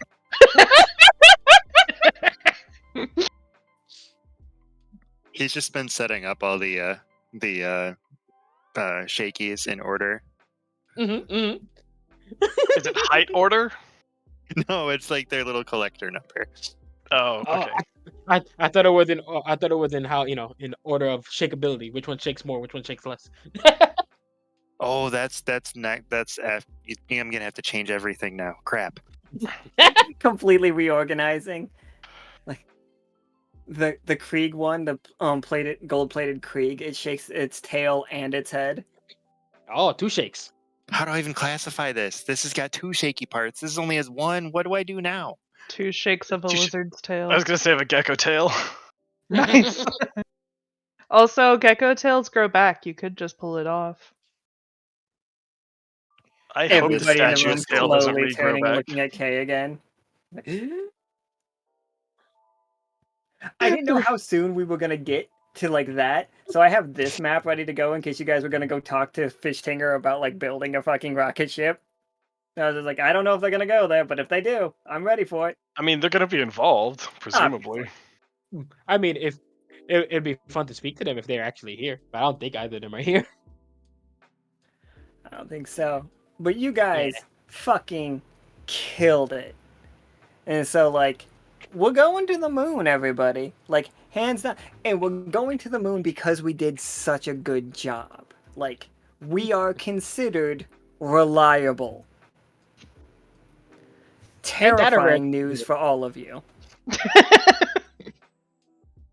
Like, Mixel called you because they are seeing your propaganda for yourself, basically. And, like, that's all they've had to watch for months. So they are pretty convinced that you guys are all amazing. In all fairness, when the dice work, we are reliable. And then I roll 1s and -2s. Again, when the dice work. When they don't, then, then K happens. K's magic happens. God, I was so afraid I was gonna roll a 1 on that engine. Apparently not anymore, Flynn. Not what I was expecting how he was expecting to get out of that, but well, here we go. So can you use that now? Like, can you use the ability? Like, can you remake that with your own stuff to do your own voice thing? I'm not against the idea of you making your own, Leo. Oh, like the thing that I was apparently trying to do? Yeah. Yeah, because basically what Leo is trying to do, which could be interesting for others too. Leo is making a microphone that separates his voices. Sure, like when he's in magical form. Okay, but I'm curious. To the folks who are naturally of echo, would it separate their voices to who they once were in the... Not after what happened. Nobody even sees the split anymore. Like, nobody is two things. Everybody has always been this now. If we had made this before, like, the art fair, if we had done that, all of that before the art fair, like, K's camera still, like, sees magic and stuff, but when you take somebody's picture, they are not one of two things. Those two people are combining, there's no way to split them apart. That's just who they are now.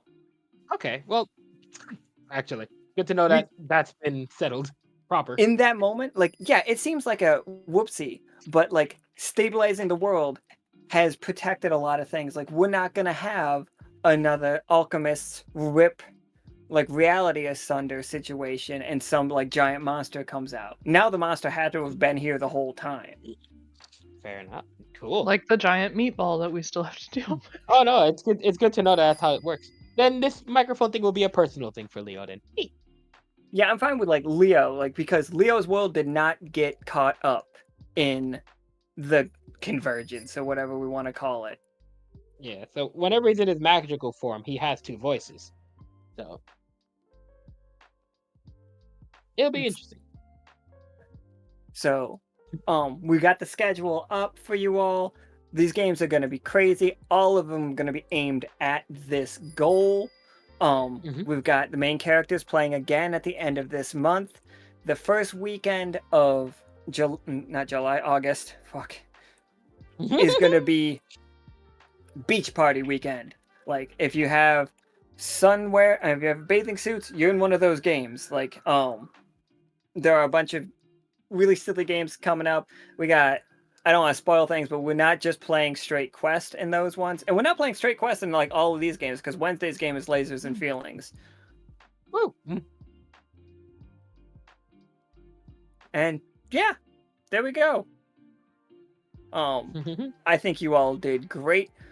Recap for this game is, we're going to the moon! Moon ride! Moon ride! Yeah, right? Oh, not that one. But, yeah, like, the moon's got some secrets, and I'm really looking forward to you guys, like, discovering those secrets, meeting the people that live on the moon. So, yeah. I hope you guys all looking forward to it. I hope this was a good first game, get you guys psyched, because I think it's awesome. Yeah. Oh, agreed there. Yeah. For sure. Just hope the moon doesn't hit anyone's eye. I get it. Curious question. Sure. Did Peanut join us on this, or is he still in the symbol? Peanut's on the ship for sure. He's he's currently trying to keep everybody calm except for himself. He's a very he's a very good flyer. We know that because he's been to space. Have we already changed all of the channels and stuff around for him? Oh yeah, for sure. But considering the space stuff, having Peanut would also be very helpful too. So that's good to know. Peanut is gonna suggest the absolute most insane things to you guys. By the way, we have ways to get him level.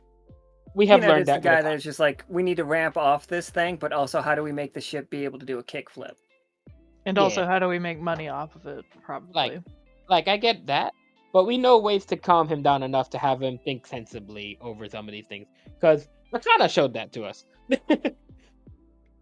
How to temporarily get him to hey, we need you to focus for a bit. So thank you, Akana, for helping us learn that one. But yeah, I'm looking forward to it.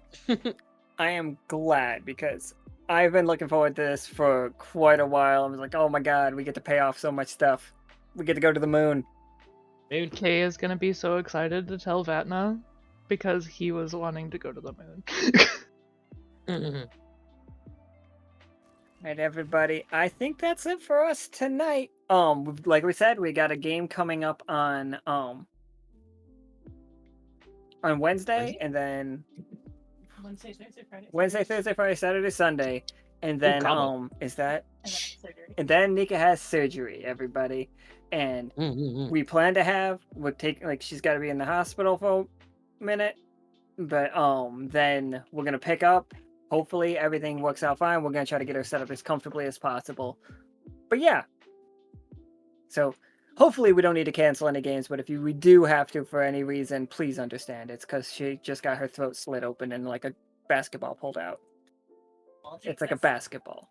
And if she ends up with a badass new voice, everyone just is gonna be great. She says it's like an apple, but yeah, apple basketball. I mean, they're basically the same size. Apples, basketballs, Good Take job care of surviving yourself first, or we will fight you. All right, everybody. With that, Nika's making notes of the coins that we need to send out. We will get those out to you guys. I also really want to get some more stuff in the shop, but I'm very tired all the time, and it's so hot. But thank you all so much for playing. Thanks for jumping in again, Rennick. Again, I'm gonna always apologize because I'm bad at the speakeasies. Turns out. It's all good. It happens. No, it's kind of the opposite. Too good at the speakeasies. No, you guys are not stuck on the ship at all. Right now, you are splitting up again. You guys, this month's games, we want them to happen as soon as possible on top of each other. They don't have to be exactly the same time, but you guys are going to do that next mission because that's it. Are we stuck on this side? I guess no, not at all. I guess for the sake of RP, to the folks that do it, we could say the next couple of days, we could say we're in Nichol preparing, but once the missions start, we're all separated. If that helps. Yeah, that works perfectly fine. And some of you are gonna be we're just kind of gallivanting around Echo on the airship while you guys get dropped off to do missions and stuff like that. So, there we go. All right, see everybody Wednesday, etc., etc. And thanks so much, everybody. And goodbye forever. Goodbye. Bye. Bye.